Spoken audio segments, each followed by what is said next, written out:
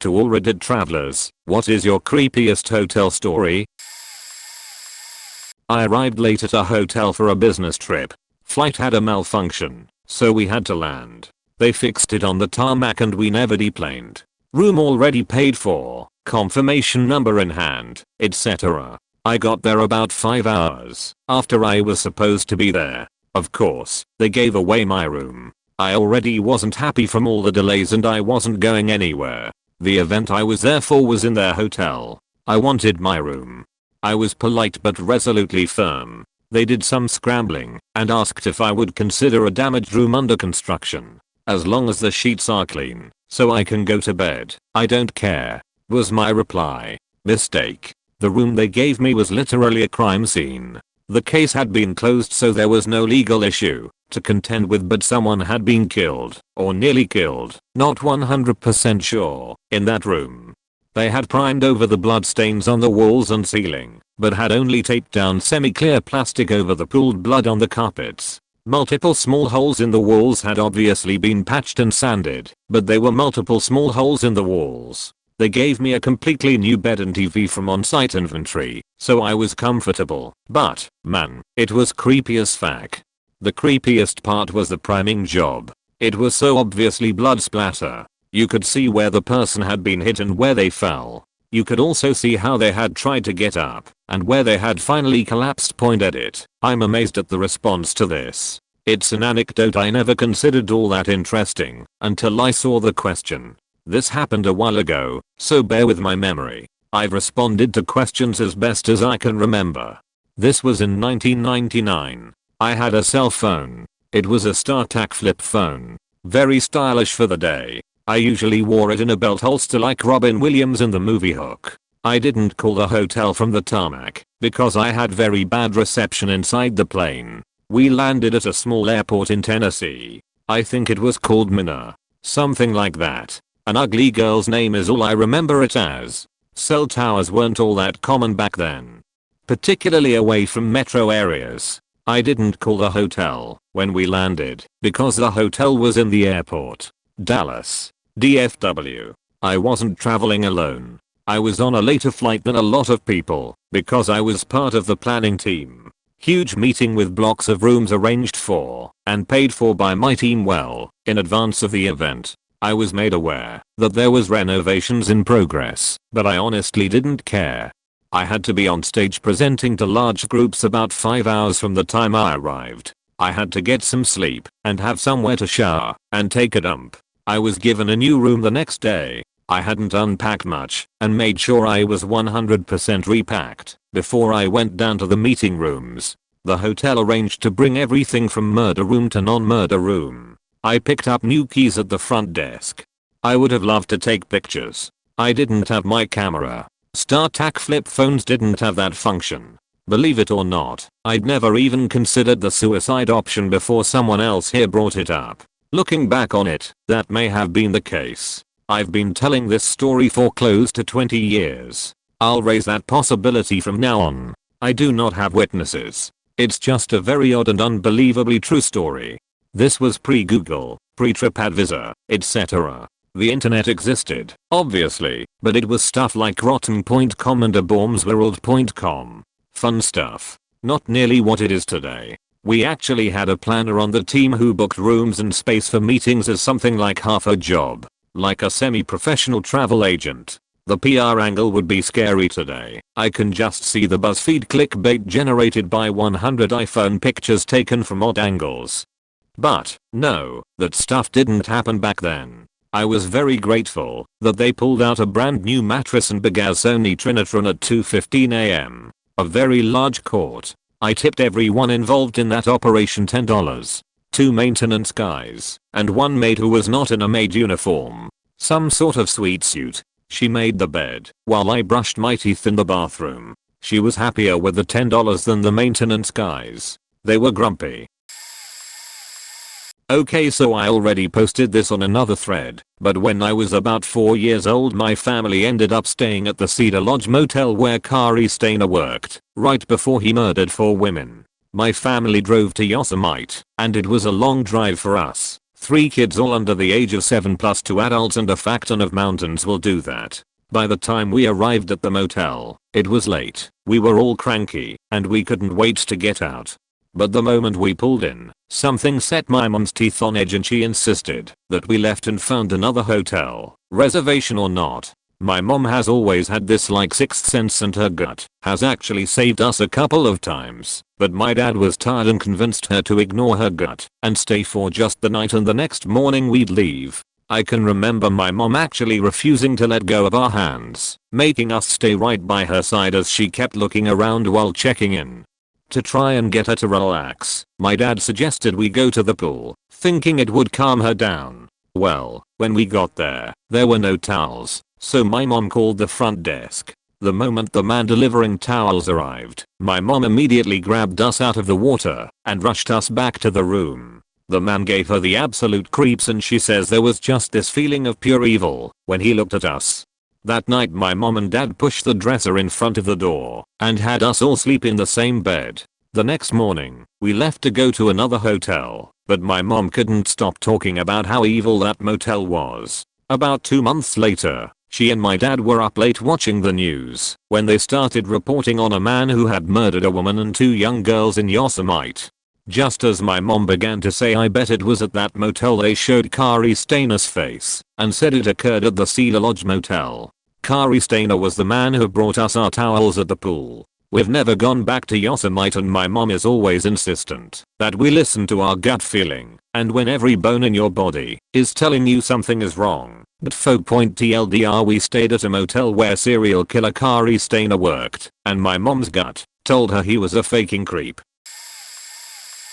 I was staying in Birmingham, Alabama at a Hyatt. Nothing crazy. Nothing obviously creepy. One night around 2 AM I woke up to a man screaming.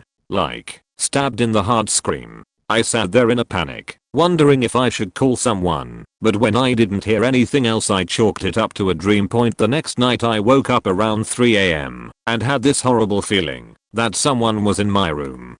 I rolled over and there was an old man sitting on the yak. It was boxed in, smoking, looking away from me. I stared at him for a few seconds and he turned to look at me. So I shot up out of bed, ready to run, and no one was there. I don't lucid dream. While I have vivid dreams, they are not that vivid. I can describe that man to a T, and yet he was never there. Edit. For those of you who are saying sleep paralysis, I travel for a living staying in hotels for 240 some odd days of the year. Hotels are not weird for me.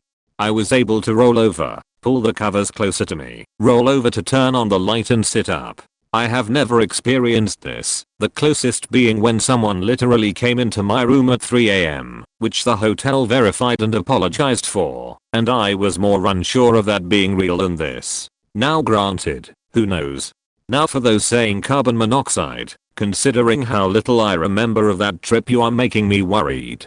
But for the remaining 4 days I never experienced that again. Edit 2. He looked like a man in his 60s, 5 feet 8 inches, fat, in blue coveralls and a red checkered shirt. His sleeves were rolled up, top of his head was bald with a white halo, grey mustache, kinda bushy eyebrows.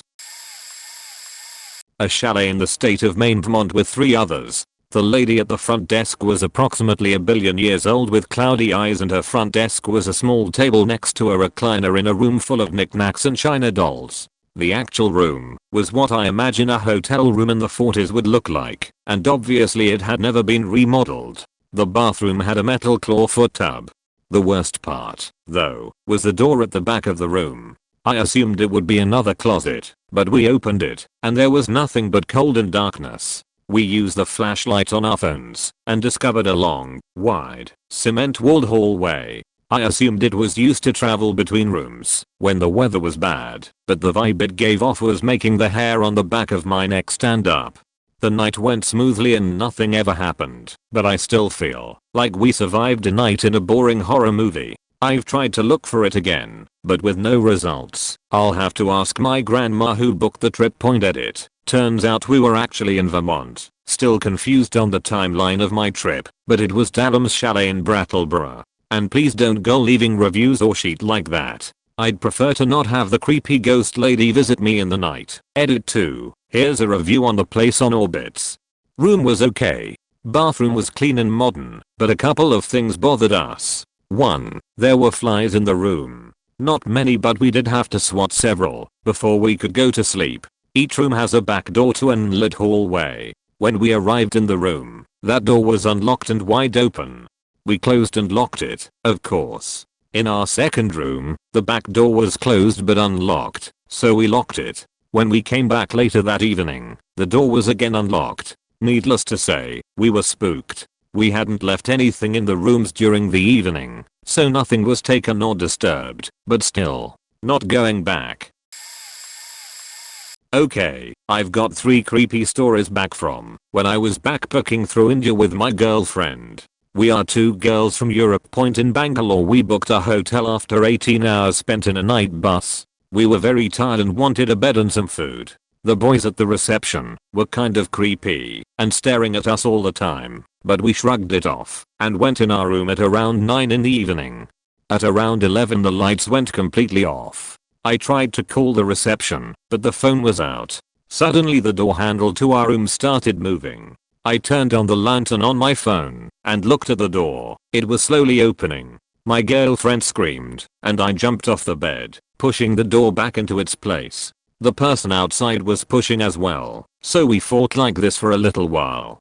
Then, I locked the door again. 5 minutes pass, and we hear the noise again. The person outside had a key and now they were opening the door, slowly. It was so creepy. I kept banging on the door shouting, "Get the fuck out, help." We called the police who eventually did nothing. We didn't sleep the whole night. We were in South, booking a hotel. My girlfriend was using the bathroom when she suddenly started screaming. I went in just in time to see a hole in the ceiling and an eye. The person ran immediately and we could hear the footsteps on the roof. After our 6 months travels, we really tired of booking cheap and scary places for sleep. I had an accident and was barely moving, so I asked my girlfriend to book the nicest hotel, asked specifically for white sheets. It was my time to shine, so the hotel looked nice. White sheets indeed. The guy at the reception was sleeping in a sleeping bag in the reception, but whatever, we went to sleep in our white sheets, just to wake up hours later covered in ticks and bug beds full of our blood. 5/7.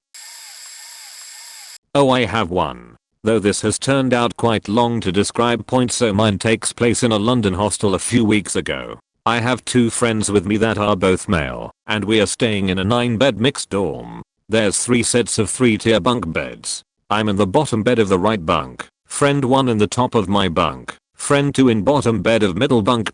So, we get in at 2 AM and all just quietly get in our beds. After a few minutes of lying there trying to sleep, I hear rustling behind me. I'm lying on my side facing the wall, so I think it is just someone going through their bag and ignore it. Then I feel a hand on my hip over the cover. I turn round and it's a random guy telling me to move over and trying to pull at my cover. I initially thought he was drunk and wasn't sure which bed to be in, so I tell him to go find his own bed, and then he shuffles away to bottom bed of left bunk. Then he comes back again. I again tell him to go back to his own bed, and he shuffles back to his own again. This happens another couple of times, with me gradually speaking louder and getting less polite, telling him to fuck off. So I'm shaking, cause the situation is making me nervous, and message my mate that's on the top bunk, saying I don't think I'm going to be able to sleep that night. He messages back casually thinking it's cause of someone snoring. This is when I find out both my mates have earplugs in, and although they've heard me speaking, they each thought I was speaking to the other friend. So I tell him the situation, and he starts keeping an eye out. I hear the guy go to the bathroom, that is en suite, but I can tell from the light he left the bathroom door open whilst doing so, and refused to look. My mate fills me in that the guy was walking round with his pants down and deliberately left the door open to get me to look, but either way the guy goes back to his bed after, and we think the situation is finally over. Then it happens again. My mate, keeping an eye out, shines his phone light on the floor and shouts for the guy to fuck off. Apparently he was crawling across the floor again towards me. The guy suddenly takes offense at my mate's light shining on him and starts actually climbing the bunk ladder like King Kong to get to my mate on the top, and was trying to take his phone. They wrestle for a while, with my mate actually kicking the guy in the neck to try and keep him away, only for the guy to swing backwards and come straight back at him again. I use this time to run for security, who find the guy still hanging on the bed. When they get there, then call the police and have the guy taken away in a riot van and banned from the building point whilst the police had dragged him outside waiting for the riot van. The guy even headbutted the brick wall several times. No idea what that guy was on, cause it wasn't alcohol, but definitely on something to take a kick to the neck and still act like nothing happened afterwards. The guy kept trying to blame my mate when security came as well, saying things in broken English like come up here and see how violent this guy's. Point my other mate that had slept through the whole incident kept saying the next day that he couldn't believe how friendly everyone in London is. Edit. Please don't let this put you off hostels. I've traveled in them alone around Europe and never had any problems before. Usually hostels are a great way to meet people or find activities to do in the local area. My company would put us up in the show in downtown when we were in Salt Lake City. A coworker of mine was awakened in the middle of the night by the sounds of a bunch of kids in the hallway. It went on for longer than he could tolerate, so he opened the room door to tell them to hush, only to find the hallway empty. He could still hear the children, so, figuring they were in an adjoining room, he called down to the front desk to complain. The man at the front desk claimed to be certain there were no kids staying on that floor, but that he was certain the noise would subside in a bit. He offered to send up some earplugs. My coworker was a bit annoyed. How can you say there are no kids here when I'm hearing kids? But went back to bed and eventually fell asleep. The next day, when he was checking out, a different clerk made the mistake of asking the routine question, was everything satisfactory with your stay? My coworker gave her an earful about the noisy kids and how the other clerk had dismissed his complaints. The clerk looked a little uncomfortable and said in a half whisper, "We are not supposed to talk about our history with guests, but please do a Google search for Rachel David and you'll understand what happened to you. We get similar complaints every few weeks and we try to never put kids on that floor." In the van on the way to the airport, he read on his phone the story of how mother, Rachel David, had tossed her 7 children off the 11th floor balcony of the hotel, then called the international dunes to their deaths before jumping herself. This happened to my father, not me, but definitely too creepy not to share. My father went with a group to go on a trip to Tanzania to do some medical work in a poorer village. For a few nights of the trip the group stayed in a hotel. My dad was sharing a room with another man from the group, separate beds. One night, he is woken up by his roommate who has the light on. He looks terrified, trembling and praying. My dad asks what's wrong, but he won't say anything about it. My dad is obviously concerned, but since he can't do anything about it, he goes back to sleep. The next night, in the middle of the night, my father gets up to pee. He walks to the bathroom and starts to relieve himself when he catches a very strong scent of body odor. He and most of the people from the group are daily deodorant wearers, being from the US. Many locals in Tanzania don't wear it as frequently, so when the smell hits his nose he realizes he and his roommate might not be alone. He turns around and sees, standing there in the doorway, a local woman, shaking violently, her eyes rolled up locked on the ceiling. He panics, as no one should have been able to get into the room. He turns back around towards the bathroom in a moment of confusion, but when he turns back she's just gone, as if she had never been there. Shaken, he goes back to bed thinking maybe he was dreaming or seeing things. He lays back down on his side, and, adrenaline starting to wear off, he begins to doze off again. Suddenly the smell returns. He slowly rolls over and looks to his left. There, in the bed beside him, is the woman, laying flat on her back, eyes glued to the ceiling. Again, panicking, he breaks his line of sight to her, and again she is gone. My dad wasn't able to get back to sleep. The woman never made another appearance. He asked his roommate about it the next morning, and he had encountered the same thing the night before, which was why he was so shaken. It could be explained by the fact that they were both on anti-malarial drugs which can have side effects that include strange dreams, but still, super creepy. And definitely weird that, even if it was caused by the medication, both my father and his roommate experienced the same thing.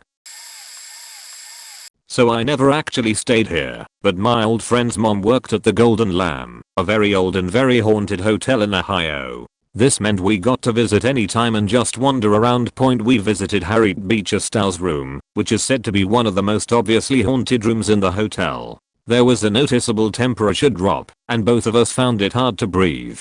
He told me that people who stayed the night in her room heard pounding on the wall from behind the headboard of the bed. We also got to see the basement, which had been a part of the Underground Railroad. Ike. Nothing happened to us there, but we both felt very uneasy, and the further I ventured in, the more I felt a sense of impending doom. We saw Sarah's room, which is the famous drawer for the Golden Lamb, and which is more theatrical than the rest of the hotel. Her room is visible to the hallway from behind glass, and is set up as a functional child's room, complete with wooden block letters and a rocking horse. People used to say the word blocks would move and spell out different things. It's possible hotel staff did this to add to the creep factor, though. Her story is told by signage in the hallway. Every school kid from the area was familiar with her story, as well as a few others that I never heard were true or fabricated. Either way, that includes one about a maid dying in the attic or something. This wasn't quite a haunted experience, but when we were in President Taft's room, I started talking shit about how Taft could never have fit in the bathtub they had in the room, because he would have been too fat. Immediately after, someone spoke from directly behind me. I jumped and was all panicked, before turning and realizing it was two tourists, trying to look at Taft's room as well. I really thought Taft's ghost was going to call me out for fat shaming him. Nothing actually creepy ended up happening, but when I was in year 10th, all of the GCSE history students went on a school trip to Belgium to look at WW1 battlefields and stuff. On the first leg of the trip we all stayed in a fairly standard budget chain hotel, but on the second we stayed in this independent place in the center of whatever town we were staying in. We all got up to the lobby, and it looked like a pretty standard hotel. The decor was a little bit dated, but it seemed clean and stuff. They even had a fancy dining room and electronic fobs in place of keys. Our history teacher was handing out fobs to each of the groups. We were staying in the rooms in groups of 4-ish people, and then when he got to my group he handed us an honest to god old-fashioned key. "Looks like you guys have the creepy room," he said, with a banterous gleam in his eye. And those few words managed to convince the four of us, including one very sheltered, young for her age girl who got anxious about everything, that we were about to be the stars of the Belgian version of The Shining. The second creepy thing about this room, following the key situation, was that it was situated on the very top floor of the hotel, and it was, in fact, the only room on this floor, and it was situated 2 flights of stairs above everyone else. The third creepy thing was that it was not actually a room at all, but a suite with 2 bedrooms and a bathroom, all situated along a long narrow corridor. And it was a very poorly lit corridor at that. The fourth creepy thing, and the one which actually ended up reducing my anxious friend to tears on the first night, was that in addition to the rooms we could access, there were a number of locked doors on the other side of the hall. On the first night we heard voices behind one of them, and they sounded angry. In hindsight there was probably like an apartment or something on the same floor that wasn't part of the hotel, as the hotel was just one part of a larger building. But when it's 11 PM and you're a bunch of 15-year-olds who have convinced yourselves that you're in a haunted hotel room, that's a one-way ticket to at least one person having a panic attack and crying that she wants to go home. In the end, the only weird/creepy thing that ended up actually inconveniencing us was that the bathroom was the very first room in the suite. As in, when you opened the door to the suite you entered through the bathroom, in the direct sight line of the toilet. And I seem to remember the suite door didn't lock reliably from the inside, and the toilet was too far away from the door for you to hold it shut while you did your business, so every trip to the shitter was filled with the trepidation that one of your mates would come up to your room to say hi and immediately burst in on you taking a fat dump. I was working in New Zealand. Ended up at a hostel on the South Island, and everyone there was just totally insane. The dorms they had were actually mini cabins, and the psychos in mine insisted that I never lock the doors to it. They would have random people in and out of the cabin all night drinking. There was no place to lock up things like your passport. The layout was bizarre. There was a bedroom with 2 bunks, neither of which had a ladder, and one single bed in the living room/kitchen area. It was fun trying to sleep in that with people coming in every so often. To get more alcohol point in our cabin there were flies absolutely everywhere. There was even an ancient glue paper fly trap over the sink with a couple hundred dead flies on it that they just left there. It was disgusting trying to cook there, but there weren't really other options. One of the guys in my cabin seemed especially disturbed. He would randomly make moaning noises while hanging out on the front steps to the cabin. One time he screamed at someone that he was going to rap them. No one else seemed at all bothered by this. When I originally got to the place I paid for a week, so I felt stuck there until the week was up, but eventually I couldn't put up with my psycho roommates, so I complained, and they offered to move me to a different cabin for my last couple nights. Turns out the next cabin had bed bugs. Oh boy, this one still makes me shudder. We were traveling with another couple who had budget restrictions and we needed to find a last minute place to stay in Las Vegas. We had been looking forward to a nice hotel with a pool to kick it by and chill out. They couldn't afford it, and so they found a super cheap Airbnb with a pool. We were trying to be good flexible travelers, so agreed to compromise. As we were driving to the place, I tried to ignore the increasing amount of poverty and strung out people on drugs on the street looking lost. We pulled into the apartment lot, and I said nothing. My husband and I looked at each other. It looked like a seedy apartment place from District 13. As we walked into the building, I was overcome by the smell. It was sweet, and at the same time, horrible beyond belief with a layer of perfume on top. My body would not let me breathe in the smell, and I had to cover my mouth with my shirt sleeve in order to breathe. I was on the tail end of the flu, so I had been nauseous for days and I figured I was just being sensitive. We hurried to see the pool, and it had a big sign under renovation. Covering my mouth as we went back into the building, we checked out our apartment. It was clean, and the smell didn't permeate into it, so we agreed to stay. That next morning, I woke up having had the worst dreams of my life. People getting shot and hurt and beat up. Constant drama and horror all night in my head. My husband seemed interested in what I had dreamt, and I didn't want to get into it, so I just said people getting hurt. When we got home in a couple of days I brought up the smell in the hallway. It wasn't until then that he told me that it was the odor of a badly decayed human body. Thanks for telling me, dude. My husband is paramedic and so gets to smell the worst smells known to humanity. TLDR. Stayed in a cheap Airbnb in Las Vegas which had the odor of rotting corpse in the hallways and no pool. Stayed at a Motel 6 in Marina, California. I wasn't expecting 5-star accommodations because, hey, it's a Motel 6, right? Other than being a little noisy, we slept okay. The next morning, I started packing my stuff. I'm a lung cancer survivor and need special equipment, CPAP, to help me breathe at night. I unplugged my unit and went to disassemble it to be packed away. When I opened it up, it was chock full of roaches. Instead of breathing clean, filtered air, I had been breathing air filtered through a roach leg hair. They were even in the tubing and mask. I cannot even begin to describe the horror of lifting that lid and seeing those little bastards scurry out of and deep into the inner workings of my equipment. Of course, they were in our bed sheets too, and our luggage. We emptied every single article from our luggage, killed the roaches that were hiding in the liner, then carefully shook everything out and repacked.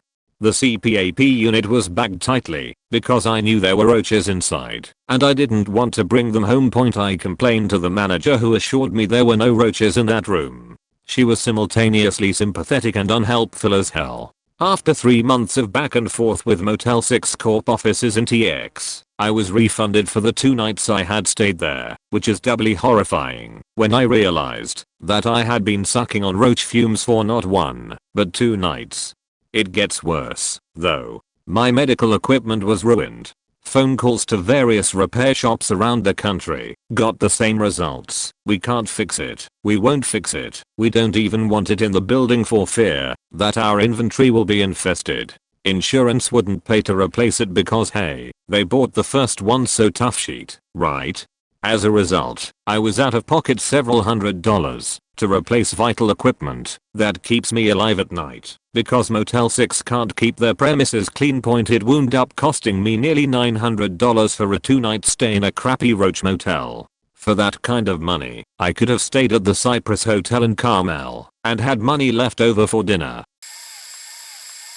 Hi there, fellow traveler here. When I wasn't living in New York City I used to travel quite a bit by car, 80-90k miles a year approximately. I found myself in this little town in Delaware called Milford. I had plans down there not too far in a place called Rehoboth Beach, which I think was like 45 minutes or an hour away. Anyway, I was supposed to leave the day after I actually left, but to avoid getting up early in the morning and leaving I ended up leaving after work, which was approximately 6 p.m. and taking the drive that night, which lasted about 5 hours and change.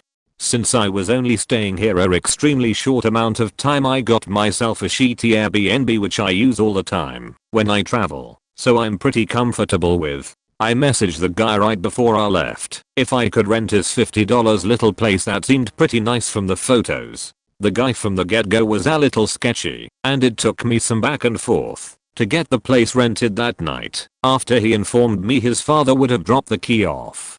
He also informed me there would be quite a bit of tropical plants in faking Delaware, mind you, in the kitchen, and he couldn't move them out on such short notice. Okay, whatever, I'm just looking for a few hours sleep, then I'm out there in the morning point. So I get there around 11-11:30 p.m. Not sure how many of you are from / have been to Milford, but it's pretty much in the middle of faking nowhere. This guy's place was in a tiny little gated fenced community which had a grand total of 15 to 20 houses maybe. Pitch black.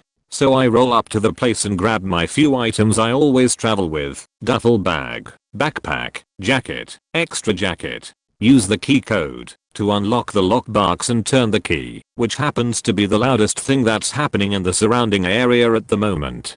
You know when you go to a place that you know some shit is faked up and you get that gut feeling that maybe you shouldn't be there? Yay, same feeling point. So I put my stuff down on the recliner in front of me, and yes, lo and behold, a fuck ton of tropical plants in the kitchen. I look around this place, which has a pretty decent living room. Bedroom number 1, faking dolls from like the 50s everywhere, twin-sized mattress with no bed frame, and no sheets lay in the middle of the floor. Okay, yay, fuck that room. Go to the next room. Nutcracker figures everywhere, one sheet on the bed, no pillows. Try to turn the light on with the only switch in the room. Oh wait, there is no light in the room at all. The switch goes to nothing. Alright, fuck this room too. I'll take the couch. At this point I really felt pretty uncomfortable, but I knew it was only for the night. Anyway, I was hungry, so I went to the only thing around that was open, a Food Lion, that was closing in like 15 minutes. I grabbed some pizza bites and a peach Snapple, classy right, and went back home. Side note, I was so off put by this feeling I set my GoPro I travel with up while I was gone, thinking I might catch something on camera point. So I get back to this place and the first thing I do is look around to make sure everything is in place just where I left it. That's a good sign. I get my GoPro and take the SD out, and out pop the card in my laptop. I still have the footage somewhere. I wish you guys could have seen this place. It looked like where you would spend your last seconds. Lo and behold, nothing on the footage. At this time it was well past midnight, and I had a full day of work and a good amount due driving, so I planned to sleep on the very small couch. The apartment had one small 19-inch TV which didn't have a power cable, and the outlet by the couch was just far enough away where my phone wouldn't reach while charging. Which wouldn't have mattered anyway, because I had Sprint at the time and they have shitty service to begin with. But where I was, no service point. I kept the light on, because even though I'm an adult it gave me some comfort knowing the light was on. Well, about an hour of laying there, and I couldn't sleep, so nature called, and I had to use the bathroom. So I got up and sat down in the neon yellow dimly lit bathroom with the shower that had no curtain. Now let me preface all of this by saying the kitchen had hardwood floors, the type where, if you slide a chair across it, it makes that screeching noise that we are all familiar with. Remember that. That part will play a role soon. Back to it. I'm in the bathroom doing my business, reading a bottle on a John, because my phone is charging outside of the bathroom, because how convenient, which didn't matter anyway, because like I mentioned I didn't have service. So I'm sitting there, and I hear the faking chair on the fork's hardwood floor screeching across the floor, being pulled across the floor gently for about as long it takes for someone to sit down. I almost threw my heart up. This was a come to Jesus I faked up moment. and then just as I thought it couldn't get any worse, the sound of fingers rhythmically tapping on top of the wooden kitchen table, impatiently getting faster. Frozen faking. Prettified. Good thing I was already on the toilet. I literally say there and repeated to myself 10 to 11 times, I'm faked, I'm faked, I'm faked. So I sat there for 2 to 3 minutes and debated what to do. At this point the tapping had stopped, but I figured that I can't stay in there forever. I thought to myself, whoever is out there already knows I'm here, so pretty I decided, fuck it, I'm going to go there and try to fight him off and grab the Bowie knife I carry in my backpack when I travel and basically try to kill this person because I assume they don't wanna play faking checkers or talk about their day of killing with me. So I rush out of the door and nothing. Nobody there. No sign of anybody. Chairs not even faking moved. Literally did not even bother to check the rest of the place. Packed my sheet up as if the place was burning down, got in my car and literally drove to my Holiday Inn an hour away at like 3 AM and told the guy at the desk what happened, and he let me check into my room. That was for like 3 PM the next day. I even got bumped up to like a king-sized bedroom because the room that was reserved for me wasn't even ready. And TLDR, I took a trip to bumfuck nowhere, Delaware, and almost got murdered by the local ghost murder. While attending college, I went on a road trip with a good friend of mine to watch sports team in big game being played in Florida. We were hurtling down the Florida Turnpike at 80 miles per hour around 2 in the morning. I had a CB radio in my truck at the time, tuned into channel 19, when out of the darkness a voice from the radio said, in the creepiest way possible, "I didn't know you Tennessee boys could read a map."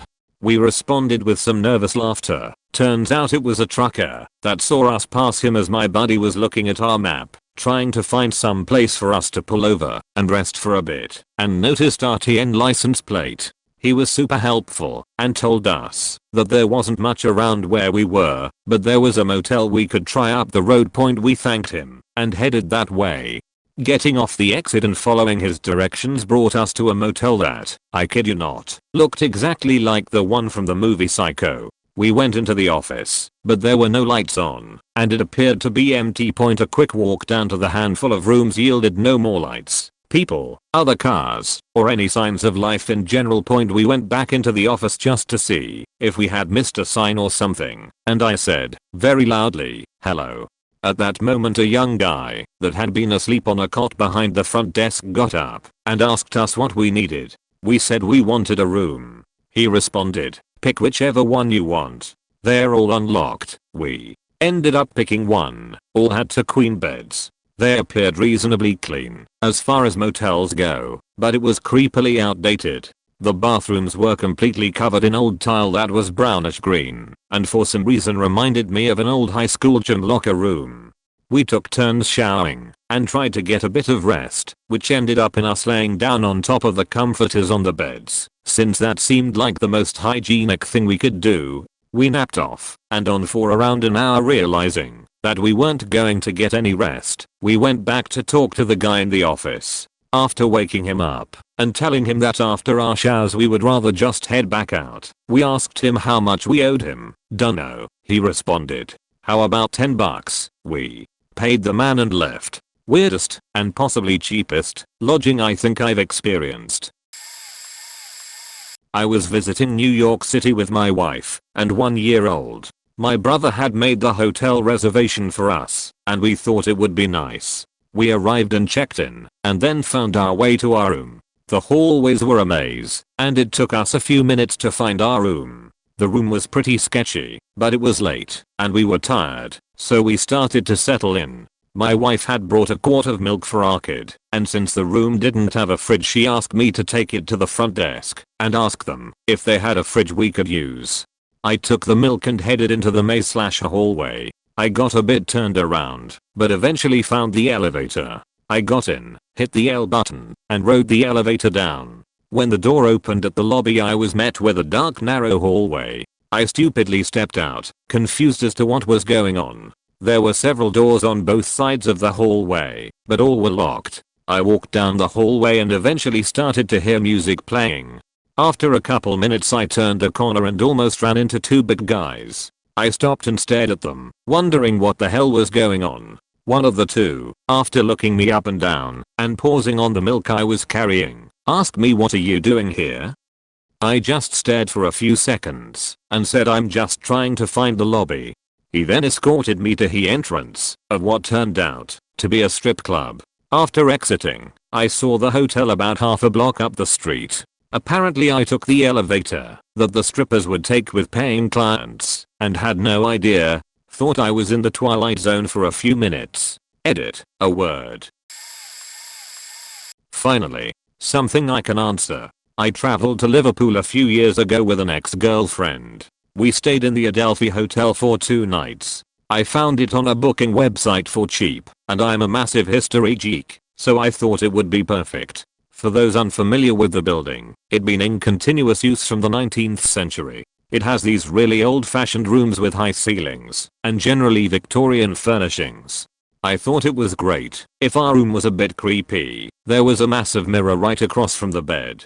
Just so, there was nothing out of the ordinary, so we went out to explore the town. When we came back at night we were too tired to even take a shower as we normally do. We fell right into bed. Something to be conscious of before I begin about the actual creepy part is that the room was an ensuite with a tiny foyer in between the bedroom and the bathroom where the front door to the hotel room was also located along with a storage closet. I always like to lock things before I go to sleep. It's kind of a habit of mine. So I locked both the front door as well as the chain lock on the door leading to the bedroom. So far, everything was normal, and we drifted off to sleep, or so I thought. Less than 15 minutes after I had closed my eyes, but not yet fallen asleep, I experienced the most intense terror of my life. I'm not talking normal terror. This was the most afraid I've ever been in my life. Like I was consciously aware that someone was watching me and didn't want me to know it. There was a feeling of dread in the air, like something wasn't right. I jumped out of bed and turned the light on. Nothing. But the door was wide open. I woke up my ex and asked her if she had gotten up to use the toilet since we had gone to bed. She said no, so I asked her again with more intensity. No, she was certain that neither of us had gotten up in the 15 minutes since we had turned off the lights. I told her okay and asked her if she felt weird at all. She said no, just very tired, and she wanted to sleep. However, I was too terrified to fall asleep. So I turned on all the lights in the room and locked the door again, trying everything to take my mind off of what was seemingly just an empty room, every now and then glancing nervously up from my laptop to see if anything was still there. Hours later, I was too tired to stay up anymore, and I fell asleep without realizing. But when I woke up in the morning, the door was once again open. Once again my ex denied either of us using the toilet in the night. The same sequence of events was repeated the next night as well. After the first night I began to suspect something was not normal. However, I refrained from googling Adelphi Hotel and haunted until I was on the train out of the city. Apparently the Adelphi is the most haunted hotel in Britain. I don't know if I believe in ghosts, but I was really frightened that night. I will never forget it. Even now, I'm sat at home in my well-lit flat in the middle of the day, and I'm getting scared writing this. Early 2000s, I had just turned 18 and did some work abroad. I was in Czech Republic and did some shifts in this tiny remote mountaintop hotel. They also let me stay there as long as I worked. At night I could hear wolves howling. There was this man, older gentleman, tanned, pencil mustache and super formal behavior. We never exchanged words before this. One night after my shift I was sitting at the restaurant alone when he approached me and asked if I wanted to go for a walk. At night. In the woods. Why? Outside the patio there wasn't any source of light before the town below the mountain. Not even on the road leading down. It was absolute darkness and this guy wanted to take me to the woods for some reason. No thanks, I politely declined, but he was persistent. I asked why should we go to the woods, and he said why not, it's fun. No, it's faking not. It's dangerous. He claimed he knew the area well and started to get weirdly desperate about it. After multiple no's he left. I felt so weirded out about it. I just went in my room and called it the night. Also a odd side note, that I never saw him again. So, not a super creepy story, but creepiest I have encountered so far. Also I want to add, that most likely the guy was just lonely, and not a murderer. It was a very remote location with very few customers or new faces. On that trip I got a chance to visit Sterrepermans brewery, and it was the best thing ever. I was in Madagascar for a study abroad, and a stomach illness was eating its way through the group. It would seemingly bounce from person to person, so somebody would be sick every day 2 days. We were traveling to our 4th hotel when it was my turn to be sick. The group dropped me off and got me settled in my room before they continued their day of activities. The hotel we pulled up to was straight out of that Kenan and Kel Halloween special. Suits of armor in the foyer, poorly lit, and a very creepy old owner who looked like he died years ago. We were the only people staying at the hotel, so it was also eerily quiet. There was also a cat that lived in the hotel and was howling for what felt like hours. The stairs to our rooms were magnificently large and ornate, and the hallways were pitch black. They were motion activated, but on a large delay. So you'd walk into the hallway and they'd flicker after you've already walked past them. I got to my room and all I could think about was the sloshing in my stomach. My stomach contents were basically liquefied, and I had fluids shooting out of both ends. I literally crawled into bed and fell asleep for hours. I was awoken halfway through my sleep to the sounds of my door knob jingling for like 3 minutes before the door very slowly opened. I can see out into the hallway, but it's pitch black. The lights weren't activated. I said hello, and there was no response. I was in no condition to get up, so I just waited, and after like 20 seconds the door just slams shut with a loud bang. I very badly had to go to the bathroom again, but I was too afraid to crawl my way back to it. As I finally mustered the courage to relieve myself, I heard the water in the sink begin to run, as if somebody was in there washing their hands. That's when I realized the door was open to the bathroom. I closed it because it smelled of vom sheets. I could feel the hairs on my arms stand, and I wasn't sure what to do. I threw the covers over my head and just tried to go back to sleep. I woke again after a couple more hours, and my group returned to the hotel maybe an hour before I woke up. I walked down to dinner and everybody was sitting around this dusty large table staring at me like I was a ghost. They asked me if I was the one opening and closing their doors, or if I was the one knocking on doors and running away before they opened them. One girl said she heard a voice whispering through her window, but we were up maybe 3 or 4 floors. During the night I was knocked out cold and didn't experience anything else, but everybody in my group had to deal with constant door harassment, and more of them heard whispers. The cat also began to howl at about 11 PM and didn't stop until 1 am. TLDR, I had the vom sheets in a spooky hotel with a door goblin and a howling cat. I stayed in a B&B once, but it was a basement room. I had to be in by 10:30 PM, and as the tenants were a little off I went down early and said goodnight to the couple. As I reached the bottom step I heard a click of a key in a lock. I went back up the stairs and checked the door, and yep, it was locked tight. I knocked quietly and softly called out, but no one replied, though I could hear movement and what sounded briefly like laughing. I then phoned the B&B in the hope of someone answering, and someone did. An answer machine. I felt stupid and hung up. My prison for the night was very basic and small, with a sink, a cot and a portable heater from a place that time forgot, and lots of frames on the walls, but oddly no pictures. I went to bed, but not before I put a small obstacle course between my single corner bed and the steps in the morning. When I woke the door was slightly ajar. I dressed and went up for breakfast, a little annoyed and creeped out. I felt like trust had been violated and maybe rights had been infringed. The food was already ready, so I ate it, and as no one was around went to pay. The landlady was very nonchalant and still a bit odd, and when I mentioned the door locking, without looking up she said it was house rules and no one had complained before. She claimed it was for safety, as I might be a serial killer or worse. What's worse? I tactfully asked what would happen if a fire broke out, and she said there were people for that, presuming she meant firemen who'd rescue me. On a full tummy, and on my way out I realized I'd have to take up this issue online via a review, and left. At the time I didn't freak out, but thinking about it all much later I really worried about being locked in a basement without any way out. Just a sealed door with a key, controlled by a couple of oddballs. Maybe they were harmless, but if that door hadn't opened in the morning or the ancient heater had caught fire, etc. Who knows? In retrospect, I consider this a creepy hotel story. When I was about 10, my family and I took a rare vacation to Atlanta and stayed in a shitty budget hotel.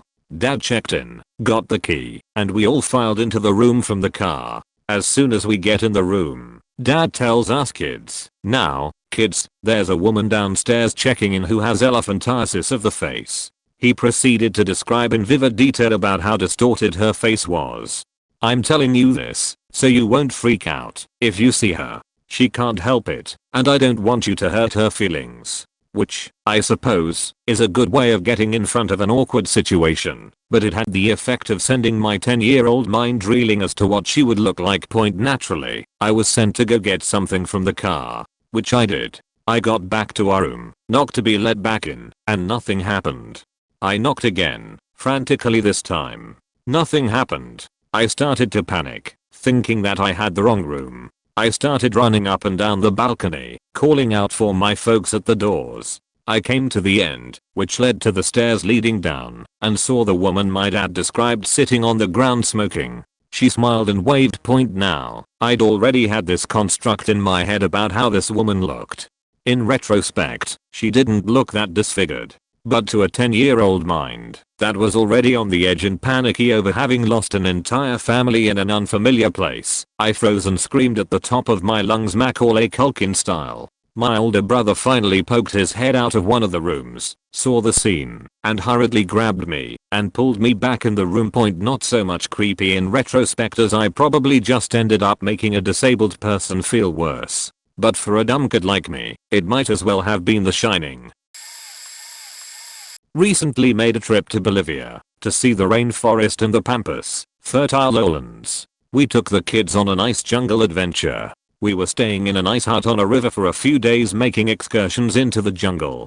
On day 3, our guide asks if we want to trek to a campsite and sleep in the jungle. We got for it. We trek in 4 hours through super cool, dense jungle and encounter beautiful birds, wild pigs, snakes, and the coolest plants and trees ever. Ants and cool bugs crawled everywhere you looked. As usual though, mosquitoes and staying dry were the only challenges. We eventually find the camp, which consists of plywood rectangles raised up on what seemed like sawhorses. Each person gets a little mat which is surrounded by mosquito netting. After dinner we are talking about the massive spiders, poisonous of course, on the screens inside the dinner area, which were about 3 to 4 inches in diameter.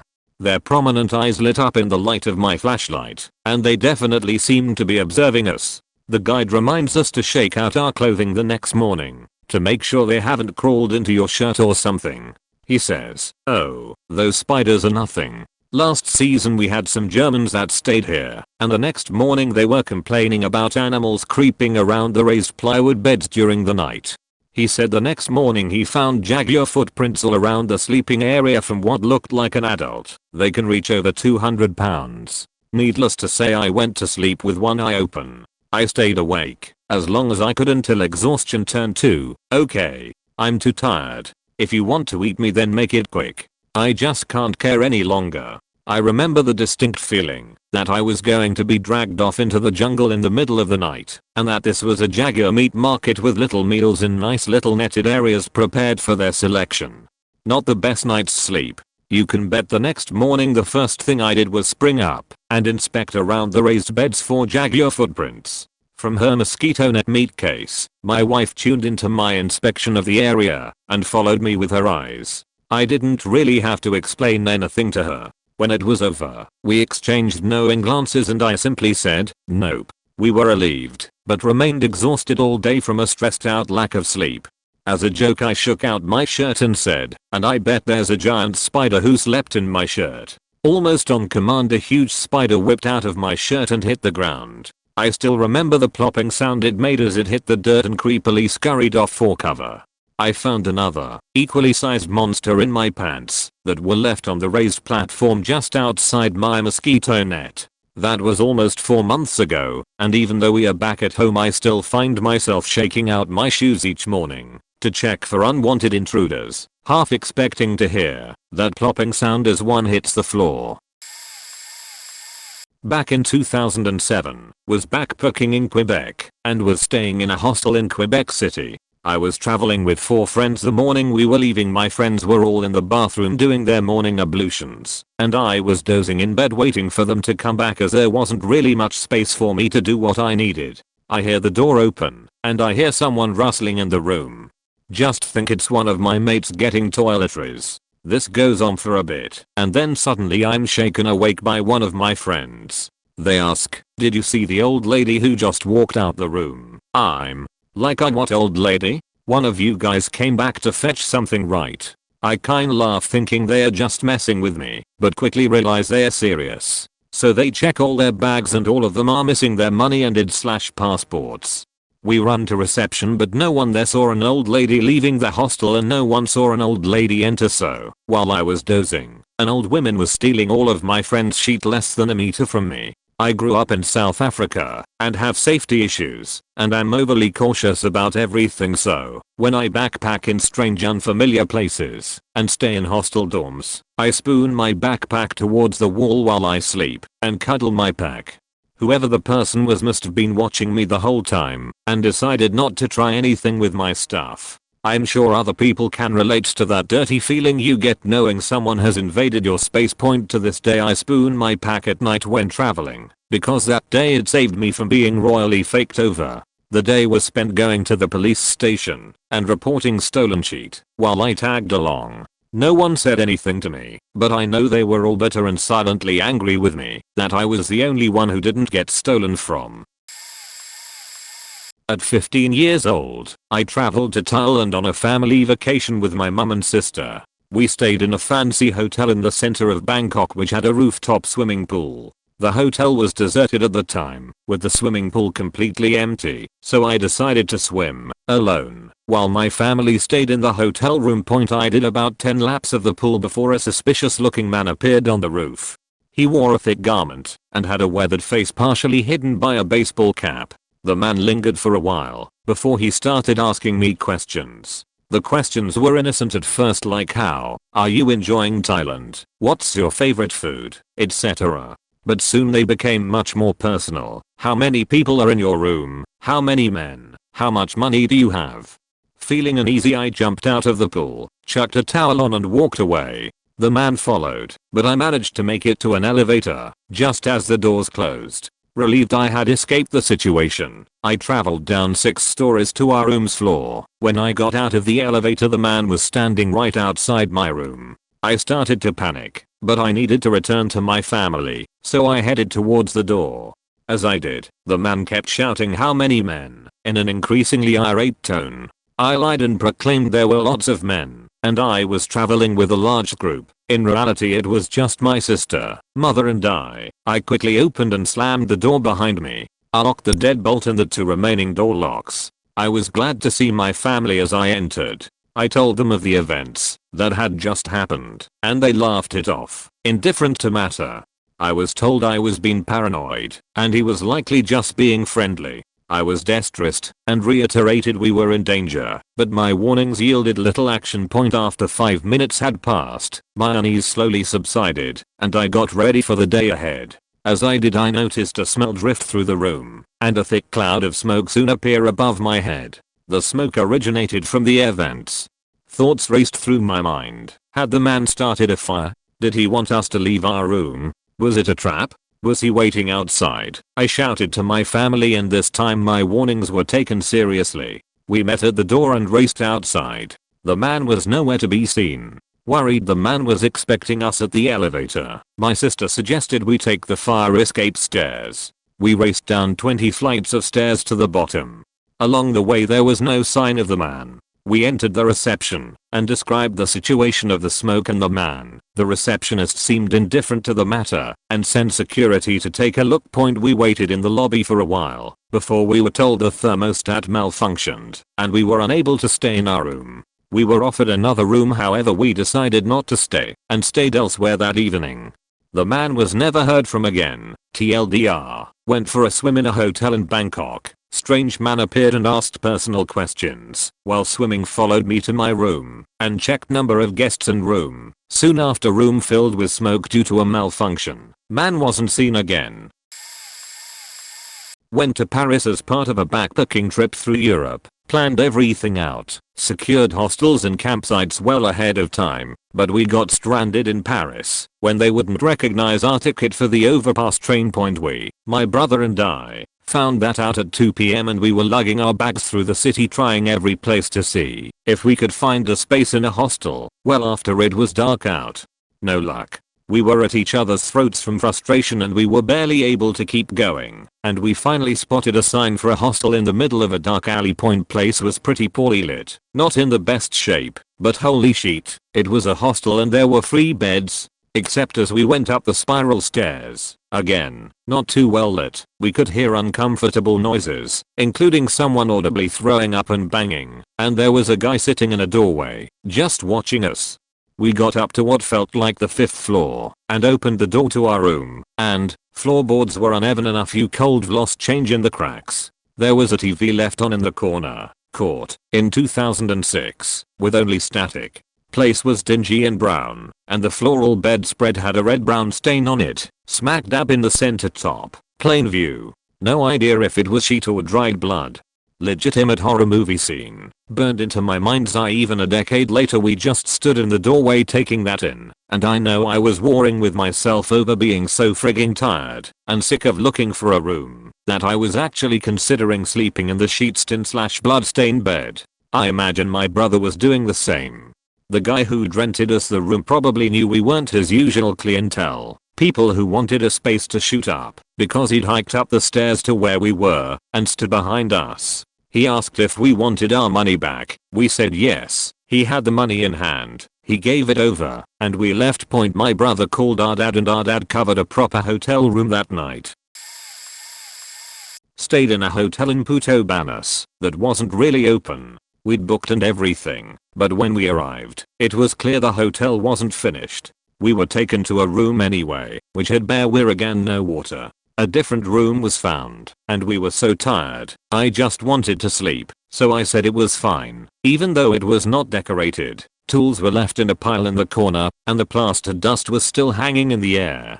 I was woken at close to midnight by someone trying to get in the room. I figured they would realize their error and leave it alone in a minute. They didn't. I ended up getting out of bed and ripping open the door and shouting, "What?" I was faced with two people, clearly a pimp and his woman. They tell me I'm not supposed to be there. I asked where I was supposed to be, and they said they didn't care, but just not there.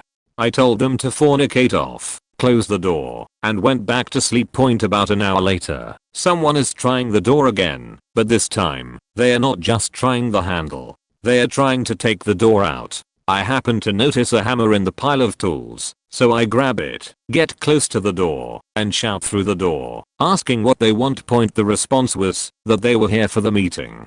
I shouted that there was no meeting, and was told that if I didn't let them in, then the deal was over. It became suddenly clear that the room I was in had been earmarked for a drug deal, and my being moved to this room had ruined the whole thing. I opened the door, after tucking the hammer into the rear waistband of my boxers. I found 3 guys in the corridor, one clearly office spuds on something, and the other 2 looking like bailiffs, with the big torsos and pecs.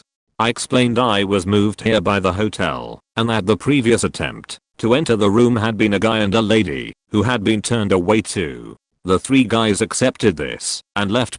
I was awoken 6 more times that night, by people trying to get into the room, and each time I had to jam a hammer down my boxers, answer the door, explain that no, this room wasn't available, and then try and sleep a bit more.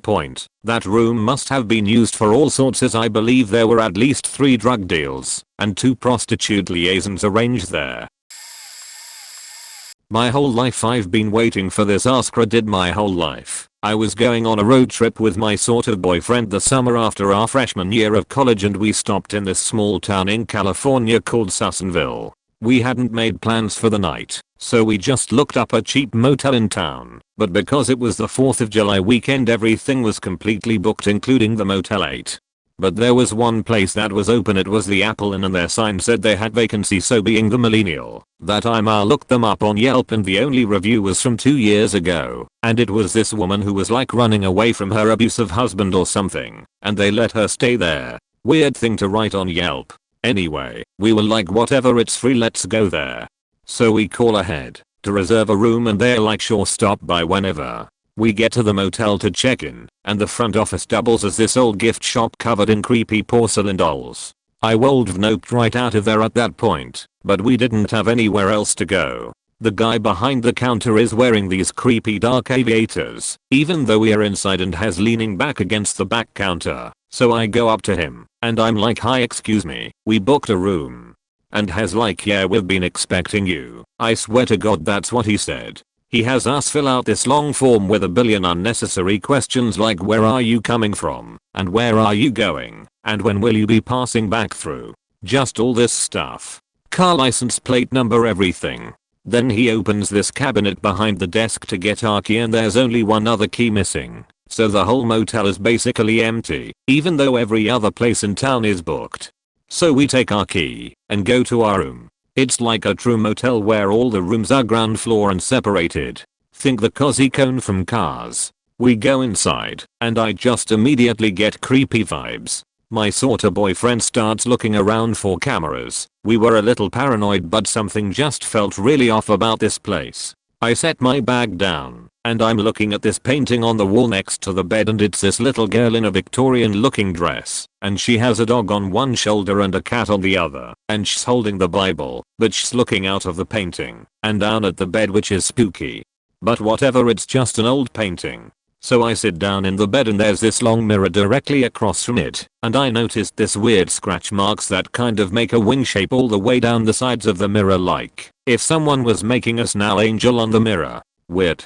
And at that point I decide I can't stay there because I won't hear any sleep, and we have long drive the next day. The boy fish agrees, and we go back to the front desk and tell the guy we are really sorry, but we can't stay. As we are leaving, we pull around the back behind the motel, and there's this garage that's open with tools just scattered everywhere, and right in the middle of the garage is this shiny red wood chipper. Now Sussonville is not really near any trees, it's just in this long flat plain. So we got faux as soon as we saw that, and never turned around. Years ago, I was on a cross-country trip, solo, to a family reunion. I was supposed to make it a friend's house, but there was horrible weather. It was slow moving. Then a terrible accident happened just ahead of me, and I was stuck for quite a while. All told, I was 5 hours behind schedule. I was exhausted, in need of a bathroom and a shower, so I pulled into a little strip motel off of a fairly back road, State Road. It was obviously small and dirty, but would work in a pinch point. There was a window to the outside where check-in was. The guy there write me up, then a college-aged girl asked me if I was traveling alone. I went to hand him my ID and credit card, but he insisted cash only. Red flags were going off at this point, but I scrounged together just enough cash and he tossed me the key. The room was dirty, barely bigger than the bed. The first thing I did was go to the bathroom. Then I flipped up the mattress. Dirty, signs of bed bugs. A moment later, I spied a cockroach. That was it. I was out. I decided I would use the parking space at least and sleep in the back trunk hatch of my SUV. I curled up, using a suitcase for a pillow and random clothes for a blanket, and fell asleep for an hour. I woke up aware of someone talking on a phone outside and glanced out to see the guy from check-in standing outside. It was now around 3 AM. He finished up his call, then walked quietly over to my room, unlocked the door, and walked in. The lights didn't turn on, and a minute or two later, he came back out, slamming the door behind him and cursing, with another guy. I hadn't seen guy to enter, so I still don't know where he came from. They angrily talked for a moment, then check-in guy walked over to my SUV. I covered up my head quickly with a shirt. After he tried the locked door, he peered in the back seat, but between my tinted windows and blending into the general mess, he didn't notice me in the hatch. The two guys walked away to the far side, if the lot talking more, the one gesturing across the street, where a diner was. While they were distracted, I climbed up to the front seat and started up the SUV, they turning around in surprise as I pulled away. I called my friends back home and told them, but didn't want to worry my family, so I said nothing to them. When I got back home some 3 weeks later, we figured out the name of the hotel thanks to Google Maps and called the local police. They told me the place had closed down only days before I called. Edit found it. Remembered a lot of details wrong. Not my story and deleted their account, so I can't properly credit. Sorry. Not really creepy, but it was a bit. Odd. Point ever have one of those vacations where everything seemed to go wrong? It was one of those trips. As a result, I checked into this hotel operating on only about 2 hours of sleep. I was tired, stressed out, and I was just looking for a place to crash and sleep. Unfortunately, being a parent took precedence over these goals. One of my kids wanted to sleep on the pull-out bed in the sofa. Fine. So, half asleep, I shove the cushions aside and unfold the bed. As it unfolded, it revealed a mattress that looked like it had been used as improvised shielding in a war zone. Unidentified stains seemed to cover every inch of it. It was battered, frayed, and looked as if something had been gnawing on it. If I had a RAV light, I'm sure that thing would have glowed brighter than the sun. The idea of my kids touching that thing with their bare skin filled me with so much horror that I found the strength to walk down the hall to the front desk to request sheets. Yeah, not a lot of effort needed, but did I mention I was exhausted? I show up and find the reception desk is staffed entirely by one clerk who looked like she was maybe 19, who stood barely above 5 feet tall. She was just hanging up the phone when I arrived. Her face positively lit up as she turned around and saw me point in the back of my head. I could almost hear a robot screaming, "Danger, Will Robinson." But, in my sleep-deprived state, the message to run for my life got lost somewhere on its way to my legs. The hotel night clerk decided to explain her problem without ever letting me get a word in edgewise. There apparently was a noise complaint on the second floor. A lot of people had called in to complain, actually, all about one room, where a man had decided to use his girlfriend as a punching bag. His pregnant girlfriend. A pregnant girlfriend who had been screaming for quite some time for someone to help her. The clerk called the police. This was good. The people on the floor expected her to do something to stop this ongoing beating before the police got there. This was bad. She wasn't about to face off against an angry man who had already laid a beatdown on a pregnant woman. However, she thought if she had a guy who stood a foot taller than her with a dull glazed over expression on his face, maybe that would inspire more cooperation. Yeah. I'm a big guy. Heavy couch potato type, yes, but also tall and broad-shouldered.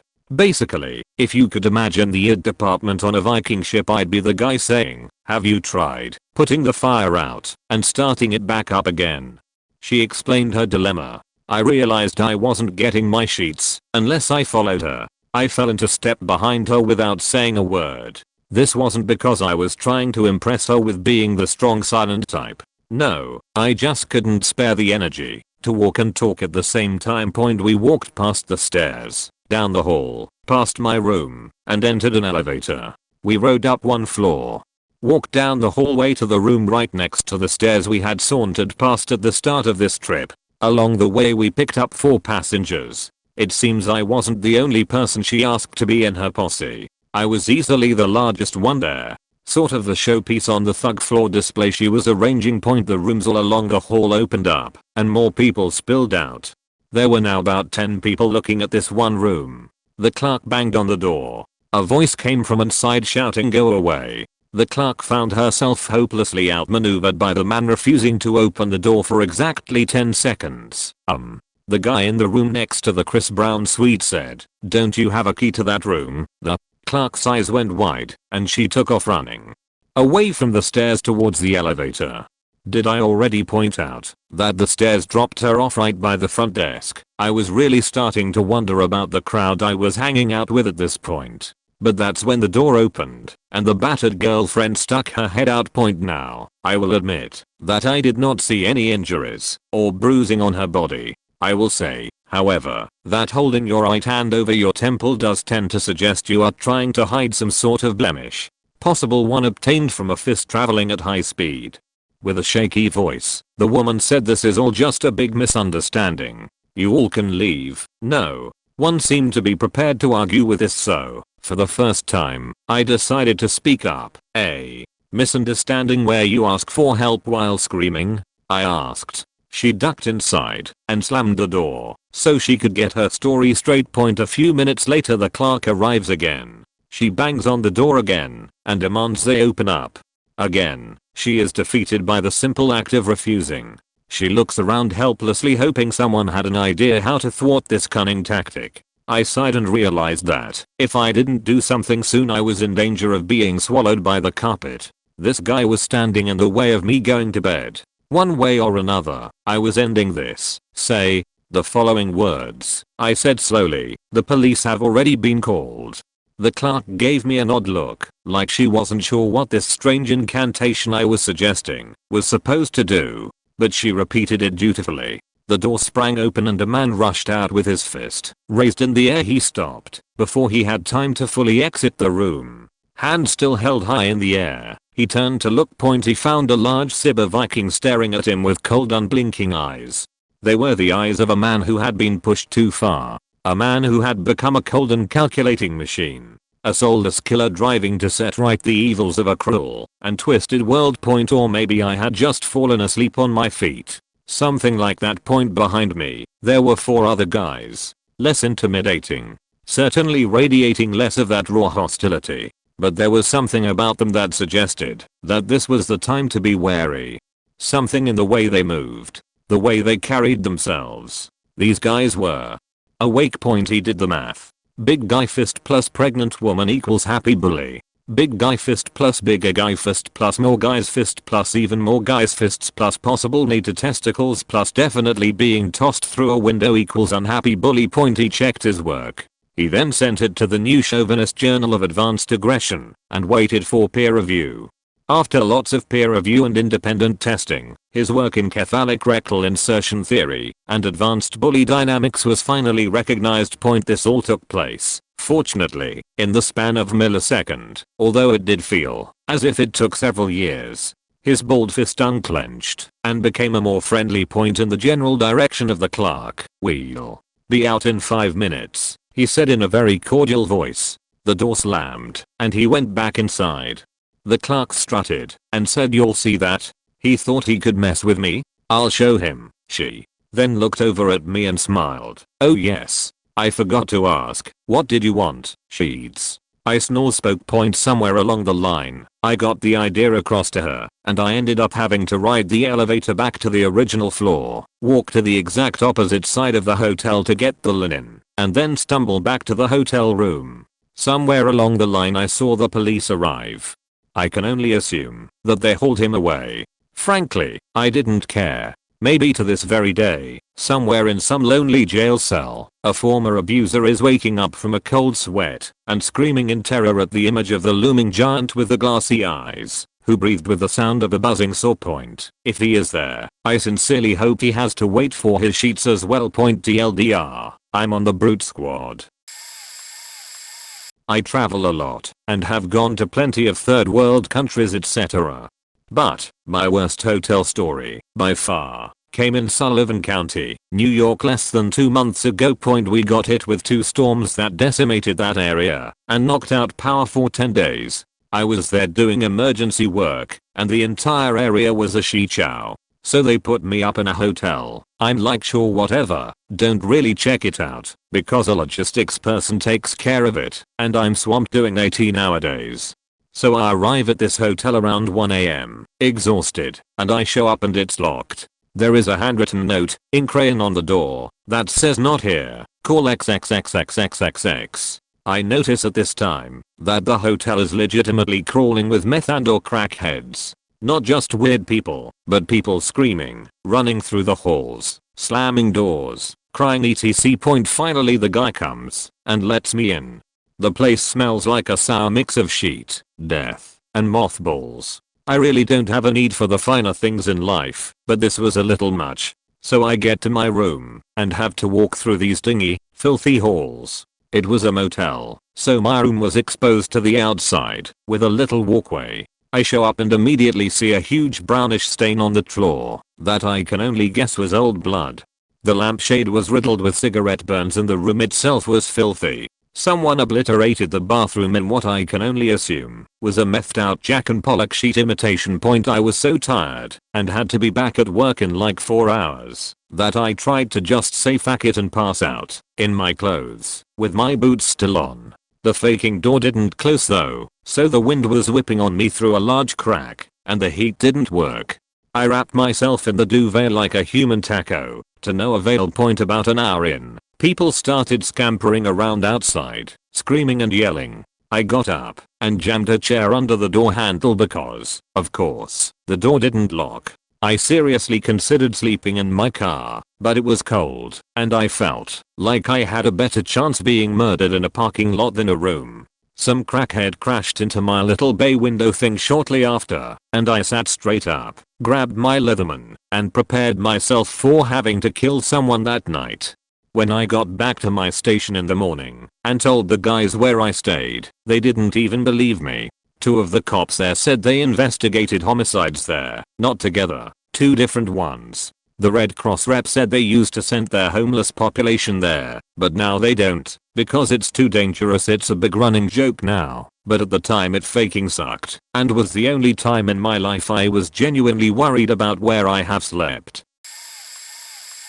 This isn't a hotel story, but a couch surfing story. I had just graduated from university, and I was backpacking Western Europe with a friend. Months before leaving, we began chatting with this man in Belfast, Ireland, on the couchsurfing website. After chatting for a while, this guy agreed to let my friend and me stay in his spare bedroom. When we first got there, things were great. We went to the grocery store with him and purchased food for dinner. While preparing dinner, we had a few glasses of wine, and nothing seemed abnormal. However, after dinner our host started getting really drunk. He wanted to share some stuff with us, so he took us into the living room and began showing us YouTube videos. At first they were some of his favorite history videos about Northern Ireland, but that didn't last long. Soon he was showing us a lot of really strange anti-American propaganda videos. After about an hour, or watching these videos and our host getting more and more intoxicated, we pretended we were getting a call and needed to leave the room. We excused ourselves to our room and tried to lock the door, but the door didn't have a lock. So instead we put a chair against the door and called our friends back home. In the States that night, it got really cold. We were in Belfast in January, and this guy turned off his heat at night. So not only was sleeping very difficult, but our host was up very early in the morning, probably around 6 AM, and begun vacuuming. And okay, it's his house, I'm not going to complain about that too much, but the final straw was that he tried to push the door open with the vacuum several times. The whole experience was so off-putting and a little scary at the time. We thought about getting a hotel for the second night, but we decided not to because we were super broke. Instead we stayed out late and left early in the morning the following day. And just to be clear, I have had wonderful couch surfing experiences. This was just a strange one. TLDR, I was couch surfing in Belfast, Ireland, and the guy we stayed with got drunk, showed us a bunch of anti-American propaganda, turned off the heat at night in January, and tried to get into our room in the morning. Sorry if there are typos or grammatical errors. I'm posting from mobile and autocorrect sucks. My wife and I were driving across country to a family vacation. It was getting late, and we were tired of driving and needed a place to stop. Most hotels were already full for the night, but we found a motel with vacancy and booked a room. It was your typical rundown motel right off the highway in Indiana. When we got to our floor with about only half of the hallway lights working, we walked past a room with red tape on the door. As a good husband, I could sense my wife's uneasiness, so to be as supportive as I could, I joked to her that I bet someone died in that room. She didn't appreciate the joke, but we were both tired and headed to our room about 3 doors down. When we got to our room, the wife went to use the bathroom to find that someone had already taken a sheet and just left it in the toilet. No paper, no flush. The entire room gave off a "you're going to get a disease or leave with bugs" vibe. So we slept with our clothes and shoes on and made the best of it. The next morning during checkout, I made the same joke to the front desk clerk. What happened to the room down the hall from us? Did someone die? The clerk didn't hesitate to reply that yes, someone had died. They fell asleep with a cigarette in bed and burned to death in the room. My wife and I just said oh, at the same time as we soaked in the poor taste of my joke as it became a reality, and turned and left. I searched online to confirm the story, and sure enough it was true. This motel didn't have a fire alarm system that reported to the fire department, so when the room caught fire the occupant died of smoke inhalation before someone was alerted to the fire. We haven't stayed in a Indiana motel since. Last August, we went hiking in the Rocky Mountains, and the last 2 nights of our trip, we stayed at the Stanley Hotel, the hotel in The Shining, and stayed in a haunted room on the 4th floor. As we were getting settled in, I was putting our stuff in the closet, and I heard a light switch loudly switch on. I peeked out of the closet to see what was going on, and my partner was standing in the middle of the room frozen in place. Neither of us was near a light switch, and the bathroom light was now on when it had been off before. We'd also left our do not disturb sign up all the time, and our room had been tidied.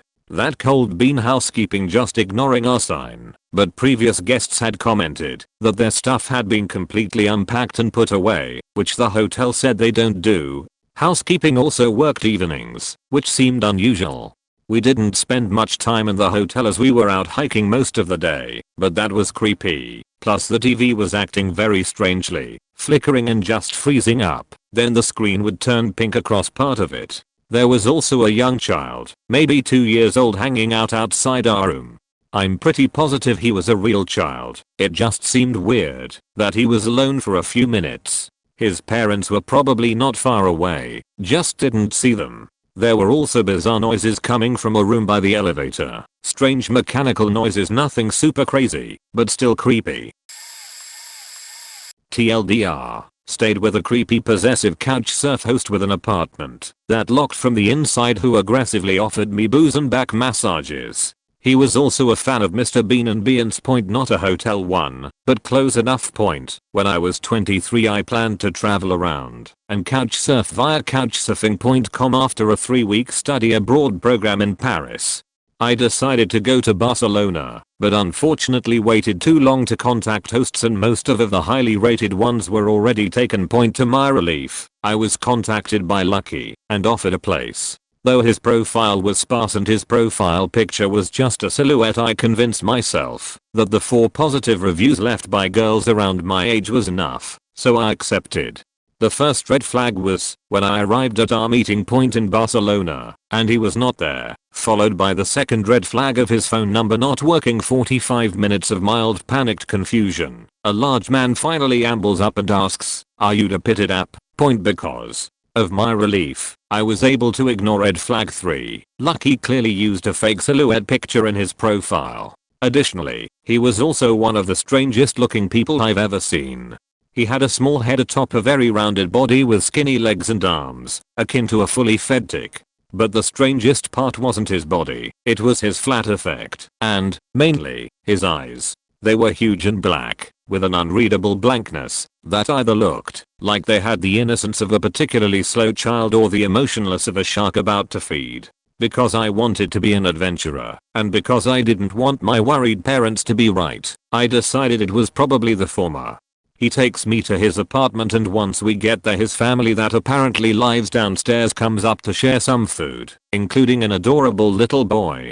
He also introduces me to his roommate, who looks annoyed by the light that interrupts the pitch dark illuminated only by a computer screen. When Lucky opens his bedroom door, his roommate only gives a terse nod, never looking our way, and I get the distinct impression that he hasn't left this bedroom in a good long while, and I should be thankful for the fact that the only thing that is visible in the room is his face. I will never see this roommate again, not even to use the bathroom. Definitely weird, but not alarming or threatening. However, I finally let the uncomfortable feeling that I'd been shooing away settle in when we leave so Lucky can show me parts of the city and I discover his door locks from the inside and need a key to get out. As in, I would need to ask for help every time I left. Granted, this isn't necessarily unusual in big cities, but as a lone female traveler it felt uncomfortable to say the least. My uncomfortable feeling grows when my suspicion grows about Lucky was not honest about being fluent in English. Here's the weird thing, the dude used almost perfect grammar and tenses. but every now and then he would say something so softly and garbled that I would have no clue what he was trying to say until several tries. The question, "Do you have any tattoos?" took her about 4 tries before I understood. He also would sometimes stare blankly at me when I said something, or would clearly pretend to understand when he didn't. I'm coming to the realization that I will be staying in an apartment that locks from the inside with a man that I have a communication barrier with. The rest of the night does not put me at ease. Lucky takes me to admittedly cool places, but gets really edgy whenever I speak to anyone else. After I compliment an Australian girl's outfit, he tells me somewhat harshly that people in Barcelona do not talk to strangers and it's considered rude. He does, however, engage with a group of young drunk guys from London. I don't hear what they say, but as we leave I hear them yell, "Yeah, Lucky is going to get lucky." I shoot Lucky a look, and he shrugs sheepishly. I decide to stop drinking at this point. I'm only a few beers in, so I'm barely tipsy. At this point I'm feeling uneasy, but I'm still making excuses. Maybe he's socially awkward. Those drunk boys from London were probably just drunken idiots. Eventually, he suggests we swing by his place and go to the beach, which I agree to because I love going to beaches at night. It's beautiful too. I find myself relaxing while I listen to the waves, feel the warm night air on my skin, and sip an ice cold beer. Lucky wasn't too keen on the sipping part, though. He begins urging me to drink more, playfully at first, but it slowly becomes a real argument in which he acts as though I'm acting completely unreasonable. After probably my 5th response of "I don't want to drink anymore," he shoves his mixed drink to my lips to try to get me to drink. I push his hand away and say, "I'm not drinking anymore." Lucky then switches tactics and tries to get me to go skinny dipping. At this point I tell him we need to just go back to his place. When we get back, Lucky unfolds the couch I'll be sleeping on and destroys my relief that the night is over when he asks if he can show me some YouTube videos. I reluctantly agree and am subjected to about 10 minutes of Lucky hollowly laughing at Mr. Bean clips before I tell him I want to go to sleep. He says okay, closes his laptop, and then lays down next to me. "Why don't you sleep in your room?" I ask. He tells me it does not have air conditioning and is too hot. Well, fact point, and so begins the scoot game. I scoot over, he scoots over. It gets to the point where I'm on my side half off the goddamn mattress. I tell him he needs to move over like a lot, and he begrudgingly does. However, Lucky is not a man to be dissuaded and asks me the question that makes me start wondering how I could escape out the second story window with my luggage in tow. "Do you want a massage?" "No, Lucky. I do not want a massage." "Are you sure?" "Yes. I really want to give you a massage. I really want to sleep and not have anyone touch me." This back and forth continues for what feels like an eternity, though probably only 10-15 minutes, before he gives up and falls asleep. I do not fall asleep. The next day, I grab my passport and important documents from my suitcase before telling Lucky I want to explore the city by myself. He lets me out, but not before giving me the creepy warning of "don't talk to strangers." I escape into the beautiful day and get food while I try to figure out what to do. On one hand, the situation is definitely creepy and alarming as shit, and I'm completely vulnerable if he were to try anything. On the other hand, my parents were worried about this exact thing and I really don't want them to be right. Eventually, common sense wins out over pride and I text my parents that the situation is a little weird. Within 30 minutes my dad sets me up with a hotel and instructions to get my sheet from Lucky's apartment and to leave within 10 minutes before they assume something happened to me. When I walk in, Lucky is watching the Who Run the World music video by Beyonce with an expression that is both intense and blank. He only acknowledges my presence when I announce to him that I ran into some friends from my Paris program, and it turns out that they have a really awesome place, and I'm just going to stay with them. He tries arguing with me, telling me that I promised to stay 3 days with him, and he had to turn down other people for me. Shucks, I say as I hurriedly gather my already packed luggage. That's a bummer, but what can you do? Thanks for everything, have a great day. I then flee to the nearest cab and tell my parents that I made it out fine. I swear, it was like walking on land after being on a storm-ravaged ship. My parents never ragged on me too hard about the experience, likely because they know it would dissuade me from getting help the next time I got myself in a stupid situation. Lucky deleted his account shortly after I left, and before I could leave a review point I ended up staying with another host a few days later, and the experience was 1000% better. He told me that everything Lucky did was deeply frowned upon in the couchsurfing community. I would definitely recommend couchsurfing, just be much smarter than I was about it. I was taking a trip through Europe and went to Rotterdam. Stayed at an awesome hostel where the buildings are cubes that are on one corner. Well, everything was perfect until me and my girlfriend, went into our shared room, which was of 4. Right in front of us is this biker dud straight out of a goddamn movie, in his undies, with the typical leather vest with a skull. Okay, this guy was big bald and with tattoos on his arm, but he seemed chill for the moment. At this hostel you have to make your own bed, and we set up ours and went on our way. Later we came back around 12 and no one was there, so we went to sleep. At 2 in the morning we are woken up by screams and death threats from the biker guy to the remaining roommate, which because he is dumb or drunk decided to sleep in this guy's bed. He was pissed. Me and my girlfriend were in the same bed and were like, the fuck is happening? Get out of my bed, he screamed multiple times, frenetically, at the top of his lungs. The skinny drunk guy get out finally, and into another bed. Okay, we are fine now, no more problems. Nope. Biker guy gets in his undies and starts to make the most unholy snoring noise I have ever heard. I seriously thought he was dying. After that he got up to take a piss, with the door wide open. He also was fetching like a mother faking bear after hibernation. Okay, he's back asleep, good. Wait, he just had to go back to the bathroom to take a sheet now. Again with the faking door wide fucking open. Point, I was scared shitless, but had to be the tough one for my girlfriend. I was of course with her all this time, and was covering her with my body so, if shit went south I could at least protect her somehow. That went on for the whole night. We got up early and got the fuck out. Point TLDR, I do not recommend sleeping with a biker dude.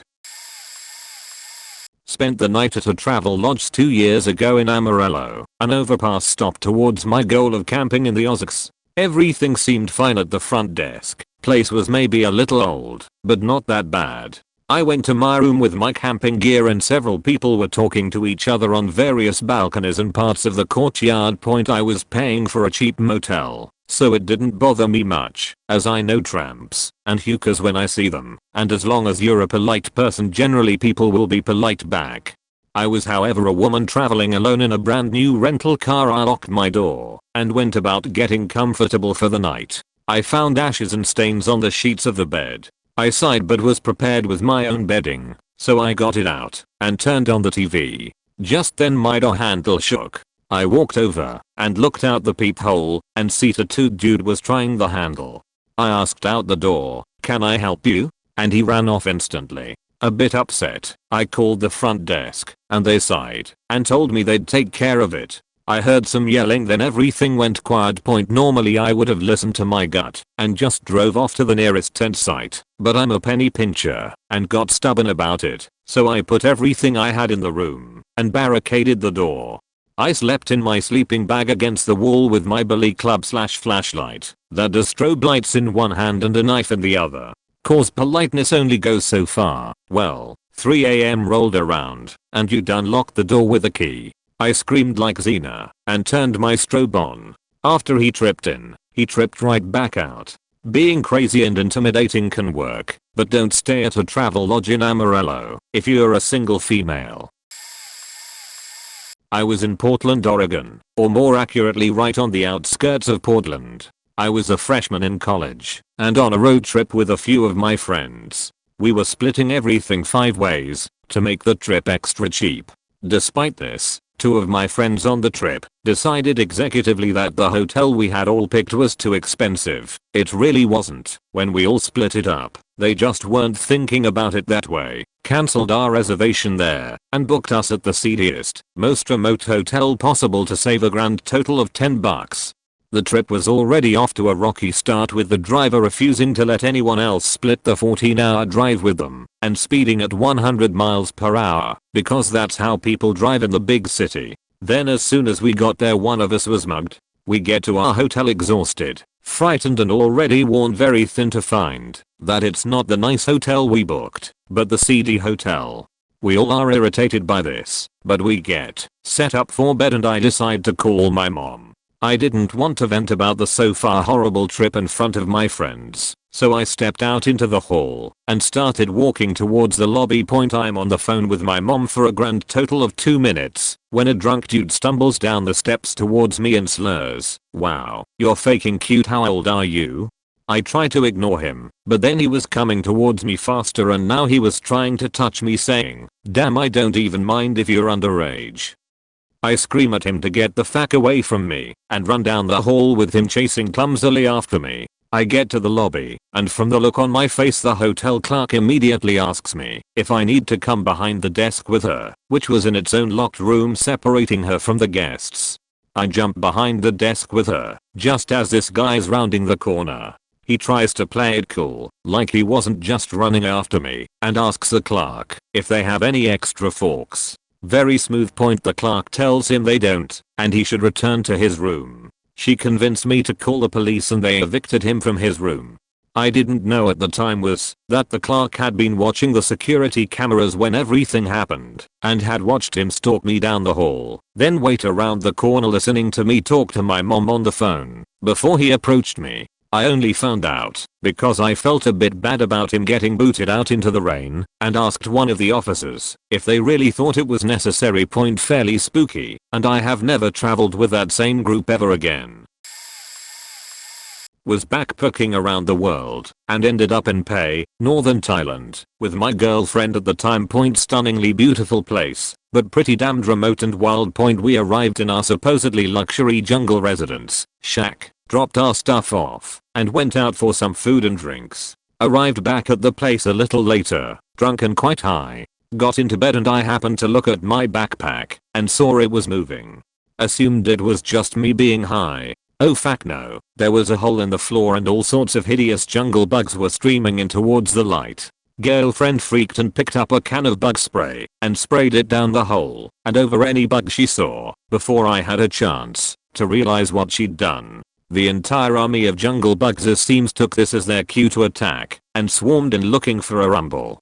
The place was swarming with all sorts of nastiness. We noped out and fled to the street where there was some light. I had shorts on and that was it. Her a few more items of clothing. Nobody from the hotel was awake, so we sat in the road trying to get our drunken and stoned minds to work. At that point some guys come along and one of them in great English asks what our issue is. We told him and he laughed and said he was the mayor and come and stay at his house for the night. Having no other choices we did and ended up going drinking back at his place with him and his buddies whilst his mum cooked us delicious food all night. Ended up being super fun. I worked at a hotel, mostly setting up the ballrooms and driving the airport van. But we also responded to guest requests and patrolled the grounds. Front desk calls me to say someone that just checked in found someone in their room and I've now been tasked to go figure out what's up. I get up to the room, knock, hear something fall over, and then the toilet flushes. Someone opens the door, but they have that safety latch on, so I can't force it more open. They look at me and whisper I got a key before slamming the door. In a fit of giggles I have front desk call the room. They get the same response. We checked the registry. That room had been vacant for 3 days and housekeeping had cleaned it days ago. We are pretty sure we knew what happened by this point. Someone had found a dropped key and just tried it on all the doors and got lucky it worked. Veggie, the codes changed. We are pretty sure they just got in and went on a drug-fueled bender. It was so much worse. We call the police and they force the door. There's 2 parole inside. The man that answered the door is eating flour and telling us to leave because he's got a key. His lady friend is sitting on the bed naked watching Dora the Explorer while doing watercolors. It was a nice painting of backpack. As the police approach her with a blanket, she stands up and shuts a golf ball on the bed. They get arrested for trespass and possession of meth and a bunch of other stuff, but mostly meth point after the investigators finish and release the room back to us. Housekeeping won't go in there to clean, so I get tasked with initial puck up. Multiple carcasses of roast chickens, 4 sleeves of golf balls, but 2 are missing, and sticking out of the toilet is a green dill, the size of a baseball bat point, and that's when I decided that it wasn't my problem, clocked out and went home. I called in sick for 3 days before going back, and we never spoke of it again. In 2009, when I was 16, I went on a 3-week study holiday abroad to Malta. It was a trip of a lifetime. It wasn't without its thorns though. It was a trip through a travel company that have trips for students and young people wanting to see the world. All I have to say is, never, ever, travel with them. Don't send your kid on trips with them. Don't go on trips with them. It's not safe. It advertises itself as the #1 in its field. They're #1 alright. #1 at scamming people out of as much money as possible. When we booked the trip, there were all sorts of extra fees that you had to pay. Extra fees for transport from the hotel to the school. Extra fees for maid service. Extra fees for anything and everything. And this is on top of a pretty steep base price to start with. But my mom was assured it was all in my best interest and that paying in advance for all these things would be cheaper. We arrived at the hotel and were separated into 2 groups, girls and boys. Of the girl group, 3 rooms were on offer, 2 with 8 people and 1 with 10. Naturally most people were trying to get into the smaller groups, thinking it would be more room in a small group sharing accommodation. Oh, how wrong they were. I ended up not rushing to get to a small group and ended up in the 10 people group. We were 10 girls living in a 4-bedroom, 4-bathroom, kitchen, living room and private pool house.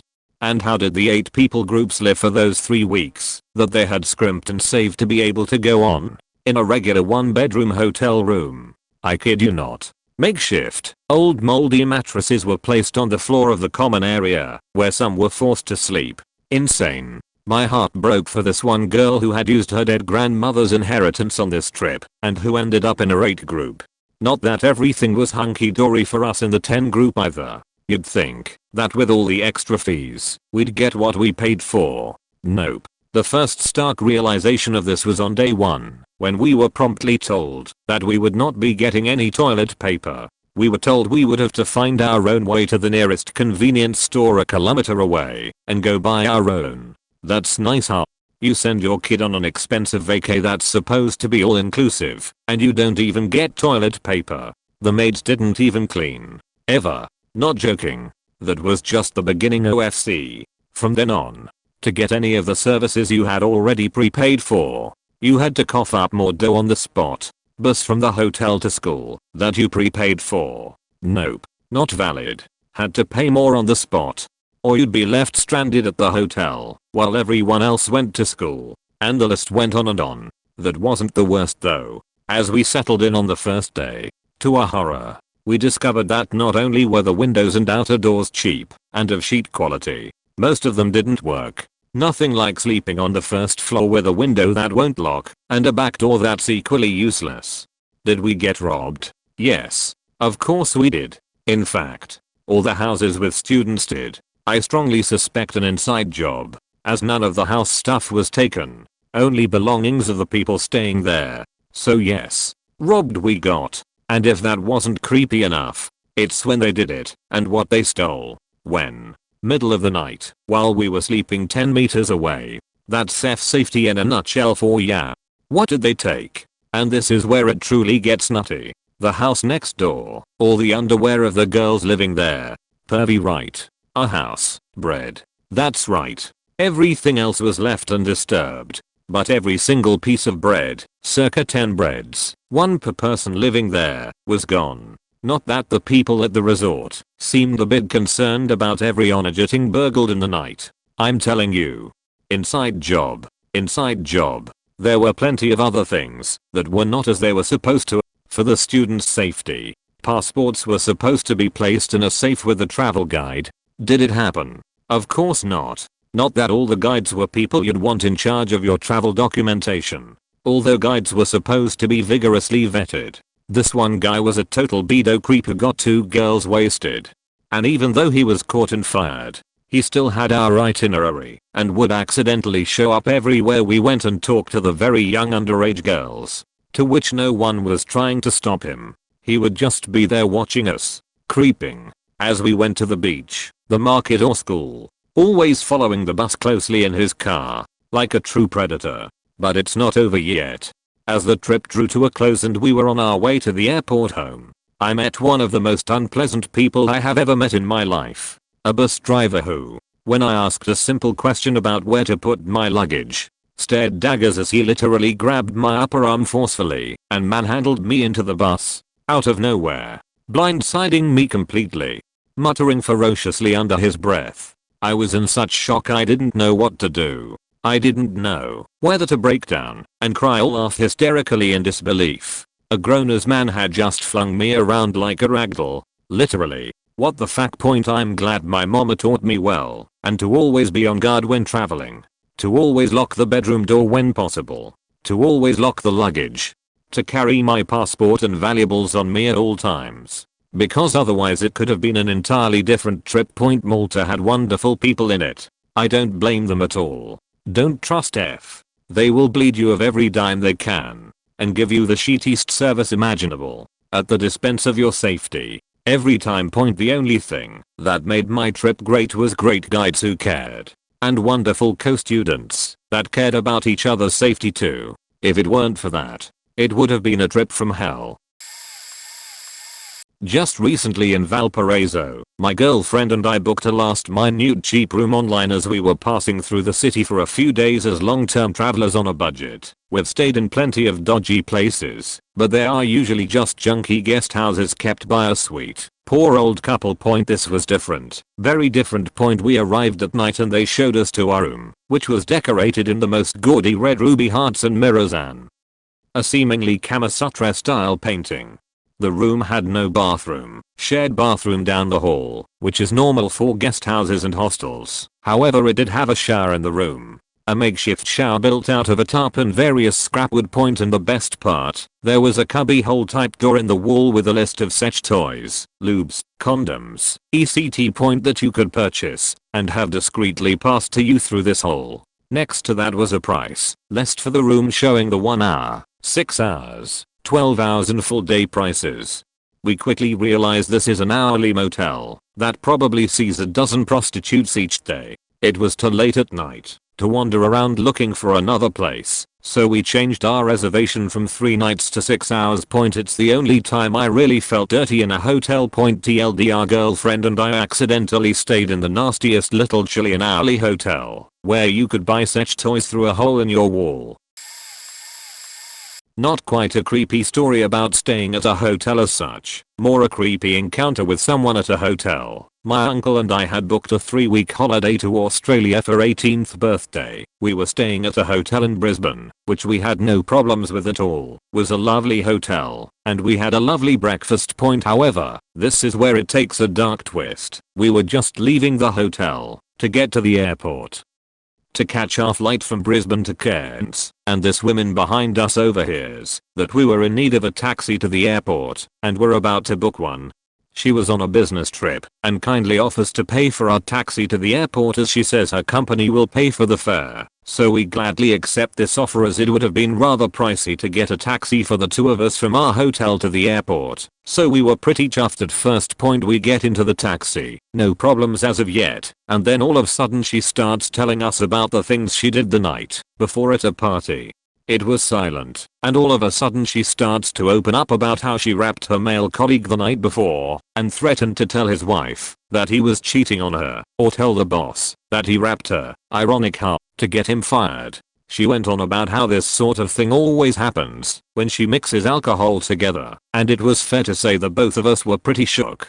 We were silent the whole way to the airport and got out of the taxi without a word and caught our plane. So what I've learned from this is, if a blonde Australian woman in business clothing called Diana comes up to you offering to pay for your taxi fare, if you ride with her, you kindly respond, "Thank you, but no thank you." I was on vacation at a hostel in Estonia with my group of volunteer English teachers. The owner spoke maybe 5 words of English, and any of us even less Estonian. I was one of the first to wake up that first morning, and I wanted a shower. The bathroom only had a toilet, so I found the owner and showed him my towel and wash stuff to indicate I was looking for the shower. He smiled and beckoned me to follow. All the other girls were just waking up, and nobody was paying attention to where I was going with this man as I followed him toward the front entrance of the house and into the mudroom. I crazily thought he was going to lead me out the front door and instruct me to stick my head under an outside spigot. This was mid-November. But instead of opening the front door leading outside, he opened up a second, partially hidden door situated behind the mudroom door. Very steep wooden staircase plunged almost straight down into a completely black hole. The owner pulled her chain and lit a naked light bulb on a wire that swung wildly over the stairs. Then he graced me with a not fully toothed kindly smile and gestured with both hands down the staircase and then left. Shivering, clutching my toiletries to my chest, I descended those dark stairs into what I was almost positive was going to be a scene out of Saw.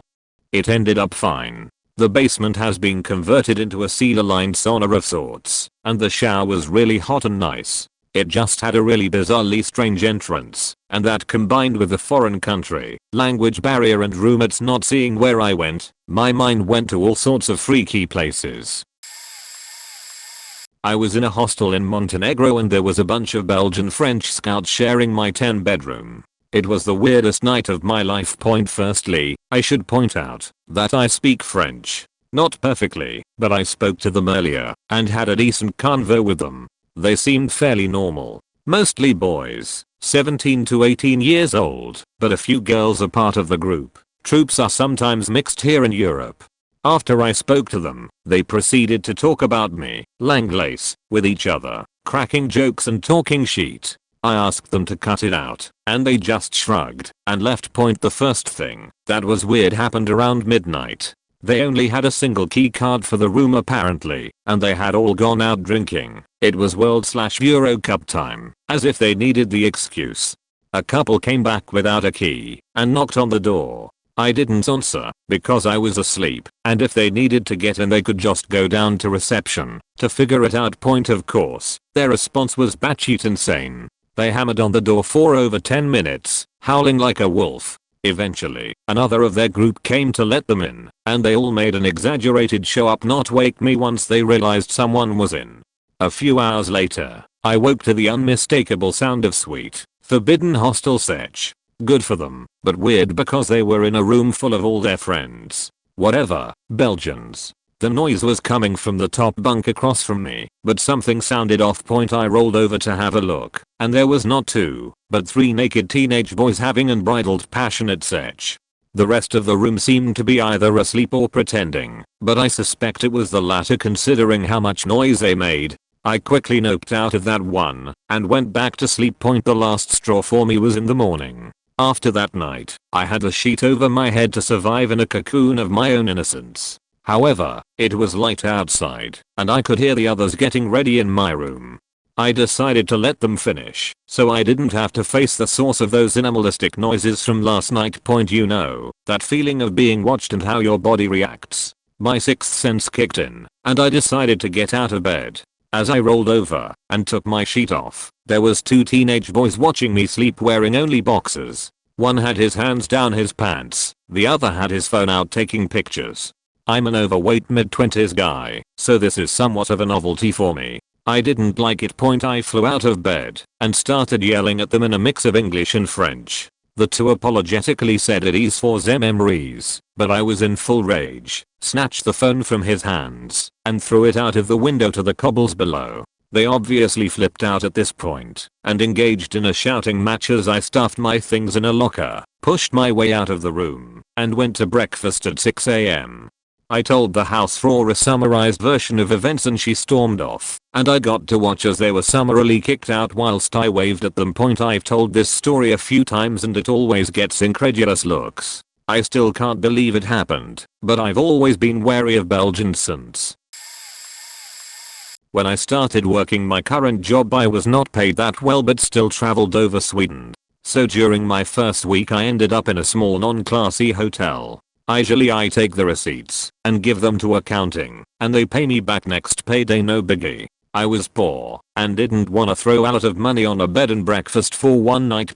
The owner seemed Russian and was very friendly, asked what I did for a living etc. As soon as he learned that I was a new prosecutor he kinda backed off and keep the conversation short. I had fallen asleep, sorta I have insomnia, and I swore I could hear the door unlock. I stand up and speak out and nothing. Kinda creeped out. I go back to bed, turn in my camera and start recording with it being charged and point it towards the door. After that I pop my pills and relax. I'm not sure when or how long, but this time I was sure I could hear the doors lock, and after a short pause the door opening. I remain in bed and say with as much calm and self-confidence a panicked man, can I have a firearm? The door shuts again and the lock pops. I take up my phone and look at it. Sure, faking enough the owner had walked in. So I did what any sane person would. I pack my sheet and go out. Downstairs the owner stands looking at me puzzled. I leave the key on the counter and say that I filmed the door. He starts fiddling with his phone and I start to run. I now live in that fucking town. I also put up charges for entering the rented room without permission and he got convicted for it. I suffer from hallucinations when I get adrenaline rushes from getting scared, startled, or spooked. I used to suffer from narcolepsy when things would oscillate in front of me. My doc and I called it hypnotic narcolepsy. Took me years to not just fall asleep while driving, and it seems to have been replaced with hallucinations when I get scared. Well, I worked in a hotel that was about 100 years old. The basement there stored a lot of stuff that we needed at the front desk, and I used to be able to walk down and get stuff from there. That is until I learned there was a loose pipe that sounded like a person slamming a door sometimes, or latching one at other times. The basement was long, dark, and L-shaped. The pipe was around the corner from the storage room. I was down there, heard the sound, felt the hairs on the back of my neck stand up.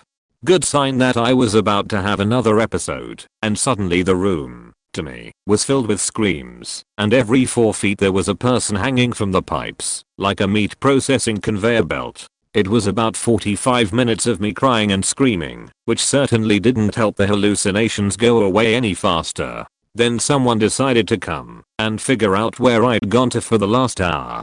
Of course, they saw nothing that I saw, but to my eyes, well, they were the person that hung all those people up there. I passed out, was carried up to a free room, and woke up to an EMT, given a week off, and from that point on I was never asked, nor allowed, to go to the basement ever again. May not be creepy in the traditional sense, but it certainly was to me. About 2 years ago, we had this convention for accountancy students held in a faraway city annually. This city is known to have plenty of hotels because a lot of different conventions are being held here, and they are almost all fully booked 2 weeks before a convention is scheduled. So me and a few of my classmates decided to be thrifty with the expenses in order to allocate money on more fun activities like trying out great restaurants and water parks. Basic stuff. We got lucky and found this really cheap government-owned hotel. They had this rule of not allowing male and female in one room though.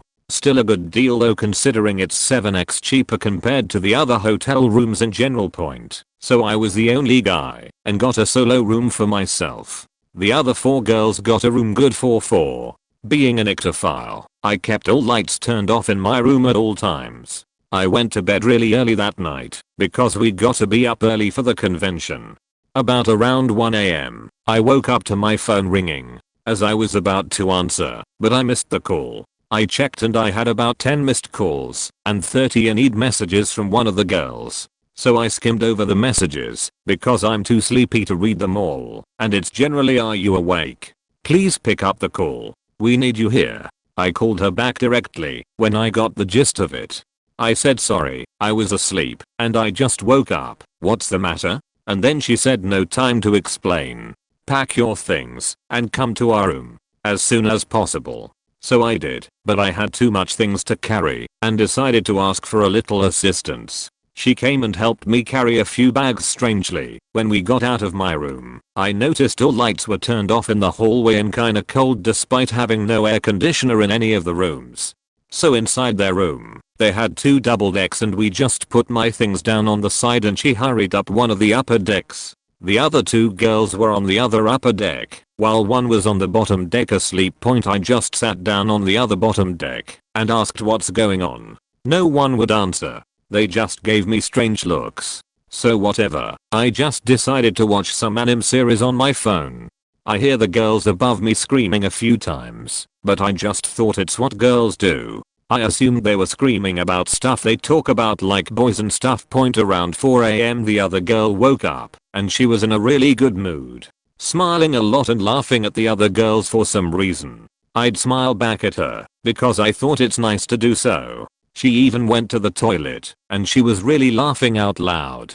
I thought that's what cheerful girls do. So I paid no attention, and continued on watching. 2 hours later, everyone is still awake.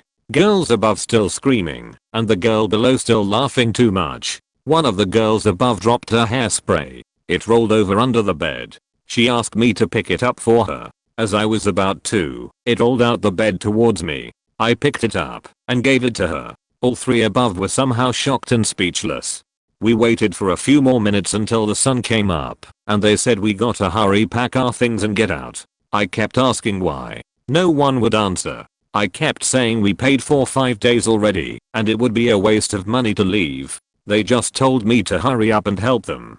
So I did, and we got out the hotel, and into a cab. In the cab, the laughing girl fell asleep. The rest started telling me that the hotel was haunted, and the laughing girl was possessed.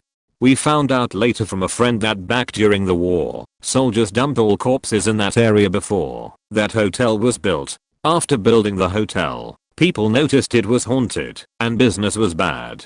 The government somehow acquired ownership after that. So it's a really creepy hotel, but I feel like I missed out. My girlfriend at the time, wife now, and I, military, traveled to San Antonio, Texas because I was scheduled to receive LASIK/PRK surgery for my eyes. The military does it for free, and I made sure my name got on that list. A part of the paperwork process was to reserve a room in the on-base hotel. I say hotel, because it wasn't a traditional hotel. It was just a building for those receiving the surgery to stay in. It wasn't open to anyone else, at least to my knowledge. It was free, and it would save a lot of money for the trip. Anyways, I submitted the paperwork months in advance, and thought nothing of it. We get to San Antonio, however the hotel is closed on the weekend. Weird. I try to call the number, but it's automated on the weekends. No luck. The wife and I decide to get a room in the actual on-base hotel for the weekend. No biggie. Like $40. Monday hits and we try to get in the free hotel. Well, to spare you the details, they forgot to file our paperwork appropriately, so we couldn't stay in the free room as it was filled to capacity. We also couldn't go back to the on-base hotel, because we could only reserve 2 days before other reservations would kick us out between Monday and Friday. So we find a motel right off base, and it's not bad. Not good, but not bad. We expected less, to be honest, since it's right off base. Anyways, we pull up to the motel, get our keys, and drive around to our rooms. We start unloading the car with our week-filled suitcases and snacks, and begin making our way up to the 2nd floor. The moment my wife and I touch the first step, this homeless man named Ruben came up and introduced himself. I believe he was watching us for a while from around the corner, but whatever. He tells us his name with a very hot, alcoholic-filled breath, and asks us if we need help. We tell him no, but he insists. He picks up the stuff we placed on the stairs and starts walking up to the 2nd floor. I tried to explain to him that we don't need his help, that we don't have money to spare, but he just kept explaining his life story to us, putting emphasis on whatever syllable that comes out of his mouth simultaneously with his drunken steps hitting the floor on the stairwell. I'm behind him the whole time, while my wife is directly behind me, both of us keeping an eye on him. Granted, we believed he was a harmless homeless man looking for a quick coin, but regardless, I always keep my guard up in cities, especially ones that I'm not familiar with. We make it to the room and I quickly put my wife in the room with my stuff. While he's still talking, he extends his foot into my door, while reaching his hand towards me asking for payment. As we told him before, that we don't have money. We had to remind him that we have nothing to give. His demeanor changed from helpful to a hellish stare.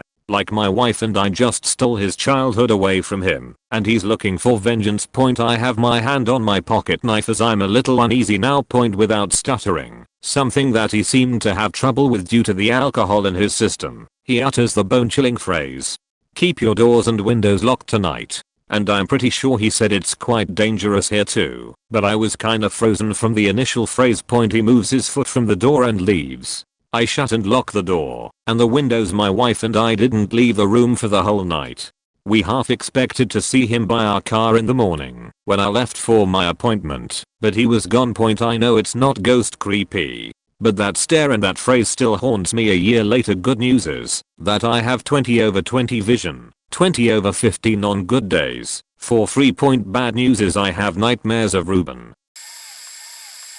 A little late, but I went on a trip to Cabo San Lucas with 3 friends. We got these 2 palapa suites right across from each other. They only have 3 walls on each suite and an awning over the bed and bathroom. It was really neat. We had a fire pit, and they had a hot tub. We could see and talk to each other from each. Anyway, I went out late with one of my friends to a locals only spot. We had a few drinks, and were walking back when this guy starts following us and trying to talk to us.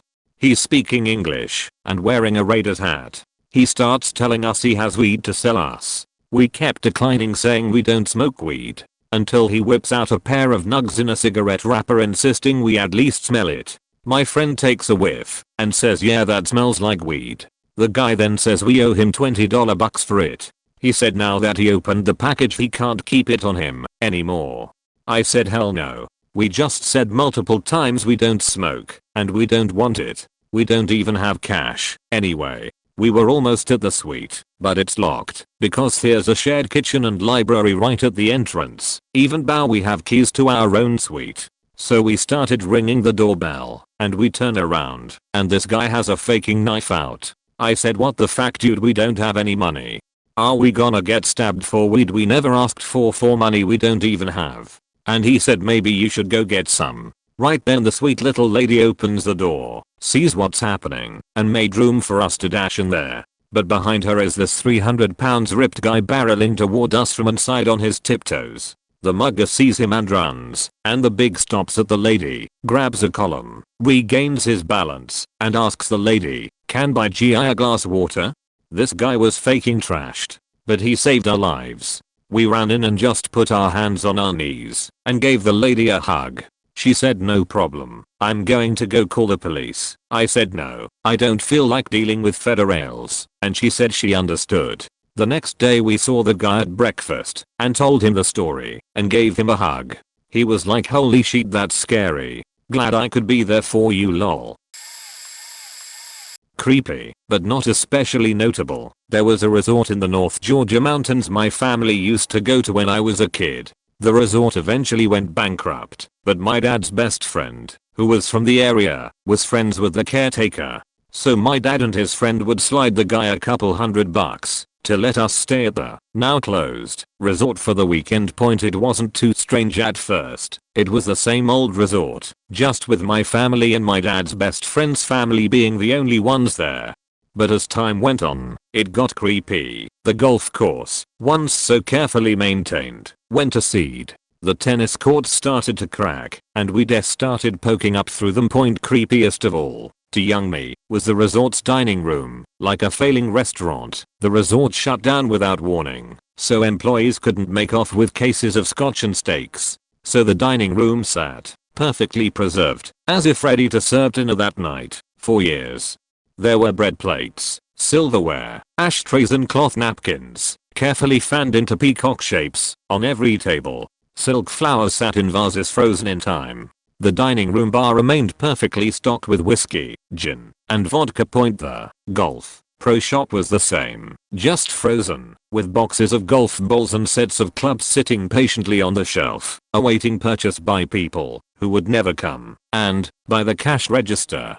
a stack of scorecards and an acrylic box full of those tiny pencils, still carefully arranged vertically, point side down, as if the club pro had simply stepped away for a few minutes. I was probably 3 or 4 when we started going there, maybe 6 or 7 when the club shut down, and we went 4 to 5 times after that, when I was 8 to 10. And yes, I did walk around the resort by myself, pretending some disaster had happened, and I was trying to find a safe hideout.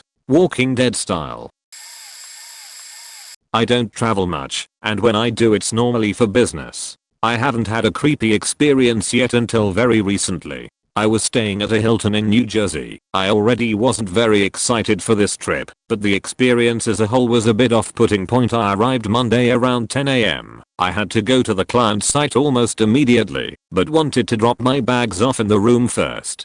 I get my key, go up to the room, try the key, doesn't work, try it again, still nothing, tried the other one, it just wasn't unlocking. I heard what I thought was a woman speaking softly inside the room, and I figured that maybe someone was cleaning it or getting it ready still. I was in a bit of a rush, so I just picked up my bags and decided to come back later in the evening.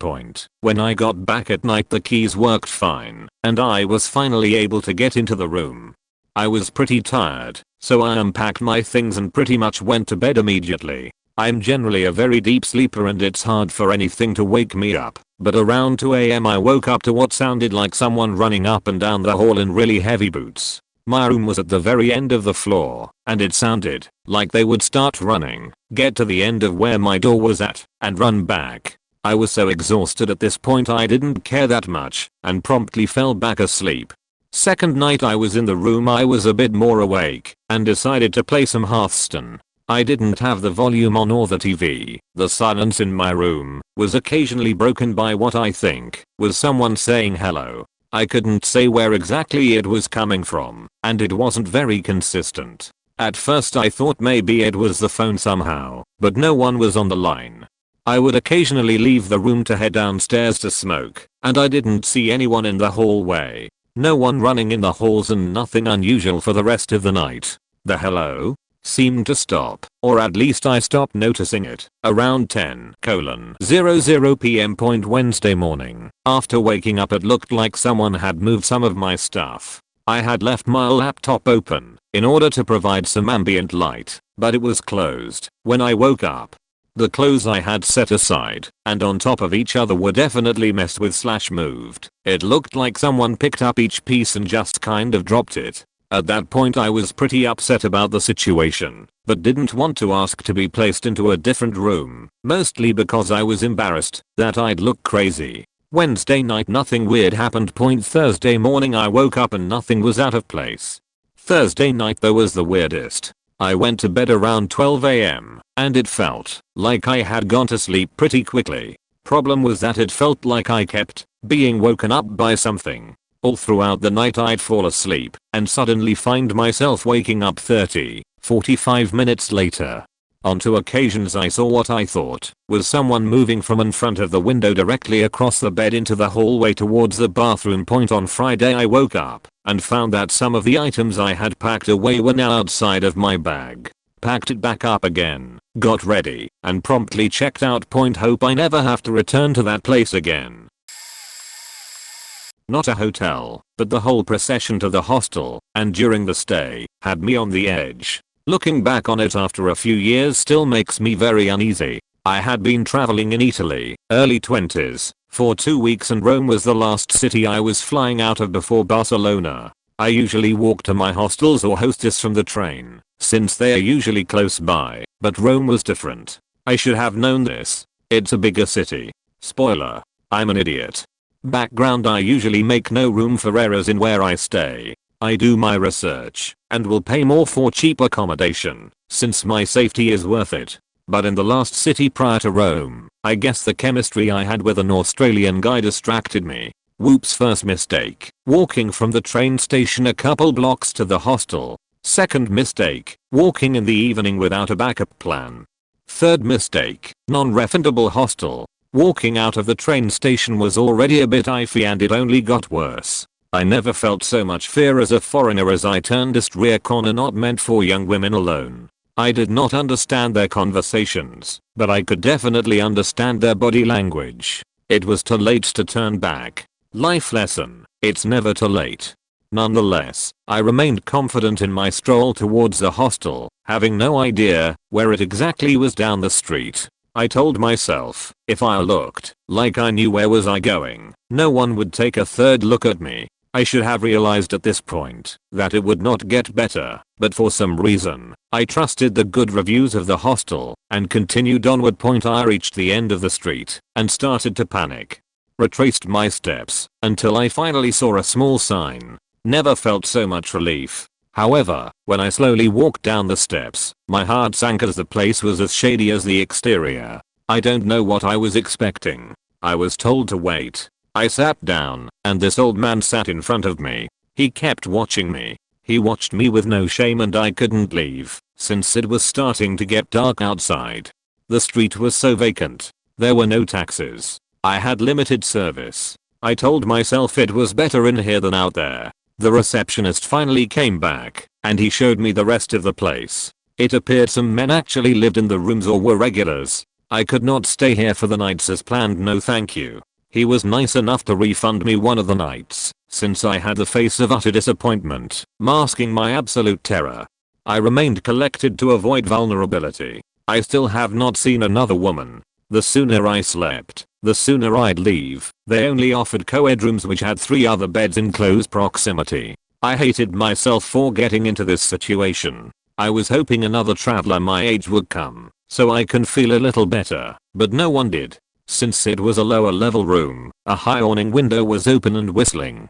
I heard voices outside constantly, then silence, glass shattering, voices, and more silence. I must have been so tired, because I woke up with a panic at the sound of a loud snore. Being tired and actually sleeping was both the greatest and scariest feeling. I looked up, saw it was light outside, and never left so quickly in my entire life. I still don't understand how this place had good reviews. Maybe if I was a guy, it wouldn't be so bad. On a brighter note, the Aussie guy arrived in Rome that morning to surprise me, and we chose to end this time. My creepiest wasn't a hotel, but a friend of a friend's family's vacation house in the middle of the forest. It had been built and slowly added onto since the 1960s. It was a maze of interconnected sections of rooms. Many of these sections had second levels with more rooms. The furniture and decor gave off a shining vibe. The place was too big to go on a full tour, and others were unpacking their stuff in their sections, so I didn't get a full layout of it.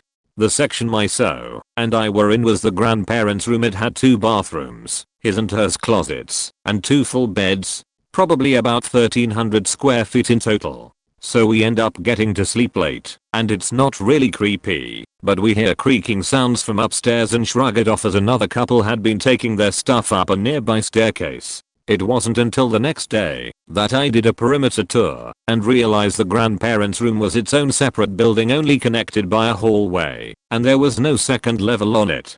The things in this thread are why the so convinced me to get a motorhome for our cross-country USA travels. We had done trips by car for several weeks every summer for years, staying in hotels each night along the way. Nothing really weird, except magically appearing bugs, fire alarms going off in the room at 2 AM that the front desk couldn't turn off, pizza flyer scam handouts that the front desk couldn't stop, dashcam in the car showing someone trying to break into it overnight, and one really dirty feeling room in Denver that we walked out without putting our bags down.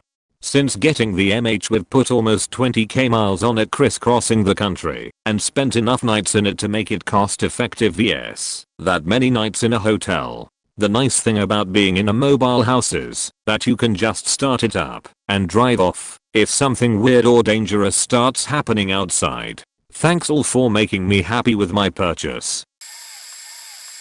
Another couchsurfing.com story here, long but worth it I think. I think this was my junior year of college. My girlfriend and I, along with a couple friends, decided to drive up to Chicago after our finals were over. My friend Will found this house in a nice suburb of Chicago, Wilmette, Illinois. The guy had no reviews yet, but it was free, so we all shrugged and went along with it. When we arrived at the house, it was dark. Probably 5 or 6 inches of snow on the ground. Very nice house, white with blue shutters, beautiful landscaping, and 2 stories with an attached garage. I mention this because the man that opened the door looked, well, homeless. Loose grey sweatpants with holes in them, a bright orange beanie on his head, and a dusty white socks hoodie. He introduced himself, we'll call him Mike, invited us in and immediately shoved some cheap beer in our hands.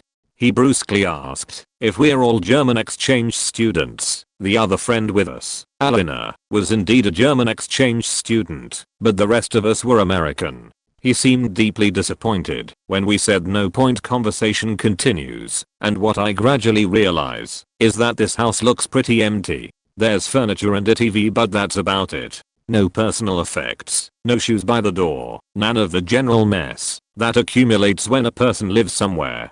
I go to the kitchen to get a glass of water, but there's no cups in the cabinets. In fact, the entire kitchen is completely empty except for the case of beer in the fridge. My girlfriend goes to the bathroom sometime later and comes back whispering about how there was no toilet paper. So we all already have this general uneasy feeling, but the guy actually seems nice enough. He's making good conversation, even if he does seem to be exaggerating quite a bit.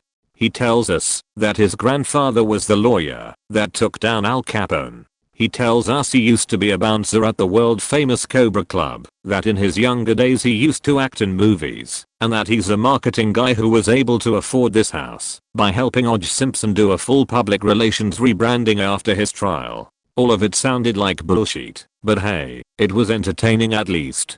Eventually we'll notice is a picture frame on a little side table by the couch of a Weimaraner. He asks Mike if he has a dog and immediately Mike's tone shifts. What dog? He says to us defensively. When he too notices a picture frame he stammers that, oh yeah, it's his mother's dog. Eventually he goes upstairs to go to sleep, and we argue about who has to sleep on the couch closest to the stairs. I lose, and as I'm going to sleep, I realize that the windows actually have plastic wrap taped to the inside of them, like for insulation. I don't know why it weirds me out, but I eventually manage to fall asleep. Next day he tells us he knows the city really well and would love to show us around, but unfortunately has a busy morning, so we'll have explore the city a bit by ourselves. As we talk some more to each other, we notice some more things that don't add up. Mike said it was a 5-minute train ride from Wilmette to Chicago, but it was more like 30. When we invite him to meet up with us that afternoon, he says he can't because he hasn't put no tires on his car yet. Later we look in the garage and there's no car at all. When we tell him that evening all the places we went, he doesn't seem to recognize any of the names of places, even though he told us he grew up in Chicago.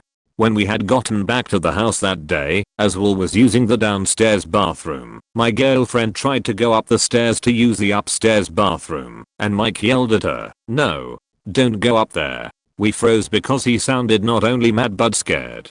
Again he stammered and said it's really dirty up there, and he hadn't had a chance to clean. By the 4th day we are all sufficiently weirded out that we are spending more time talking about this Mike guy than the actual city we are supposed to be exploring.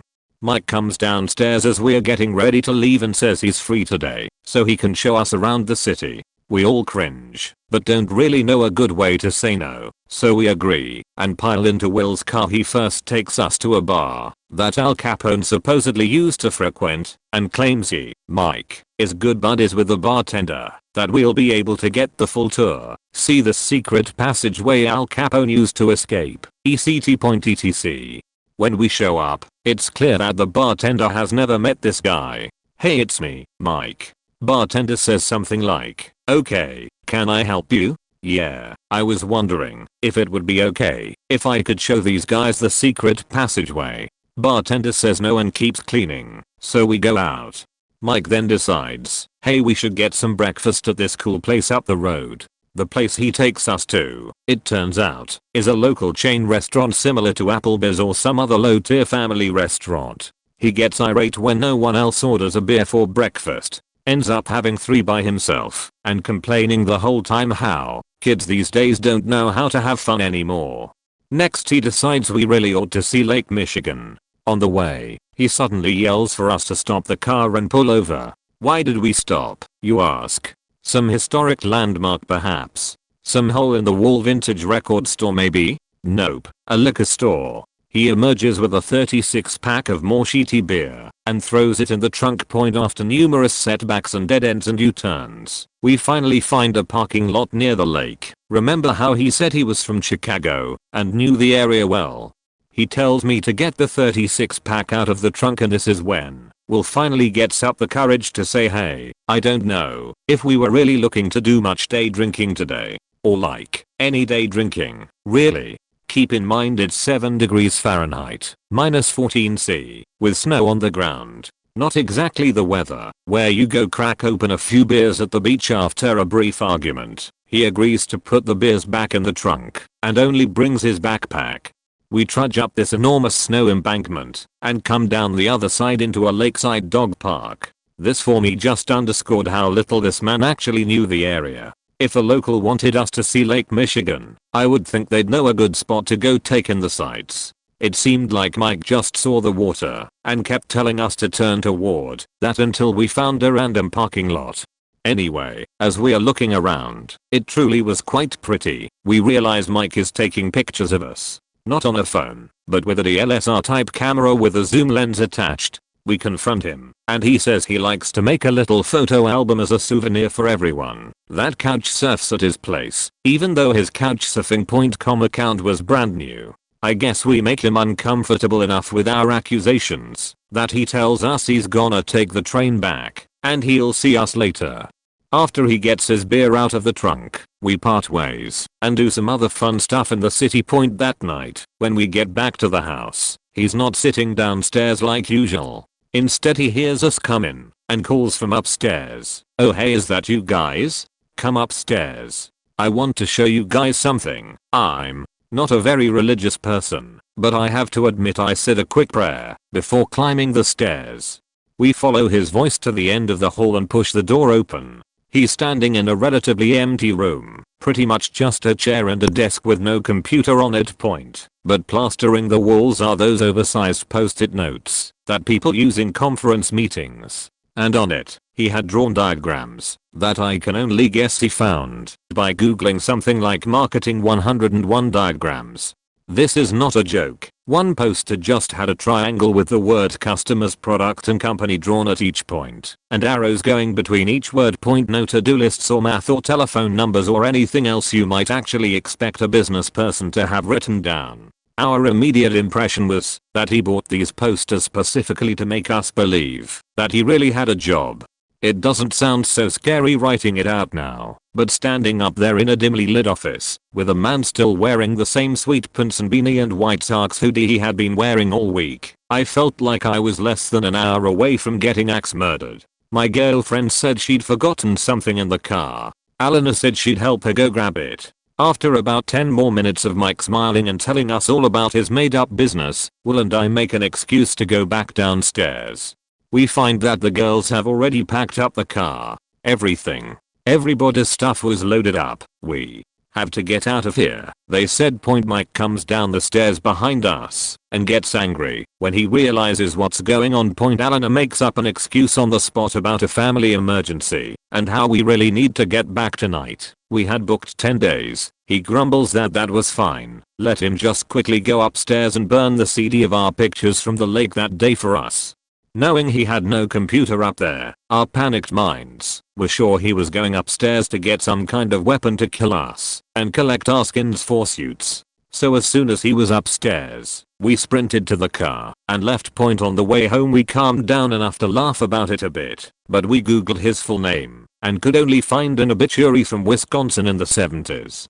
Also, since he'd made us like his business on Facebook the first night, we were able to find his personal Facebook page. For the next several months, he constantly had a guest at his house, invariably a college-aged girl from another country. We actually did try to reach out to a couple of these girls to check on them, but they never added us back or responded.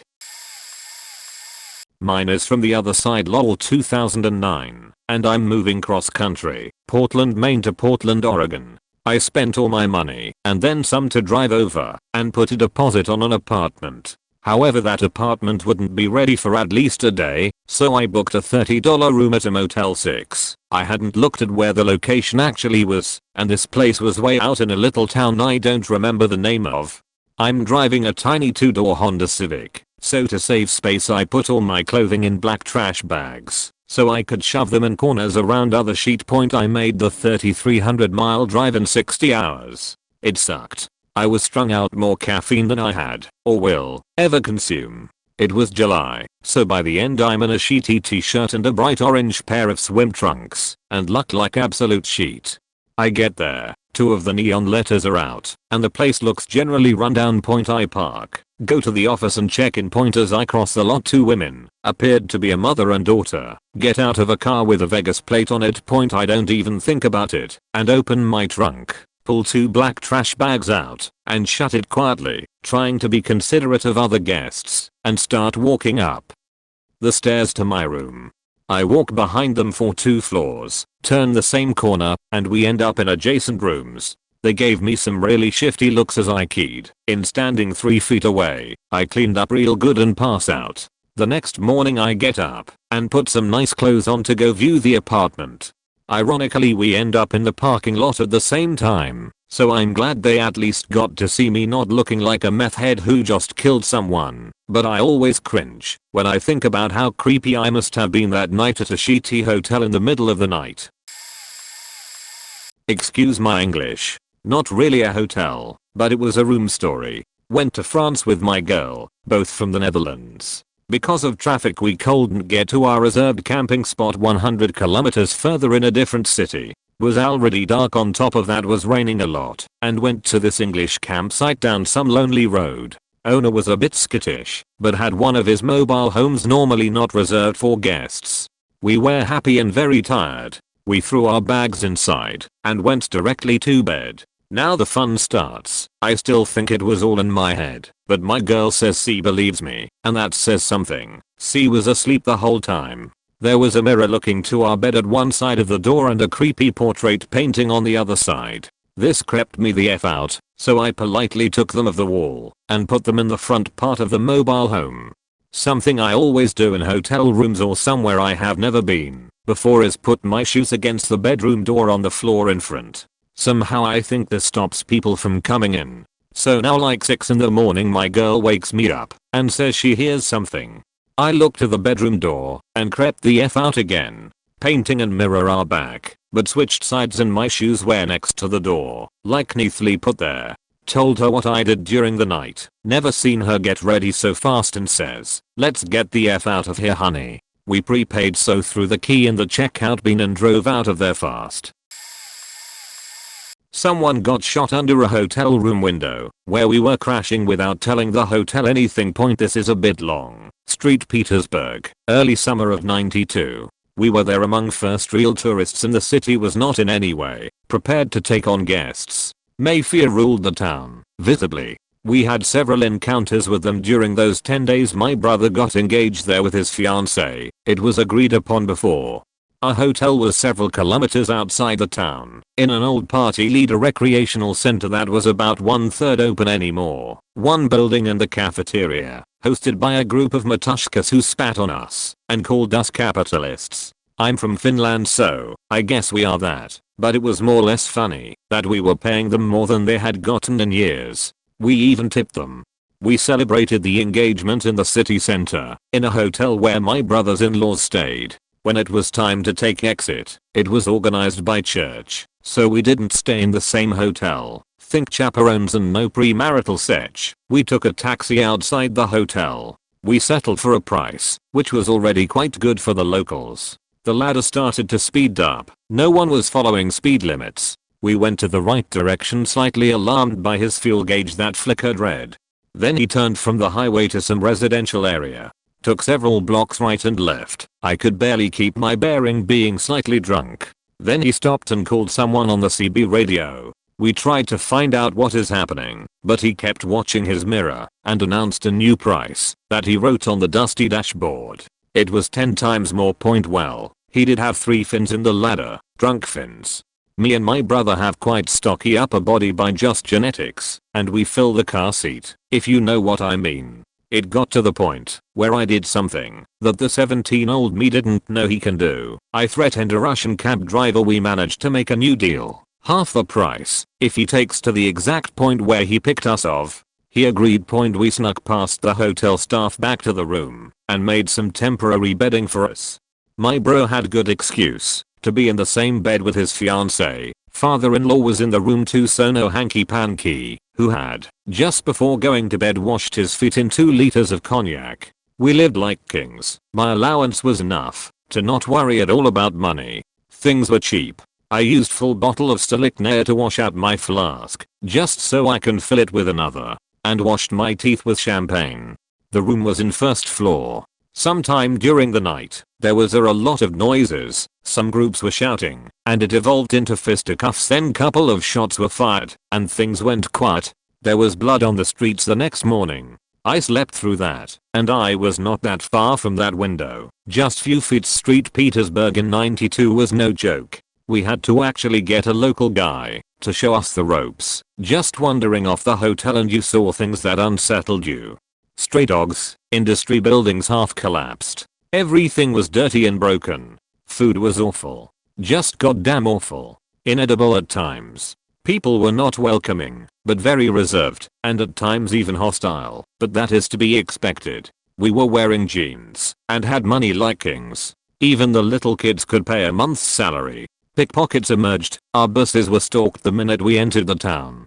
Also how we met the local guy, who was awesome help, in his 40s at the time. When I saw him 3 times on 3 different sightseeing stops, I made a deal with him, so he followed us, and at times, showed us the town on foot. We didn't have a change to park for, and I kid you not, for 30 seconds without someone having makeshift kiosk selling sheet, army medals, vodka, beer, army gear, vodka, beer. That is what they had.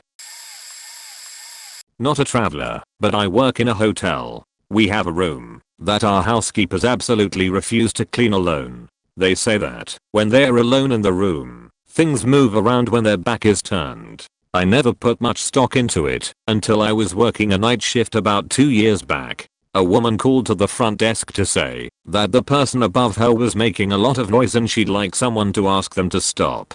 The people working the front desk that night were all women, and sometimes they just prefer to have a man with them when confronting people, so they asked me to go up with the girl who was going to talk to them. So I'm at the desk while she's looking up the guest's name in the room above. The room is empty, and it's the room the housekeepers won't go in. I remember thinking, hey, that's funny, and relayed the story to the desk agent, who was not all that thrilled with it. So we get to the room to make sure there isn't an error in the system. Room is perfectly empty with everything in place. So we go to the room below to talk to the guest and ask what it was she was hearing. I thought maybe it had been someone running water next door or something. She said it was a very distinct sound. She said if she didn't know any better, she'd say it sounded like someone was dragging chains across the floor. As she's telling us this, we hear it. I shit you not, it sounds like faking chains on the ceiling. I'm running around seeing if I can find the source before it disappears. There's no water lines in the main room, so I head to the bathroom. Nothing. I check all of the lights, and none of the ballasts are buzzing.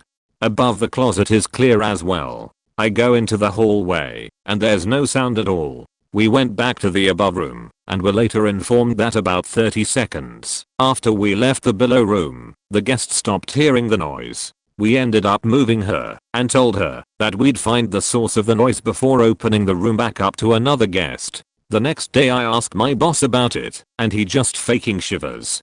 This dude is like 60 years old and built like a faking tank. He's what a greaser turns into when he levels up. He faking shivered at me. This particular room has given them problems before. He's been at the hotel forever and is the person who had to do a wellness check where you go into a room to make sure the guest is okay. On the room about 15 years back, they had him do the check because the guest in the room had been down at the desk handing out money to people and it struck them as odd. She had gone back up to the room and shot herself with a small pistol. All of this happened within a period of about 15 minutes according to him, but he said that the room was never the same after that. That it was just creepy. I still wouldn't consider myself superstitious, but that room is definitely a place that I'd like to avoid at night. Not really scary, but here's mine. Once I was visiting Monterrey, Mexico with a close friend who is from there. This area transitions from nice high quality neighborhoods and buildings to dilapidated ghetto looking buildings literally in a matter of like 20 feet. It was honestly kind of surreal. We ended up staying at a hotel that was essentially sandwiched between lower class and upper class areas, and on the third night me and said friend are up playing Smash Brothers, and we just hear like a woman screaming. Like literally wailing. We open up the balcony door and have a listen. She's ranting hysterically in Spanish whilst crying. I don't understand a word, as while I can understand basic commands in Spanish, I really don't speak it well at all. We then looked down on the street and saw a clearly distressed woman screaming at what looks like a kind of scared and confused looking man. We were on 3rd floor, so it wasn't that far away from us. My friend roughly translated for me that she was yelling at what he thought was her boyfriend or ex-boyfriend, repeatedly shouting threats of "I'll fucking kill you, don't think I will not." At this point there's literally like 4 other guys on other floors standing on their balconies with what the fuck expressions on their faces when me and my friend see the girl punch the guy in the chest and then started running off. The male screamed bloody murder and fell over. She faking stabbed her boyfriend right outside of our hotel, and we saw the whole thing. We sort of went inside after that in shock and just sort of played Smash Brothers. We assumed / hoped someone else would call the police, which someone did. Really weird experience. Also I think the hotel was called Hotel Dio or something along those lines. My wife and I were touring around England and Wales, and at the time we were basically just driving around until we found a B&B. One B&B we stayed at was owned by an older gentleman, and the bathroom was down the hall and around the corner from our bedroom. We were the only ones staying there. In the morning I got up to use the bathroom to take a shower, and the shower curtain was short and didn't completely enclose the tub. No big deal, I'd seen this a few places. But as I showered I looked at the bathroom door and noticed a bunch of points of light showing through the door, so when I went back to my room, I got dressed before my wife went to use the bathroom, and having a feeling as to what was going on, I kept the bedroom door open so I could make sure no one was walking around the hallway. I heard the owner walking around, but he only briefly ventured up the stairs where we were staying before turning around and going back down. When my wife was using the shower I looked at the bathroom door from the outside, and it was clear the little points of light I was seeing were pinholes drilled into the door. Peeking through one of the pinholes at the bottom I had an almost perfectly framed view of my wife's rear end as she was showering. A pinhole at the top nearly perfectly framed my wife's chest. Fortunately this was years ago, before pinhole cameras and hidden cameras were readily available, though I did spend a few minutes after my wife was done with the bathroom making sure there were no holes in the wall where a secret camera could have been hidden behind a mirror, and we noped our way out that morning rather than electing to spend another night. I'm not much of a seasoned traveler to foreign countries, but I've been across Canada west to east coast for work lots of times. The only time it felt surreal was actually on a stop in NFLD. We were actually on our way back to NS, and we were heading to the ferry. A storm rolled in very fast, so our trip was halted because the boat was now delayed. Rather than continue on, we decided to stop in the current town. Literally can't remember the name. The town was a normal fishing community with strangely colored painted homes. We stopped at a small inn. It was a decent place on the outside, and the inside was older, but still just a normal pub attached to an inn. We got our rooms and decided to eat at the pub and have a few drinks. The storm outside still picking up force. After eating we decided to have some more drinks and planned on somewhat of a late night. The place was dead except us. It was a Thursday evening. By now it was dark outside, and the storm was in full force. Lightning strikes somewhere close by and the light flickered. The bartender went around and started closing the window shutters. This is when it all started, and it felt like we were either going to killed or were on a practical joke show. The lights went out, and it was pitch dark. I could hear the other guys start to laugh to shake off the bit of fear we all felt. We look over at the bar and we see the bartender light a match and light an actual candelabra, like one with 5 candles attached. He came over to the table with it and placed it down. We all looked at each other like what the hell is going on. Within the next 10 minutes the entire town had showed up at this place. There was 40 people now in this candlelit pub, but all talking nearly in whispers. I swear this felt like a horror film and the vampires just showed up, because the fresh blood of stranded travelers has arrived. 10 minutes later the lights came back on, and everyone was back to talking at normal volume, and having a good time. If I wasn't with other people who can remember this, I would think it was a dream. I still get the chills thinking about it. Back in the 80s me and a few friends were backpacking across parts of the Middle East. On our way to Karachi we get some heavy fog, so we stop in a small town nearby. We happened to run into an older woman who led us back to her hotel. We signed to check in and went to our room, but on the way we heard a loud crash from the room behind the lobby, and I went to check it out. I found the old lady on the floor, having turned over a small table. There was a bit of a language barrier, but it was clear she fell and hurt herself. She seemed to be running the hotel by herself, and I asked about her family. She told me her son had passed away, and I immediately felt guilty and tried to make it up to her, offering her help in any way I could. Out of nowhere, she tried to attack me with a pair of scissors. She was surprisingly strong, and I struggled with her for a bit. After wrestling the scissors away from her, some men came in through the door. It must be some sort of trap to rob and kill tourists. I ran to the bathroom while calling for help, but my friends didn't hear me. Eventually 3 Pakistanis busted down the door and, of all things, started forcing me to lick the toilet. It was fucking disgusting. My friends had found me, and after beating down the men and choking out the old woman, she decided to leave before we had any more troubles. I doubt a conversation with the police would go well if they didn't speak English. Our car had been stolen, though, and we ended up buying a carriage to get to Karachi. Overall a really scary and bizarre adventure. We were in a lovely little hotel in the middle of Israel, traveling as a group of about 25 people. One evening we all met in the conference room of said hotel to listen to our tour guides tell their life story. Everybody was quiet and listening when the tour leaders at the far left of the half circle we were forming with our chairs both stood up rather abruptly because the tarantula they had been watching crawling out from behind a closet for a couple of minutes had turned and started to walk towards the group.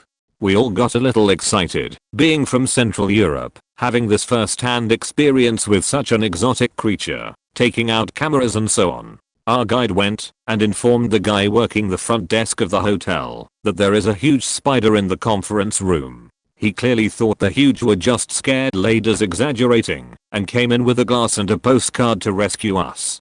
He turned white as a sheet when he realized his mistake, walked out and came back with a bowl and a piece of cardboard with a bend in the middle. He bravely placed the bowl over the tarantula and slipped the cardboard underneath. What he should have done next would have been to place his hand underneath the cardboard.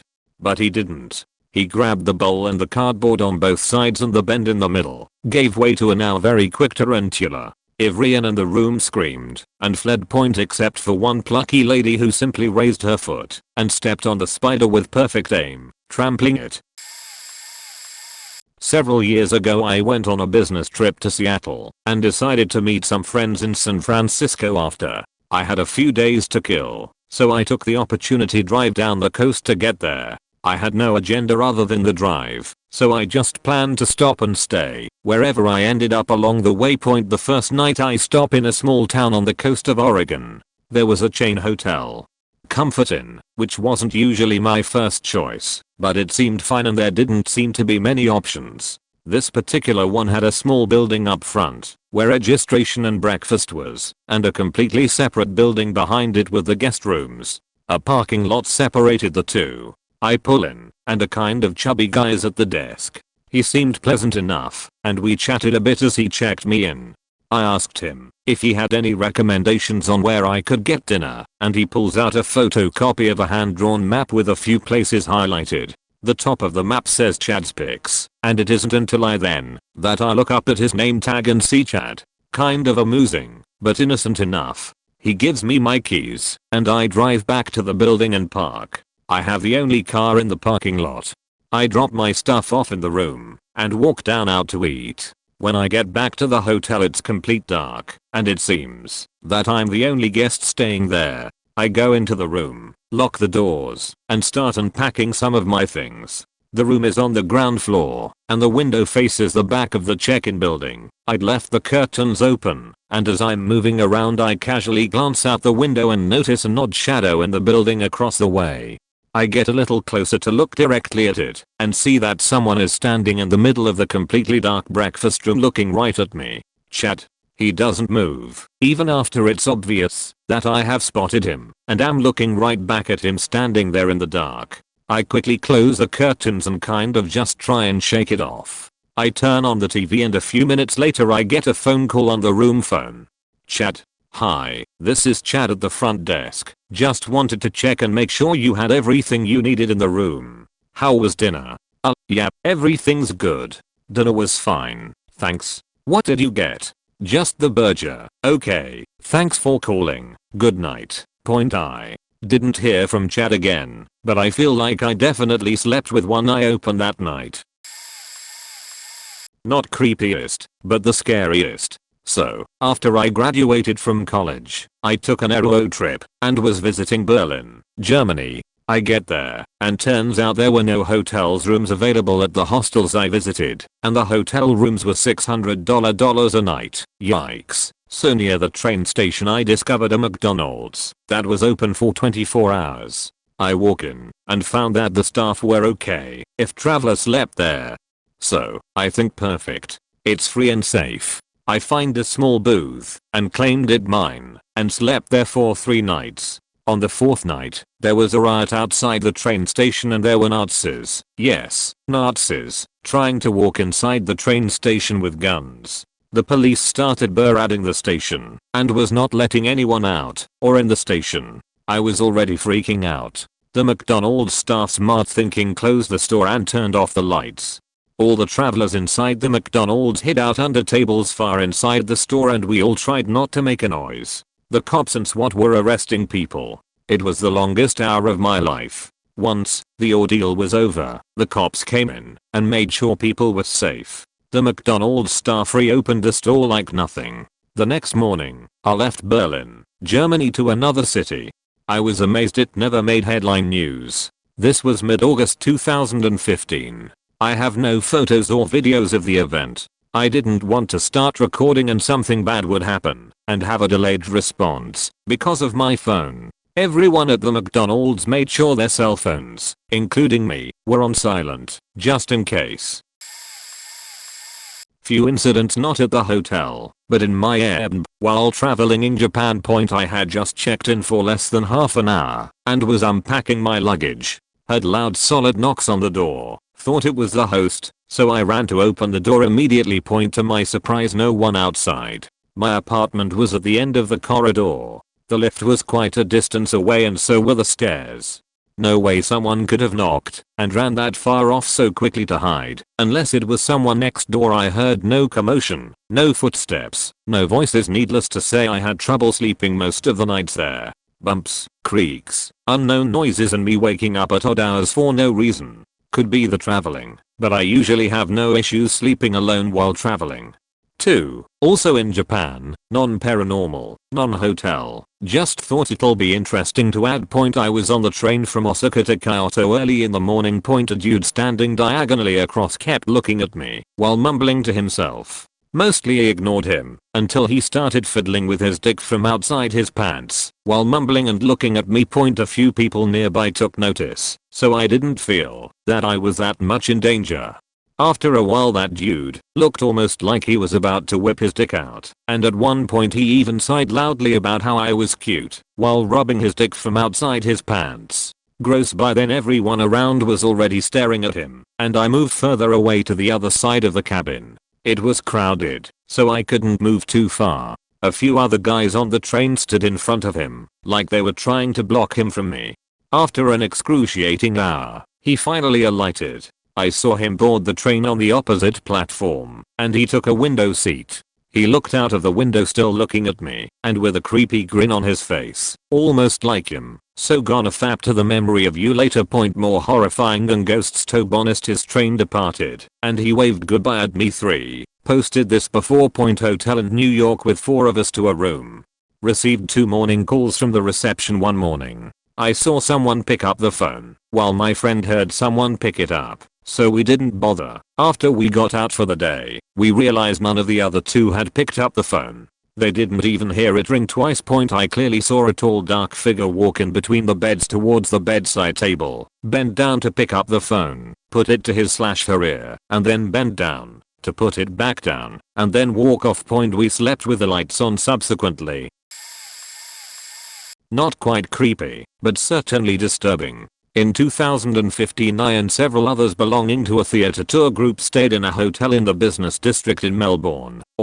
It was a beautiful hotel with gorgeous apartments, owned by a Saudi company, so many Etihad Airways people and rich Saudi business people stayed there. I was staying on the 9th floor with a great view from a balcony with a modern glass panel as a barrier. Relevant to the story.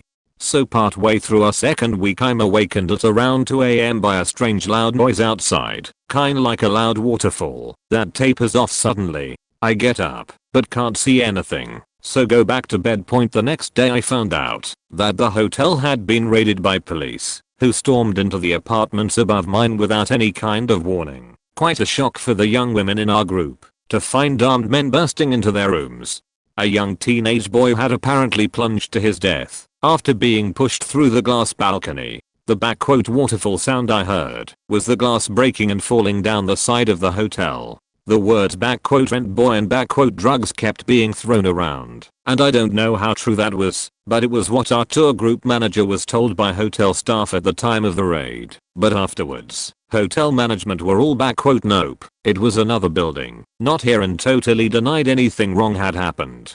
Also had the cheek to say nobody should be upset about armed police bursting into their rooms at 2 AM. It looked like a massive cover-up to us. When we asked a policewoman we knew about it, a girlfriend of a theater tech, she said there wasn't going to be any further action, but she was embarrassed about being asked about it. We never found out anything else and nothing appeared in the local news either. Me and 4 of my friends, 2 guys 3 girls, went to Berlin for an And This Moment concert, and while we were there we stayed at this cube hotel place.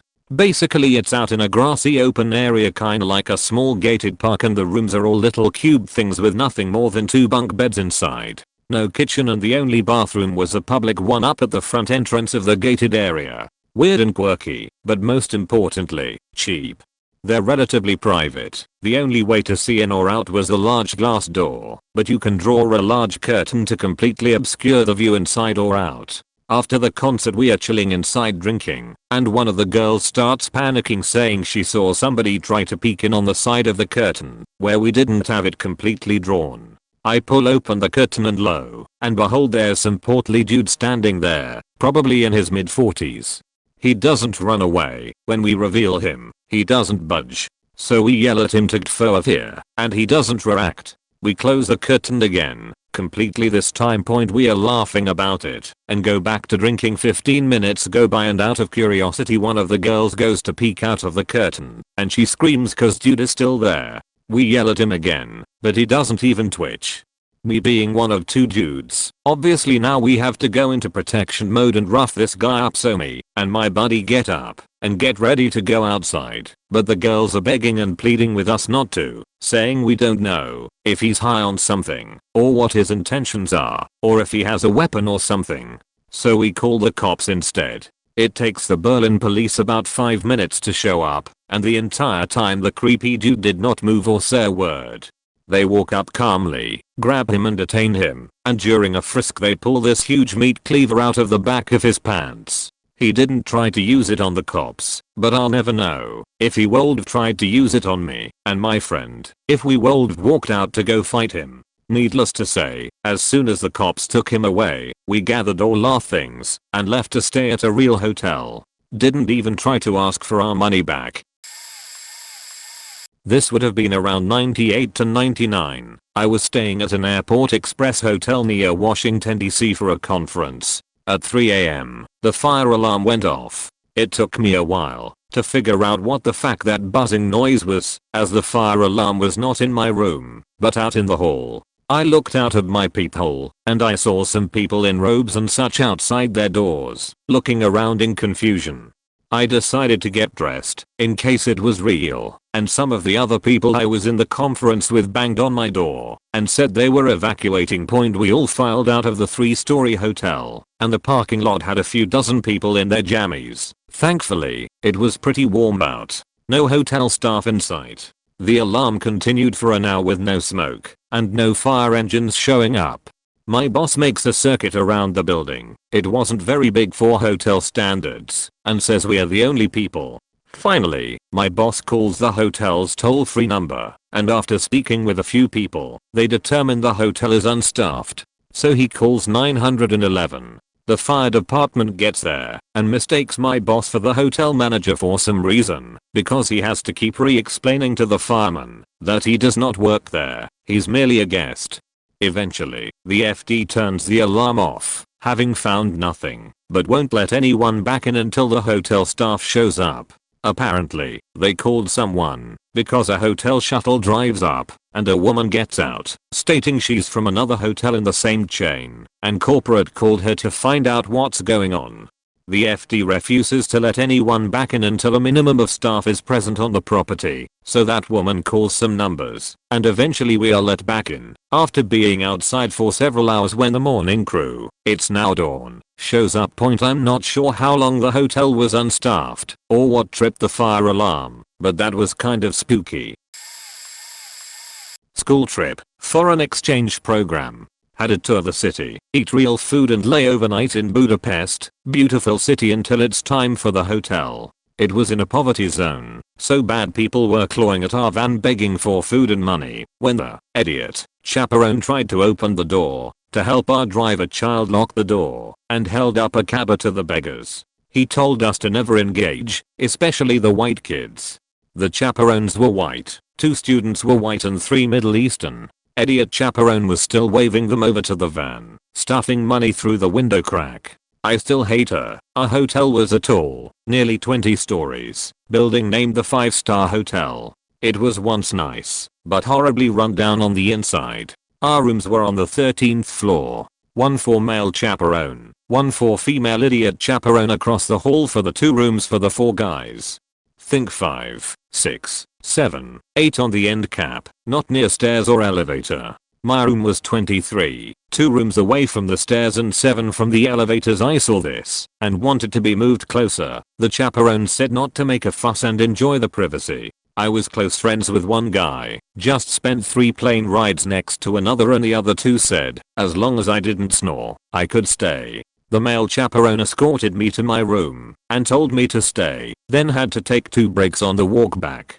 When I opened the door, it drooped on the hinges and I stepped on screws. My door was missing all but 1 screw in the folding lock, had 2 screws for the chain, but the holes were splintered and busted. The hinges were missing their post, except the middle one was replaced with a long but thin bolt. The lock was obviously kicked/broken a few times, and the door jamb was stuffed with newspaper and tape.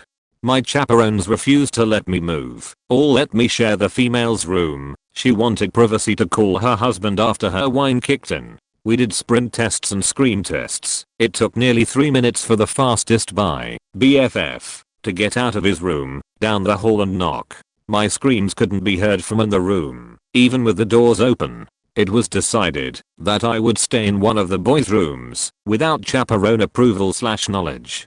After dinner, the very drunk female chaperone wanted to hang out and snuggled into bed with one of the guys, so she thought nothing of my being in the room. But when she peed herself and the bed, laughing, she dragged me out with her to make sure she got to her room safely. You know, the one across the hall, then yelled at me from her door to march my perky ears to my room down the hall. Go on, Missy, don't let me catch you with company, you're all on your own.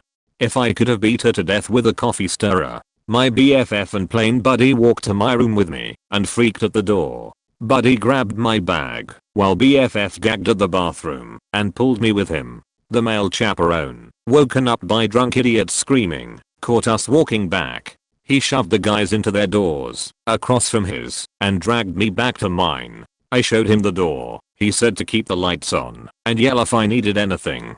He slammed the door on his way out, and part of the door frame fell off, along with the bathroom mirror, which shattered in the rust/blood-stained sink. He didn't question it or come back. I knew why. The windows, ceiling to foot off floor/just above radiator, swung all the way open. They were kind enough to offer an alternative. I didn't sleep at all or shower. I stayed up watching MTV and the Hallmark movie channel, Tom Selleck Western movies, undubbed, while creating a Home Alone security defense. On a history trip with my school in year 11th, I'm Australian, so I was 17. We stayed at a hotel in the party district in Berlin. Lots of young people staying there, so endless noises and events happening all night in the place. But it was cheap, and the cheaper the better. There were a couple things that really spooked me during my stay. The center of the hotel was a square garden that all the inner rooms had windows facing onto. Directly outside my window was a back decoration shaped exactly like the Babadook. I switched rooms with 2 girls being harassed by drunk young men, so I escaped the evil, only to find it in front of my window the next night. We checked in the morning and found that there was only one of them, so obviously someone moved it in the night. That scared me sheetless. I was tossing and turning in bed and heard a creak outside my door. I sat up and could see 2 shadows outside my door, exactly like when someone is standing outside. It just stayed there for a minute and then disappeared. Again, likely just someone coming in drunk and looking for their room, but still creepy in the dead of night. Another night I couldn't sleep because of the ruckus in the hallway outside my door. I eventually decided to go out and see why there was so much movement and chatter.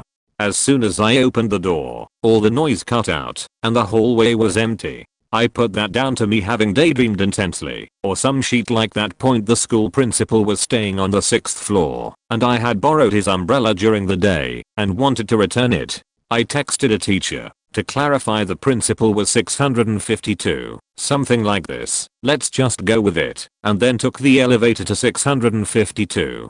For some reason, the 6th floor had motion activated lights only, so the light would appear before me and disappear behind me as I went. I heard absolutely no sound coming from any rooms the entire time and couldn't find anything past 650. There was a sign pointing up a short staircase that said back this way to 650, 670 feet, somewhere in that ballpark. Principal's room was there, so I followed it. Took me to the faking attic. Went back to the 6th floor and looked for the stairs down or an elevator. Took me 10 minutes. It was a typical square setup, so I have no idea how I did multiple laps before I found it. Worst part was when I heard the elevator ding and open in my hallway and no lights turned on. 2 things happened the day we left, and I don't know which was worse. I found out 2 things. The first was that the hotel was originally an orphanage that has been purchased by the hotel chain and repurposed as what it is today. Fun stuff. Totally helped me try to rationally explain my experiences. And the second is that there was no 6th floor. It was a 5-flood building. I caught the elevator and couldn't find the floor I was on. They also have no motion activated lighting at the hotel. 0/10ths would not recommend any hotels in the party district in Berlin. Fact that when I first moved to another state, I was staying in an extended stay hotel until I could find an actual apartment in the area. I was there for about a month, just me and my cat. One day, at 4 AM I'm awoken by someone pounding on the door. It's very loud and insistent, so as I'm getting up to check on it, I just have the thought this had better be the police. Sure enough, it is, so I opened the door for them. They ask me if I heard anything unusual from the room next to mine last night because the lady fell out the window, as they put it. I told them no, but when I was coming home from work last night the door was being held open by a towel. They thanked me and left. I didn't think to ask if she survived the fall, but given that she would have landed on solid pavement I suspect no. When I looked out the window afterwards they were taking pictures of the scene CSI style. Roped off, numbered placards next to points of interest, that kind of thing. It's also worth noting that the way the windows were set up in that place, there was almost no way to accidentally fall out of them unless you were making like 5 or 6 really bad decisions at once. So most likely she either attempted suicide or someone else attempted homicide. So yeah, Piecing together what probably happened in the room right next to mine skeeved me out a bit. TLDR, the woman in the room next to mine was most likely murdered or killed herself while I slept. Found out because the police wanted to ask me about it at 4 AM. I was photographing a wedding in NW, Arkansas. As it was a cool location, I decided to bring my girlfriend. I'd work for one day. Then, we'd get an adventure day before heading back. I wanted it to be a nice and romantic place. So, I booked a personal cabin in the woods for us. The drive took us a bit longer than we thought, and we ended up getting to the area at about 1 o'clock in the morning.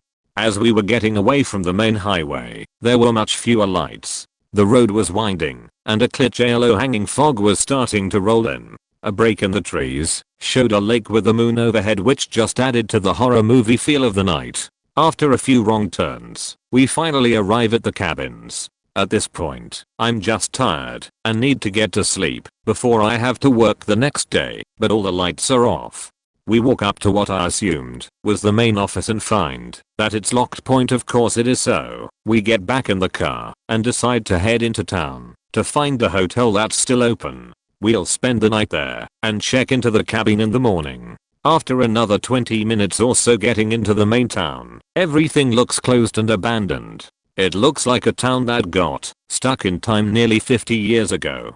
Driving through town, we stopped at every hotel, and they were either closed or full until we arrived at a motel with one old pickup truck in the parking lot with the office light on. We pull up to the office, and there's a guy wearing nothing but overalls just hanging out by the truck. We quickly made our way into the office where the guy for the motel is hanging out behind the counter. Me, hey, we'd like to see if you have any open rooms for tonight. Guy, oh yeah, we've got 2 left for tonight. We've got a king and a double queen. Me, I'd like to book the king for tonight. Guy, looks at keys, switches keys around. Actually we've only got the double queen. Me, sure, we'll take that one then. We finished checking in. Then, we headed down to the room. After spending 5 minutes trying to get through the broken room door, we got in and went to sleep. You can bet I slept with one eye open. The next morning we headed back to the cabins, where the office was still closed at around 11 AM. So, we spent about 20 minutes calling every number that's in every ML and confirmation page until someone finally answers. Cabin lady, this is insert name here. How can I help you? Me, we are here outside the office. When do you guys open up? Cabin lady, oh, the cabin is open. You can just go in. TLDR. Was hoping for cabin in the woods. Got a motel horror instead. As a teenager, my mom and I never had a stable place to live, so we mostly motel hopped. We were staying in this Motel 6, and I was 17, but she'd be gone 4 days at a time for work, so I'd be there by myself with my dog. One night while my mom was working, I had asked my grandma to take me to buy some groceries, so after she drops me off to my room with my backpack and the groceries around 8ish PM, and I go to my room and find that my key isn't working, so I had to go to the front desk, and she just said she'd send a repair guy. So yeah, I'm locked out of my room, not looking my greatest, and I've been waiting for 30 minutes. I get kind of worried about my dog, because he's been in the room by himself for a few hours. Finally a rugged guy with a bowl cut / mullet walks my way, and I lock eyes with him in excitement thinking he was a repair guy. Then he walks past me, and I knew I faked up. 10 minutes go by, he walks back to me and asks if I'm homeless. I guess because all the shit I was carrying. He keeps inching closer, and I just kind of freeze, but maintain a smile, and I try to be nice, because he seems unpredictable. I told him I wasn't homeless 3 times, which he didn't believe me. Then as he keeps inching closer, he tells me his room number and that if I need a bed to stay in we can work something out. At this point I was freezing up and blocking out whatever he said next. All of a sudden I hear ferocious barking coming from my room, and he inches back a bit but still lingers. Then this older guy in the room next to me opens the door, completely naked, dong out, asked if everything was okay, and mullet guy takes off and reminds me of his motel number. At that point I texted my dad to come get me and reused my key card, and it faking worked the whole time. I opened the door and my little corgi jumps up in my arms with his little butt shaking. I don't know how something so cute managed those deep demon barks, but I'm glad. I really love that little sheet. I've done a ton of solo travel over the years and have had some weird experiences. One of the creepiest, though, is the one I describe as my Bates Motel night point. When I was 25 and working on the coast of North Carolina, I bought my first brand new vehicle, a 1990 Nissan 4-wheel drive pickup truck. Around the same time, my parents were going to spend a week up in Maine with my favorite aunt and uncle, and said I could stay free if I could make it up there. Since I'd never been to New England and had some vacation time coming, I jumped at the chance point. Back in 1990, vehicle manufacturers recommended that automobiles be driven at variable speeds and under 55 miles per hour for the first 500 miles. The new truck, my pride and joy, only had 53 miles when I test drove it, so I decided to take a leisurely route up to Maine, avoiding the freeways.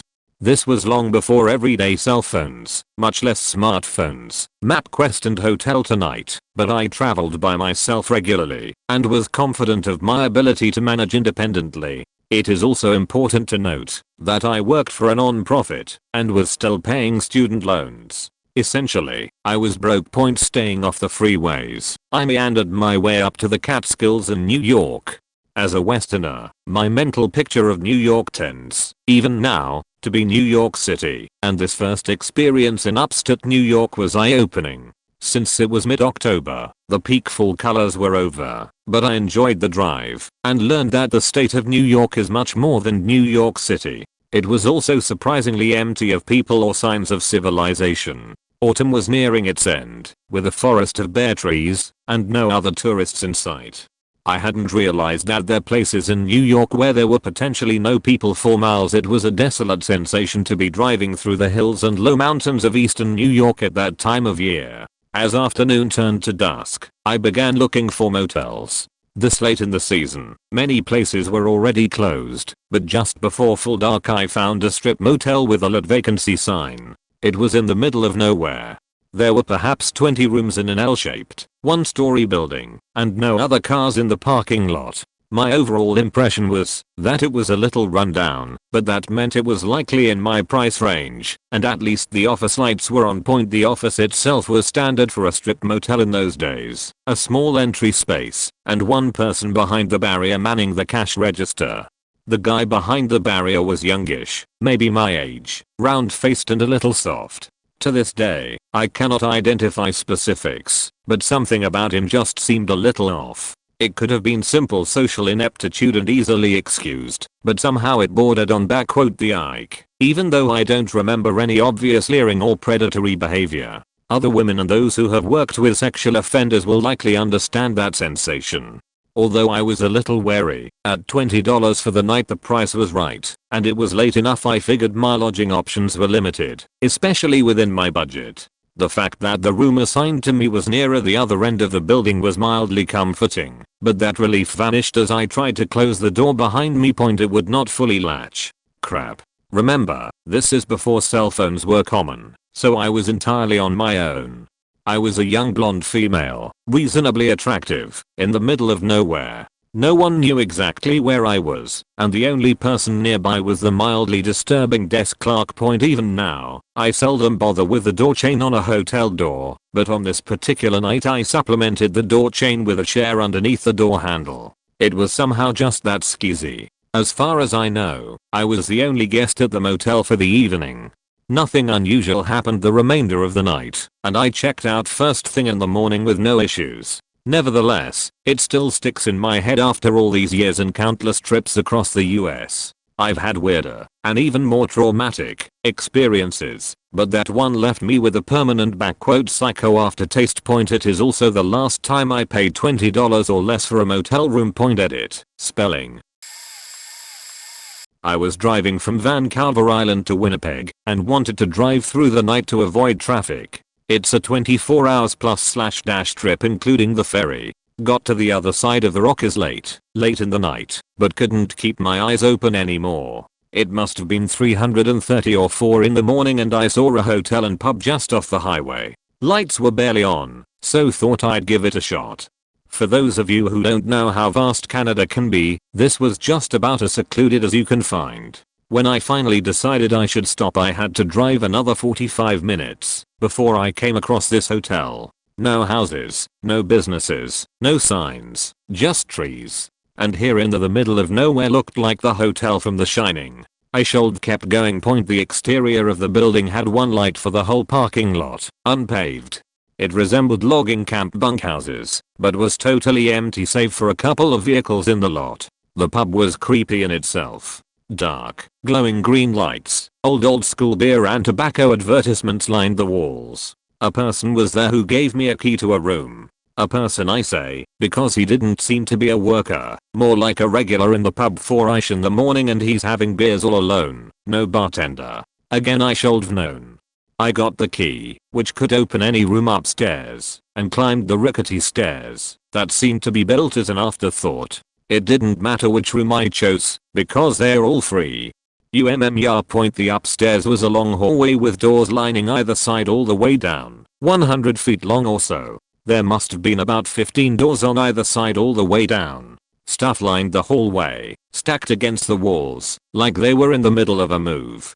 I didn't want to take any of the first rooms, because I was creeped out by the whole place in the first place and thought, if I chose a room further down at random I'd hear the footsteps. If someone was coming. I took to my room, don't even remember if the lights or plugs were working, and laid everything out for me to make a hasty departure if need be.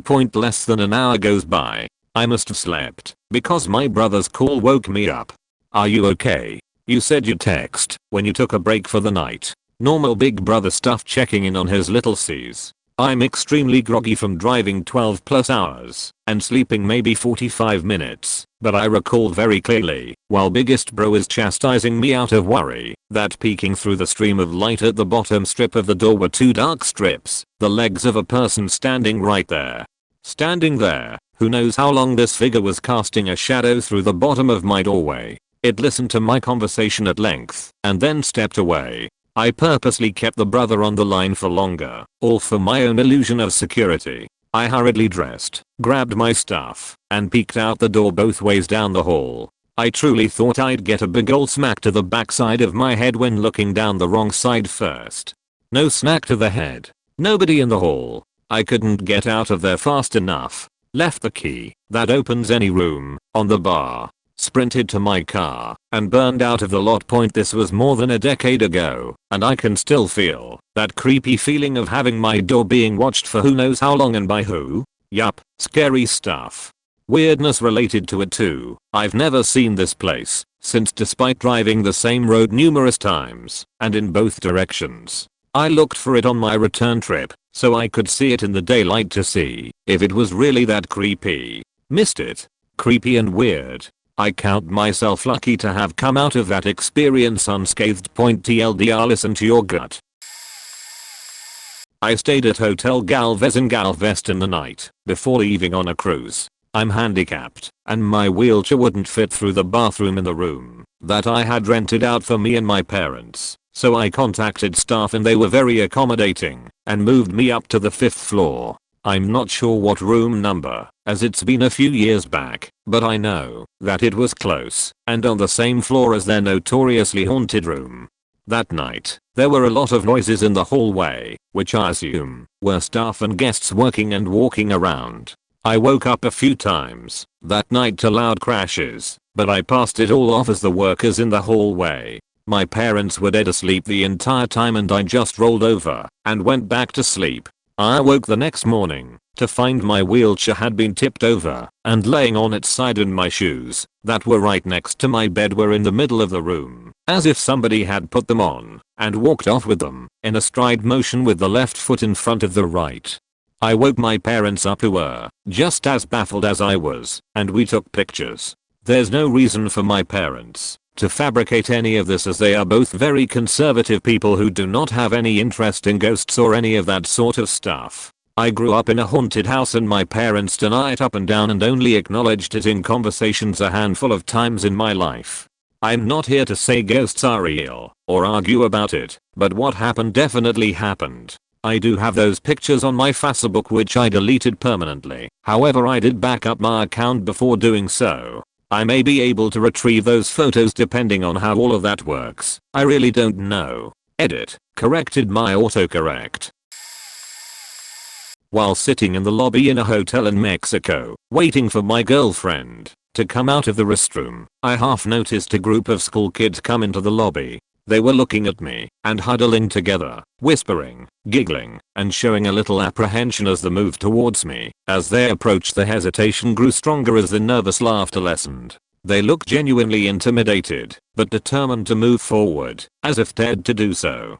As they came right up to me, I suddenly realized that the kids were not looking at me, but a door directly behind me. They walked around the sofa, giggled some more, than they slowly opened the door, peeked in, and quickly entered. They shut the door behind them. While it was a little odd, I quickly forgot about it and figured the door behind me led to some off-school class they were attending. A couple of moments later, and two teenage girls wandered in, paused at the entrance, then came closer. Midway into the lobby, they stopped and stared at me. They whispered in each other's ear while glancing my way. At first I thought they were talking about me, but as they approached I realized they were interested in the door as well. The door behind me where the 8-year-olds went. They peeked in and closed the door behind them. I heard muffled giggles coming from the room behind me. I sat there wondering what it was all about. Then 3 more school-aged boys came into the hotel lobby. They paused for a moment, staring my way. They boldly opened the door and went in, giggling as they did. The whole time the hotel staff knowingly ignored the whole thing. My curiosity got the best of me. I stood up and went to the door. I'll have to admit, there was a slight anxious hesitation as I opened the door just a crack. It was dark. There was no light in this room. As I opened the door wide enough to let some light in, I realized it was very small, like a walk-in closet. Several wide-eyed kids looked up at me as 2 teenage girls held each other for support. I walked in and shut the door. There was a strange green light illuminating the room from an odd hole up on one wall. The hole was not just a hole, but square and purposely constructed. From our advantage we couldn't see the bulb that created the light, just the effect of a dim green ray. Guess? I asked the kids, in unison with hands around their mouths, in order to emphasize the forbidden whisper. "La loca. The crazy woman. Qua loca." All the little fingers pointed up to the eerie green light. I showed my disbelief. They assured me there was a crazy lady in the hole either wall that they couldn't see. The teenage girls nodded in affirmation. I picked up one of the squirming kids, raised him above me so he could barely peer into the hole in the wall. He screamed. The other kids screamed. The girls shrieked. Everyone scrambled out the door into the well-lit lobby. The hotel staff laughed as the kids ran out into the unhaunted sidewalk. Last year on business I stayed in an old Victorian mansion converted to B&B. Beautiful, authentic, period correct.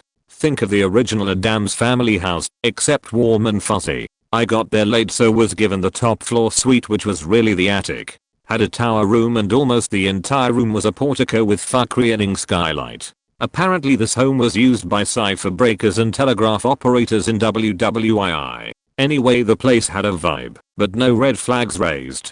I'm exhausted. Pull a chair up to the side of the bed as a laptop desk and start going over the next day's materials and end up passing out. Now let me state that this is a queen bed with crisp white linen sheets topped with a fluffy goose down duvet covered in the same linen as the bedding. I wake up around 5 AM. Laptop still on. I had passed out face down, angled to laptop. Directly to the right of where the chair was pulled up to the laptop, there is an indent on the duvet, as if someone had been sitting on the edge of the bed with their feet still on the ground.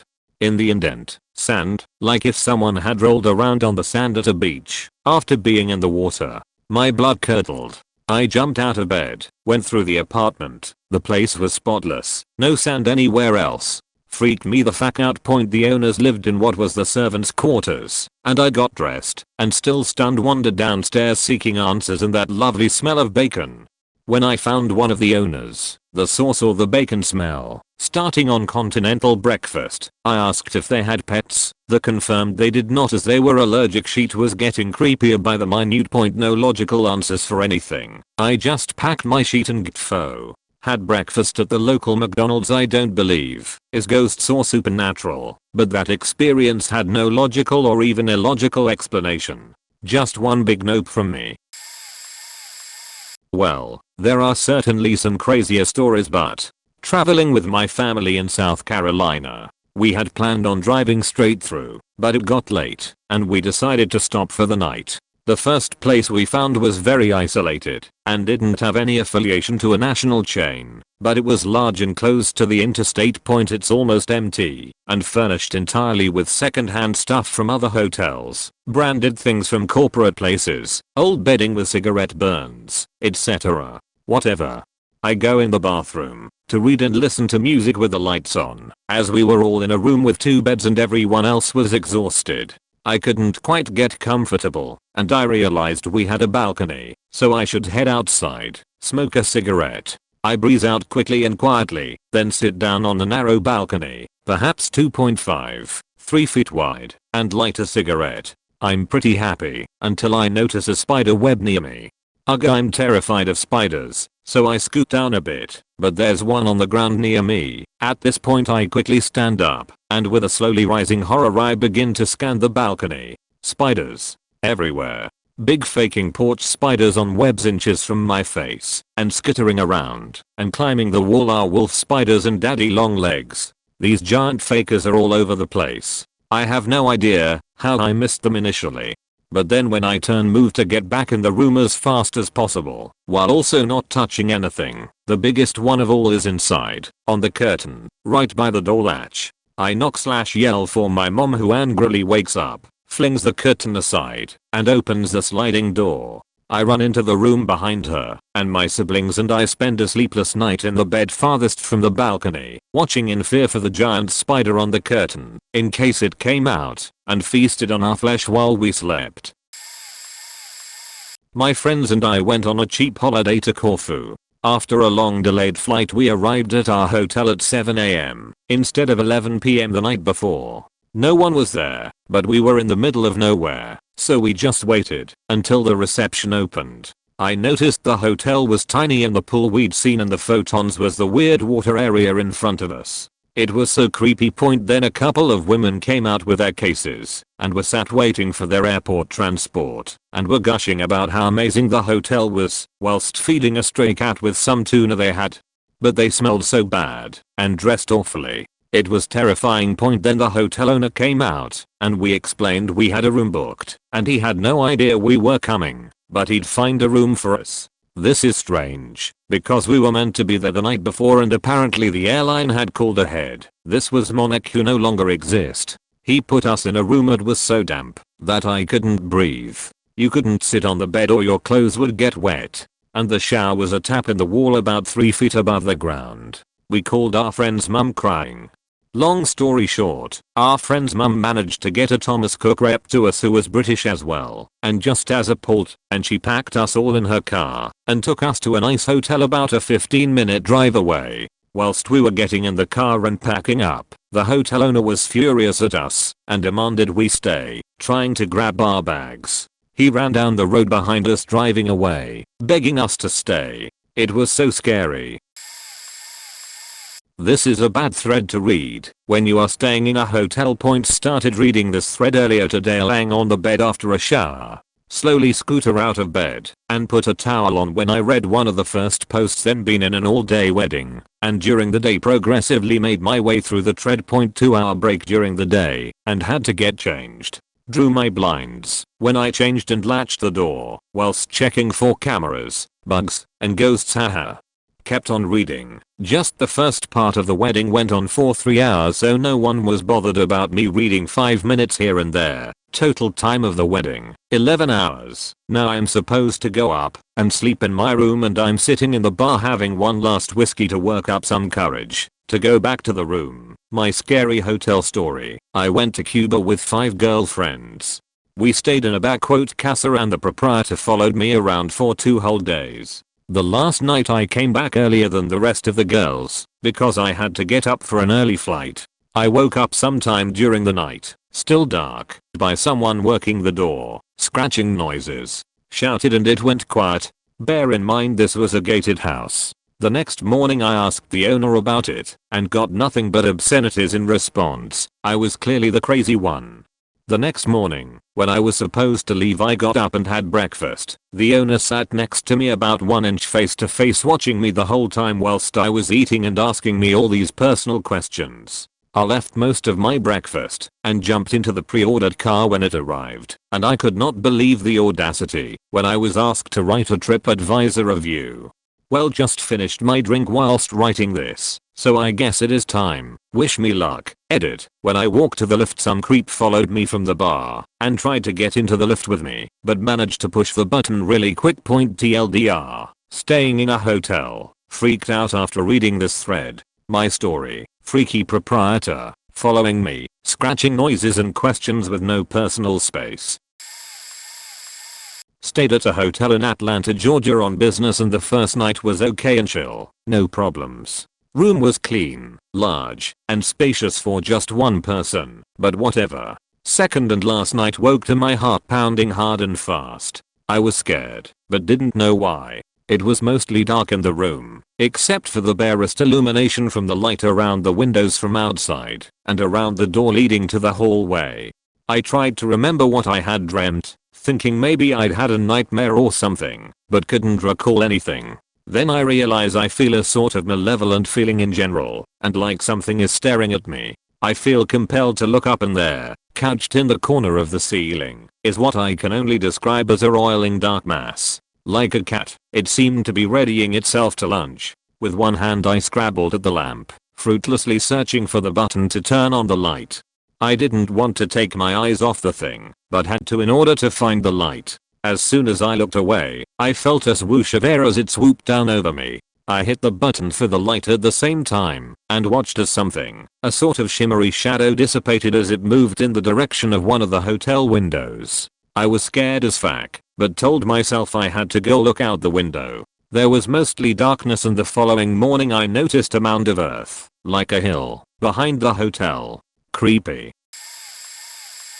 Not a hotel story, but this happened on a camping trip. In 2016, my boyfriend and I were traveling the US in our van. We camped out in Arkansas for one night at a state park / campsite. It was in November, so there weren't really any other guests around. We were having beers and gathering wood for a fire after a day of hiking and chasing around armadillos when a tall blonde dude comes over to say hi. Super casual, very friendly, and calmly says, "Hey, did you guys notice that growing wildfire over there?" And there, across the campsite, somewhat shaded by trees, was a burning fire engulfing the forest. You'd think the rangers would tell us about a controlled burn so close to campers. That clearly wasn't the case. I tried to call the rangers, but I had no reception whatsoever. So the blonde stranger hops on his motorcycle and drives to the ranger station for help. Rangers come, fire trucks come, and the three of us look on as they go to town. I talk to one of the rangers on the side, who tells us very starkly that this wasn't an accident. She says there's a young woman ranger who works there that has continuously been stalked by a group of 3 boys who keep coming to the park. The rangers have called the cops on them and banned them from the park, but they still return.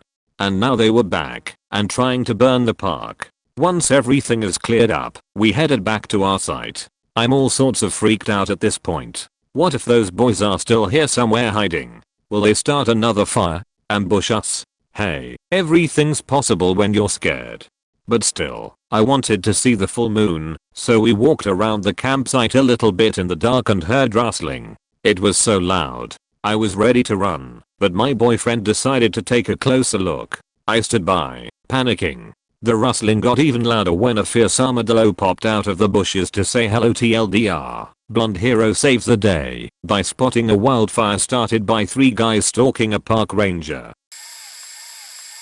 Was at a Jjimjilbang in South Korea. This is like a sauna / hot stone spa that is communal. You get given loose comfortable shirt and pants to wear. Obviously shower and spa areas are divided by gender. And you have this big communal rest area for both males and females to lie down, watch TV, buy snacks or hot ramen cups, or read comics. They are open 24/7, so it's a popular destination on weekends for after drinking to detox.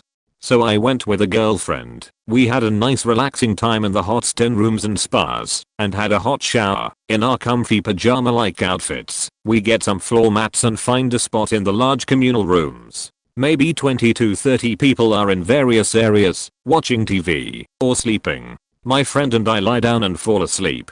I woke up a few hours later, to find the guy kissing my hand, and rubbing his face into it. I whipped my hand away, and stared at him in shock, and he whispers to me, "Hey, it's okay, like telling me it's perfectly fine." I just turned around, and woke up my friend, and moved somewhere else, but I was so furious about it, after I couldn't rest. I grabbed my phone, went over to the guy, who is still lying in the same spot, and pretending to sleep, I tapped him, so he'd open his eyes. I had my phone in front of his face, so I could take a photo, but he kept pretending to sleep, and sort of curled over with his arms surrounding his face. I still took a photo, and showed them to the management/reception. But I feel so angry and regret not screaming and making a big scene, and calling him out to be a perv, as soon as I realized. I have been a frequent traveler for the last 6 years. Here are some of my stories. My girlfriend and I stop in Columbus, Ohio night 1 of a road trip. We book a hotel using a last minute booking app and all seems fine. Front desk guy is a little creepy and flirty, but we are 2 young women and we are used to ignoring this kind of thing. The lot where we are instructed to park is around the corner, and as soon as we pull up we notice that there are at least half a dozen big trucks with men loitering around them. We grab our sheet and get into the room as quickly as possible. Room reeks of smoke despite requesting non-smoking. We can hear people talking right outside our room all throughout the night. The phone rings multiple times. Front desk guy calls up to tell us he needs us to bring down our ID so he can make copies. We oblige, against our better judgment, but it's a different person at the front desk. This person, an older woman, says no one else was on shift that night. Who did we talk to? Who gave us our room key? Needless to say, we didn't sleep that night. Got a hotel the night before a job interview in Alexandria, Virginia. I'm a broke recent grad that had spent time in the area before. No, the neighborhood isn't great, but can't afford much more, so it has to suffice. I'm in bed after a long drive and about to pass out when the front door clicks open and is abruptly stopped by the bar lock. Whoever is on the other side of it is not deterred and tries to open it anyway. My heart is in my throat and I can't move. They eventually let up and leave. I maneuver a chair in front of the door and get some sleep despite being freaked out. The next morning I find out that the bathroom lights don't turn on, so I shower and get ready in the dark. Someone tries the door again. I finished getting ready for my interview in the car. Didn't get the job, by the way. Stayed in a guest house in Kegal, Sri Lanka for about 6 weeks while working on site at an elephant orphanage. It wasn't much, but it was comfortable enough given the infrastructure of the country and my job at hand. The front door is shut by lodging a piece of plywood through the handles and locked with a bike lock. Aside from the bedrooms, the house doesn't have walls. Even the bathroom ceilings are exposed to the open air. I wake one night to male voices. There were only a few women staying there at the time, but chalk it up to locals on the street outside. Something tells me to get up, so I shake off the grogginess and get up. Open my door to find 3 young local boys had hopped the fence, which meant they climbed through the river that the house overlooked, standing in the common area right outside my bedroom. I screamed something fierce and they split. Never happened again though. Bucharest, Romania. We have a rough arrival and spent some time waiting for our host to let us into our place. Turns out that the host is actually a real estate agent from a large company, and he shows me and my 2 friends around various places. We don't care where we stay, we just want to sleep. He speaks to himself and seems to make decisions for us, ushering us to another property down the hall. He shows us around the winning apartment and instructs us to drop our bags and get comfortable. He points to cameras in the living area, which also doubles as a 3rd bedroom, and promises us that it's not in working condition. My male friend enjoyed sleeping in his underwear there. Same backpacking trip as our Romania stay. My 2 male friends and I arrive in Istanbul, Turkey. It's the 3 of us booked into a decent small hotel near Galata. The staff are super nice and welcoming. They give us beer and wine and knock on the door multiple times just to check in. We found out that they thought the three of us were in some kind of threesome relationship and they were apparently trying to get a glimpse of our sexually deviant lifestyles. Weird and gross. My husband and I travel for work and practically live out of hotels. Unfortunately, we know of 2 experiences that really stand out to us lol. I'll begin with a more PG story, but nevertheless still terrifying to experience first. And point, last September we were staying outside of Detroit on a work trip at a decent hotel. It was a regular chain that wasn't anything special, but it wasn't grungy either. Our entire stay was for almost 30 days, and towards the end of the trip we were working crazy hours trying to finish our project and go the F home. On an ordinary evening, we went to bed after a long shift and didn't lock the deadbolt on the door because we have been practically living here a couple weeks. It feels comfortable. Lo and behold, around 1 AM the door opens with the distinctive keycard just unlock the door noise, and surprise motherfucker, some dude swings the door halfway open.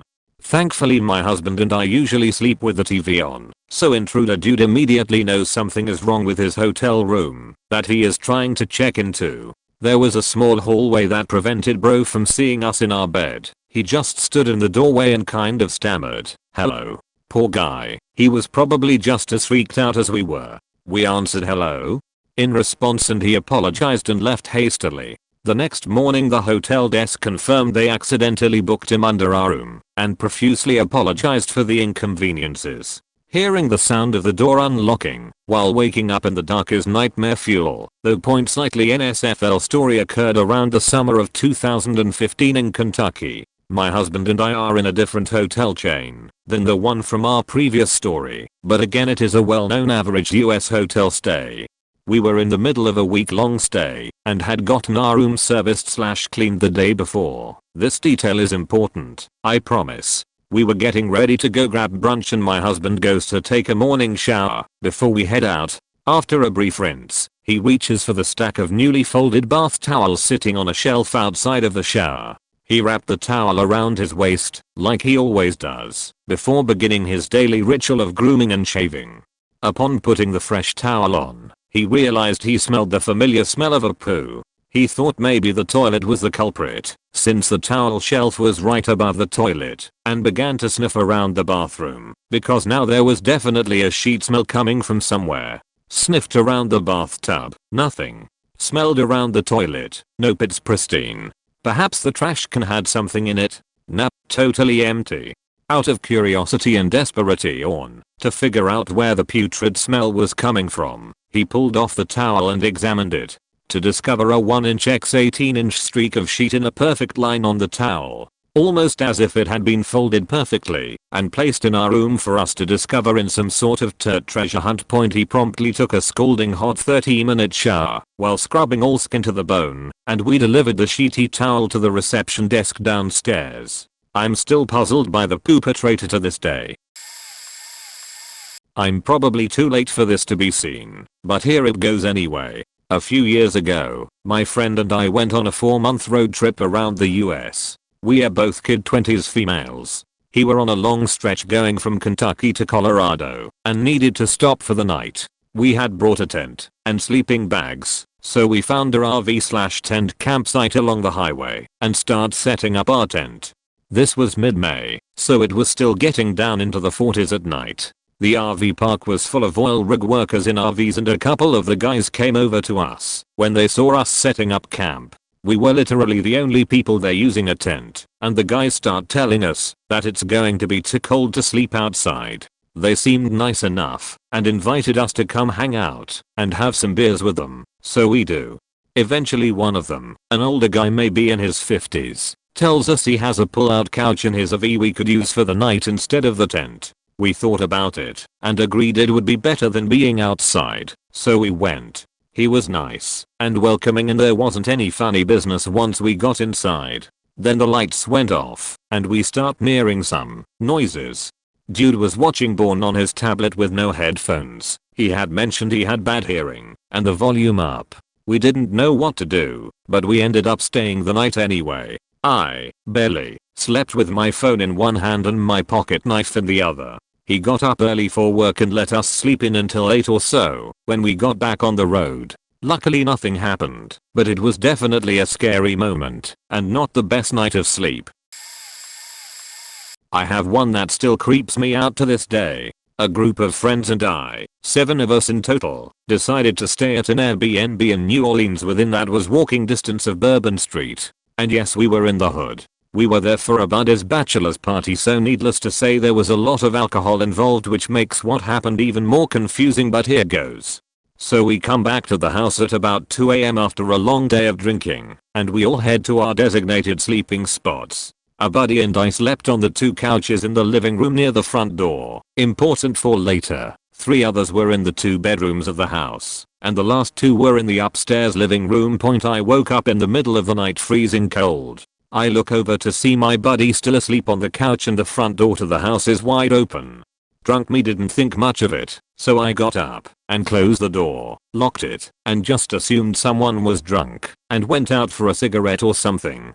Morning rolls around and everyone is frantic. When I ask what's wrong, they told me the door was wide open this morning and that the pants of one of the guys who was sleeping in the upstairs living room were found on the front porch and his wallet was missing.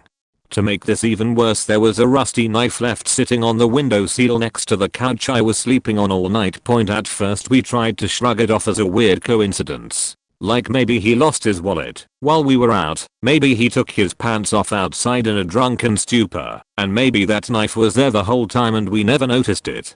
But when he called his bank to cancel his credit card, they let him know there had already been a $40 transaction pending on his account at a store we did not visit.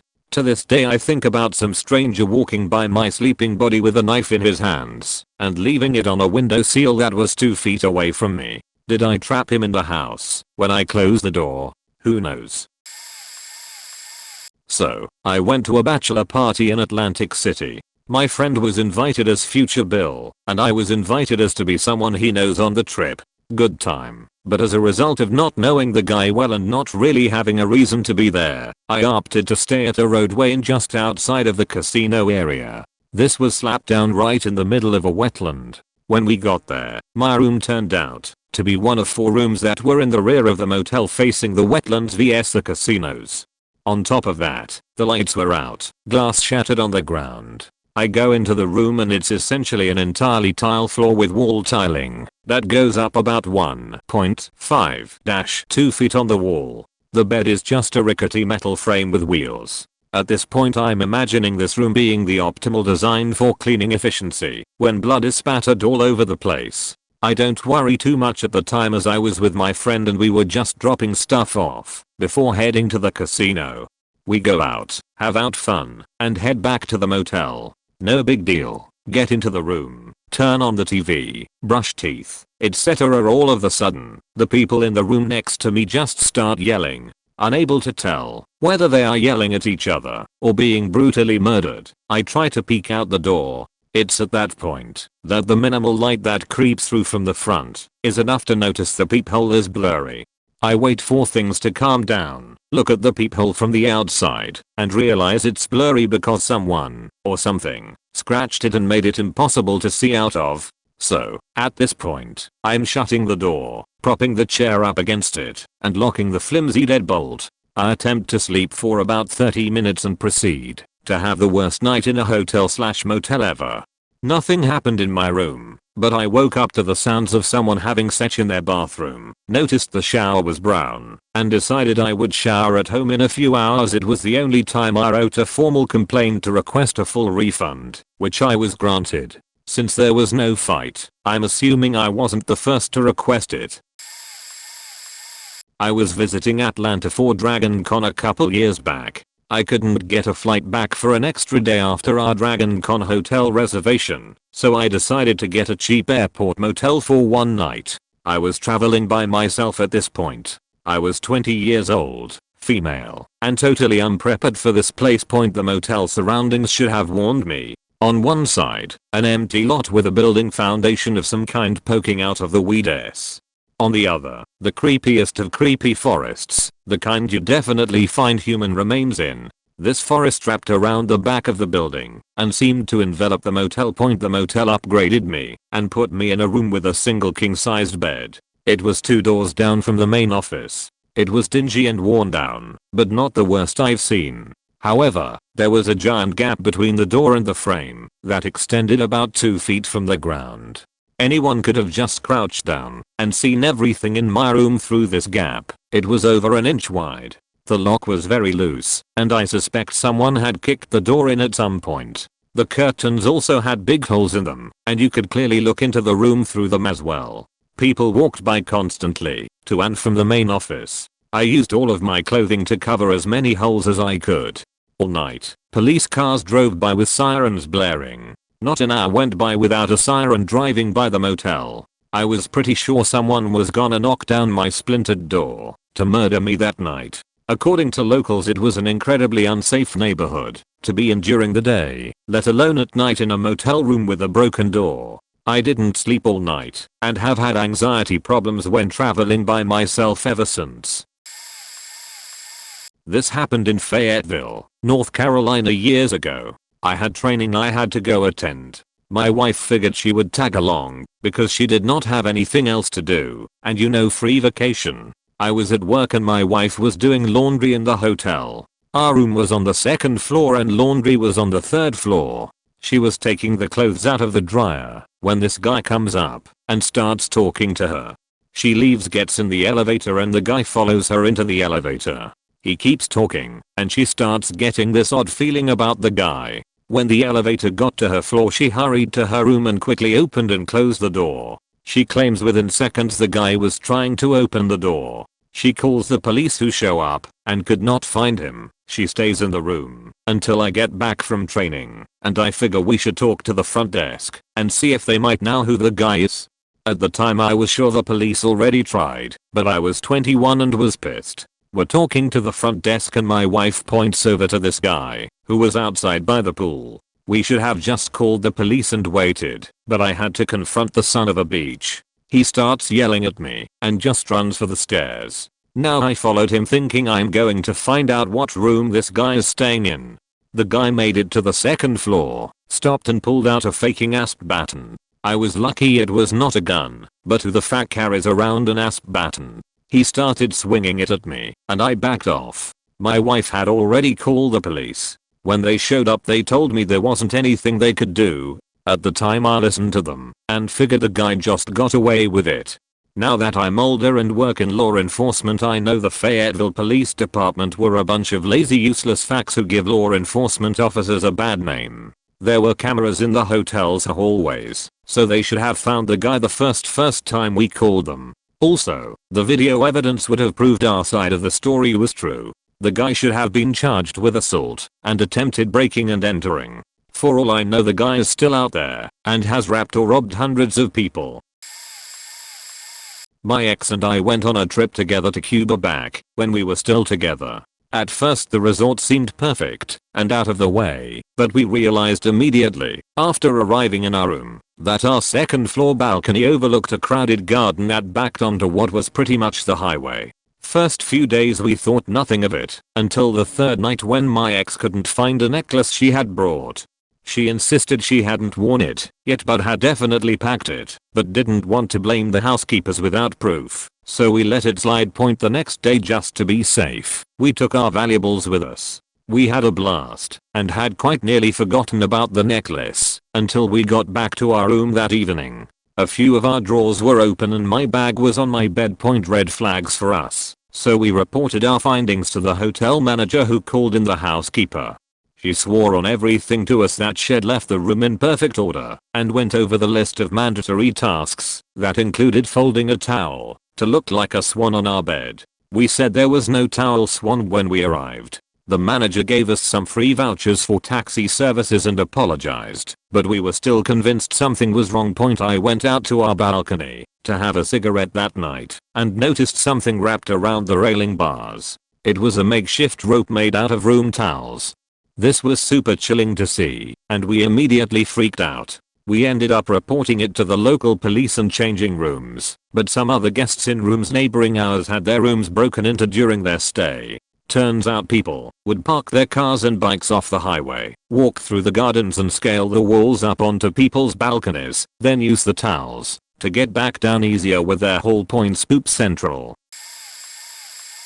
So me and 3 friends decided to go explore an abandoned hotel at night. One of my friends had been there before and said all the furniture and TVs and sheet were still in there. So he was like, let's go smash TVs with crowbars cause the place is deserted and scheduled for demolition. So we get some cheap Azwama champagne, a crowbar, and a case of beer and drive over. So we hop the exterior construction fence and we walk up to the building, and my friend picks up a ladder off the ground and leans it against the building so we can climb in through the 2nd story balcony. So we get in there, and as we get in my friend starts making all these comments about how things were different than the last time he was there. Like, oh, that window wasn't broken, or that thing has moved, and we were like, okay, whatever. Then he notices the door is splintered around the knob like somebody kicked it in. We shake it off and ignore it and start setting up to explore. It's pitch black cause it's like 10 PM and there's no electricity. So we open the door and look down the hall with our flashlights, and it's scary as shit. There's debris everywhere and it's plain creepy. And that's when we hear a bucket or something drop somewhere down the hallway. We immediately retreat back into the room and shut the door. We're all freaking out at this point, so we hide the booze behind the couch. One friend gets in the bathroom by the door with the crowbar and the other one stands directly by the door. Me and my best friend are farther back in the room. So after like a minute we hear footsteps in the hallway and we start to see a light under the door. It moves past, and then I swear to God, like out of movie, my friend takes one step back from the door and loudly crunches a piece of glass. That's when the light starts coming back to the door, so at this point I'm starting to back away toward the balcony, and I'm thinking, okay, it's either a homeless dude or cops, and if it's a cop, I'm jumping off this balcony. So the light gets right to the door and my friend peeks through the crack and looks back holding up his hand in the shape of a gun.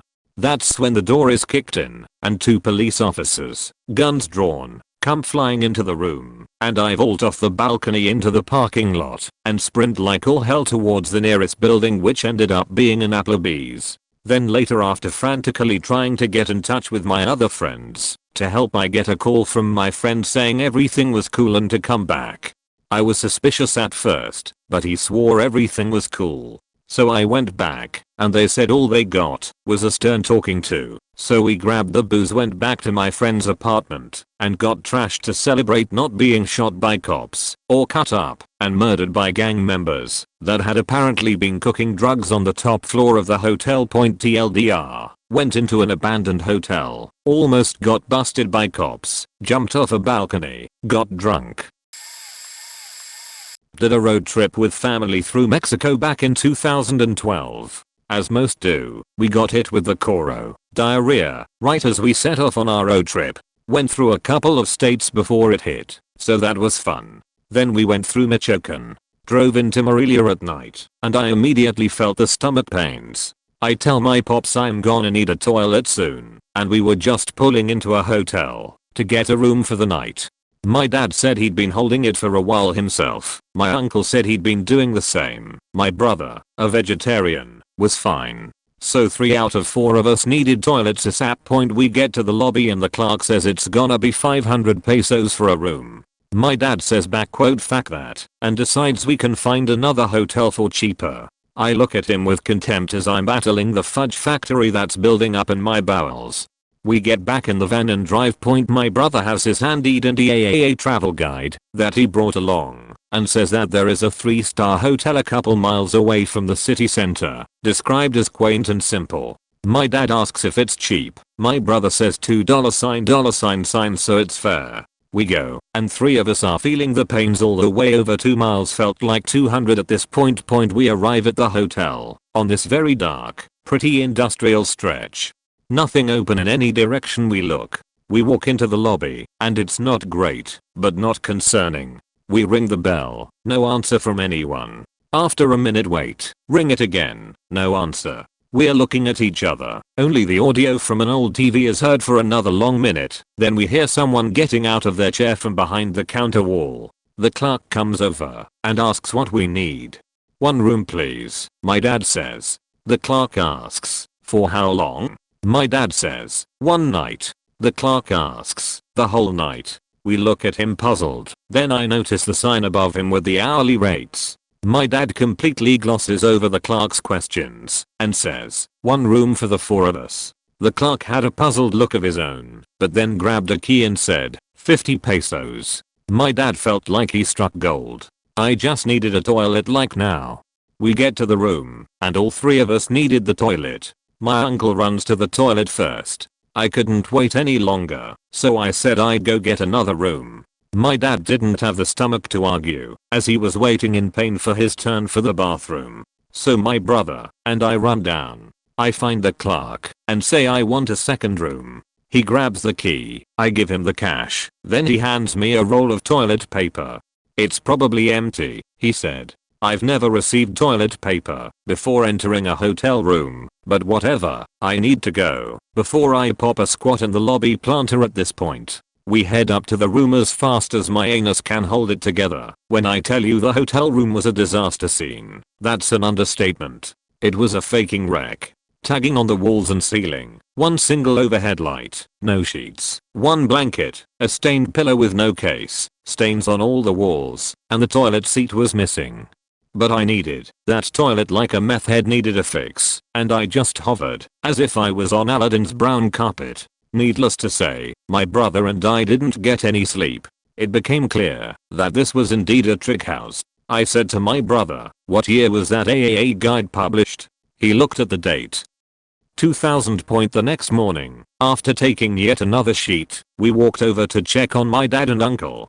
They were awake, but they looked like they too were up all night sheeting. As we gathered our things, I happened to look outside to see our van parked below, with a taco cart set up right next to it, and a huge line of morning commuters grabbing their breakfast before work, all while leaning on our van as they ate their food, and leaving trash behind.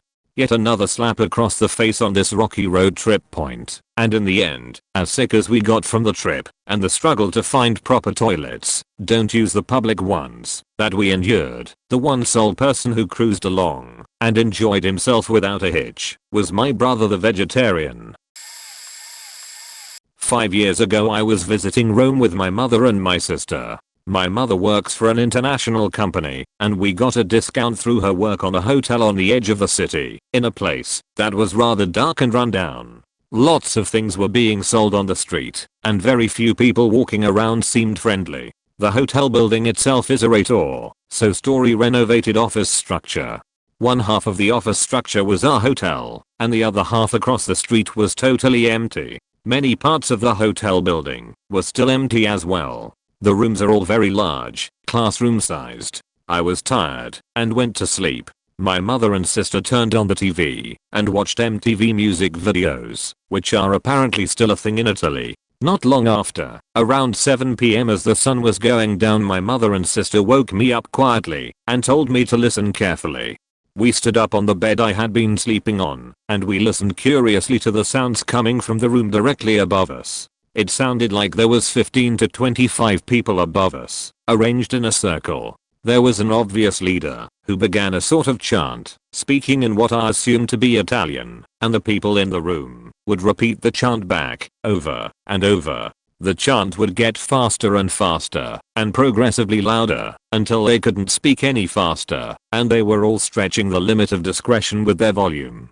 At the peak of their commotion, they would suddenly stop at once, perhaps at the signal of the leader. Then, a large triangle could be heard, being struck 3 times, after which a large thud could be heard on the floor directly above us, like the sound of a bowling ball as it hits the wooden lane. The ritual repeated itself 3 times over the course of 30 or so minutes, every time the chanting, triangle, and thud. Afterwards, casual banter could be heard, and curiosity got the better of me. I turned on the video on my couch, and I walked to the next floor. Exiting the room above us was a stream of middle-class people of all backgrounds, the mix you would find in church. They were all in casual clothes, like they were out for lunch. I went back to my room very confused. I have a creepy hotel story that actually happened about 3 weeks ago. I was on vacation in Santa Cruz with my boyfriend and his family. First odd thing I notice is that the side entrance doors to the hotel that usually require keycard access don't work/don't close all the way. But I brush it off and forget about it. Fast forward to that evening, all of us are chilling in the indoor pool, having a nice time, and all of a sudden fire alarm goes off. Immediately we all get out, but as soon as we reach the door, it stops. My boyfriend's brother-in-law decides to check it out at front desk, who say it's nothing. Again we go back to playing in the pool, and again the alarm goes off. Ends 5 seconds later. By now we are kind of annoyed / on alert, but go back to relaxing once hotel staff say it's nothing to worry about. Maybe 10 minutes later I happen to glance up at the window that looks out into the front of the hotel / parking lot, and see some dude in baggy clothes and a backpack run up to the window zombie style, fling that broken outside door open, with no key card. As soon as he gets in, he immediately starts banging on the windows in the hallway that look into the pool screaming, "Get out, come with me, I need your help. My sister is being murdered on the 2nd floor. Help me." And he, again without a key card, opens the door leading to the pool. Luckily my boyfriend bro-in-law had been in the gym just next door and stopped the guy from entering the pool. He asks what's going on, the guy screams back the same thing, then takes off running and up the stairs. We're all standing in the hallway dripping wet wondering what the hell is going on when we hear this dude running back and forth on the 2nd floor at lightning speed, screaming stuff we don't understand, so we nope out. We only had one set of car keys with us, so the men stay out and tell all of us ladies and kids to get in the car. As we're going out to the car, we are parked on the side of the hotel. I hear a tap from above and this crazed dude is smacking the glass of the 2nd story window, and as soon as I look up, he does that gesture across his throat, like he's gonna kill me / us. My boyfriend's sister is trying to back out of the spot we're in, and as she's doing so the next thing we know this guy is running at us, meat cleaver and BBQ fork in hand, screaming, "Don't let them leave, they have my sister, they're killing her." Luckily the cops had literally just gotten there, and my boyfriend Caesar was able to drive past them, and they rushed to detain the dude. So yeah, there's my story of how a nice family vacation got cut short cause we got chases through the hotel by some metal / drugged out psycho. I used to travel for work and got into Indianapolis late one night. There was a few concerts and festivals in town, so all of my usual hotels were booked up. I ended up in a Motel 6 in a really bad part of town. The check-in was behind glass, like you would see at a shitty gas station. An awful thunderstorm rolls into town right as I pull up next to my room, so I cover my tools with a blanket and rush inside, almost tripping over a rat trap on my way through the door. Inside I find the dirtiest clean hotel room I've ever stayed in. I can hear a large group of people in a nearby room drinking loudly. The floorboards have holes in the trim, and so I grabbed the crusty towels from the bathroom and started plugging all of holes so that I wouldn't wake up with a roach or rat in my bed, although the sheets were clearly already dirty with some staining and stray hairs in the sheets from the previous tenants of this little sheethole. I finish making all the tiny barricades, and there's still a lot of commotion outside, and now there's a RIND-PD car in the lot not far from my door. This made me feel somewhat safer until he left after about an hour sitting there. Why was he here? It's about this time that the power goes out. So now I'm looking out through a crack in the blinds into pitch blackness, but can hear that the loud people have now moved outside and are walking around the outside hallways. The power continued to flicker throughout the night and the loud AC unit would click on every time that it did. I was starting to get concerned about water flooding in from under the door because I'm on the ground level, but it never quite reached. I was also boiling hot without the AC, and at this point had decided to sleep on top of the sheets since the sheets in the room were so disgusting. I got the worst sleep of my life. On my back, arms crossed and snapping awake with an adrenaline surge every time I heard something scurry through the walls or when the power would surge. At one point I heard the drunk wanderers trying to open doors that they thought were their rooms but weren't, but I was grateful they passed over mine. I left at sunrise and decided I would never stay at a Motel 6 again. A few years back, my best friends and I took a road trip to visit some old friends from high school who lived in Tennessee. We live in NC. Towards the tail end of our trip we stopped at a visitor center / rest stop off the highway because we were all about to piss our pants. On a scale of 1 sketchy as hell, this place was off the charts, but we are a bunch of guys, so we didn't really care. The bathroom stall I was in was riddled with random Sharpie rants, drawings of dicks, yeah I know, the usual. One of the messages read XXXXXXXXXXX best blue job in Tennessee. Being Mr. Funny guy. I took down the number. Later that night, when we arrived at our destination and met up with our friends, we went to a local restaurant to have a few drinks and get some dinner. One of my friends got up to go to the bathroom, and when he was gone I mentioned to my other friends the number I'd found, and then grabbed his phone and texted it with something like "Hey there" or something to that effect. Right when I sent the text I heard a phone go off nearby, like it had received a text, and all of us sat upright with our eyes wide. We gazed around to find where it came from, and an older guy, probably later 40s early 50s, about 300 pounds, seemed to be responding to someone on his phone. We ended up leaving before we got a response, so we don't really know if it was the guy or not, but still a hell of a weird coincidence. And in the car I had mentioned to my friend whose phone it was what happened. We were all weirded out. The number responded within a few minutes after we left with a "who's this?" and we ended up just dropping it before we wound up in a shitty Joyride sequel, lol. A few years back my wife got us a bed and breakfast in Hollywood for our honeymoon. It was about a 3-hour drive, and we had a bunch of stuff planned, but everything went wrong through circumstances that were not our fault, and we had a long day. We get to the B&B, which was a fancy 2-story house near downtown, and check-in point, the woman who lived there was just kind of odd. We couldn't really put our finger on it. It was like there was a 3-second tape delay in her brain or something, and her fake smile was a bit too big. She seemed nice though. The place was a bit unusual as well. Old. Something about the angles. Just strong feeling. Also, there was a 3-legged dog laying in the middle of the room. Something's just creepy about animals with more or less limbs than they should have. Anyway, we told the lady we were going to just go up to our room and take a nap, so she took us upstairs. It was one of those second floors that's just a staircase and a tiny hall with a bedroom on either end. My wife and I started unpacking a bit. I went into the bathroom and all of the products and magazines and stuff, and they were in German, which was weird since the woman downstairs didn't have an accent or anything.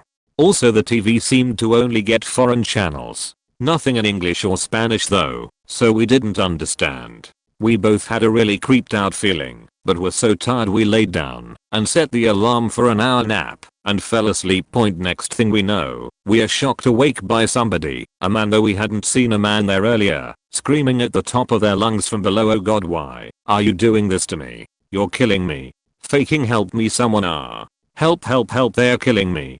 Then sobbing for like a whole minute, and then total silence. We just sat there staring into each other's eyes motionless. More time had gone by than we wanted. My wife's phone had died while we were asleep, so the alarm didn't go off right. It was dark outside, and we couldn't call 911 with the cell phone dead, and no landline in the room.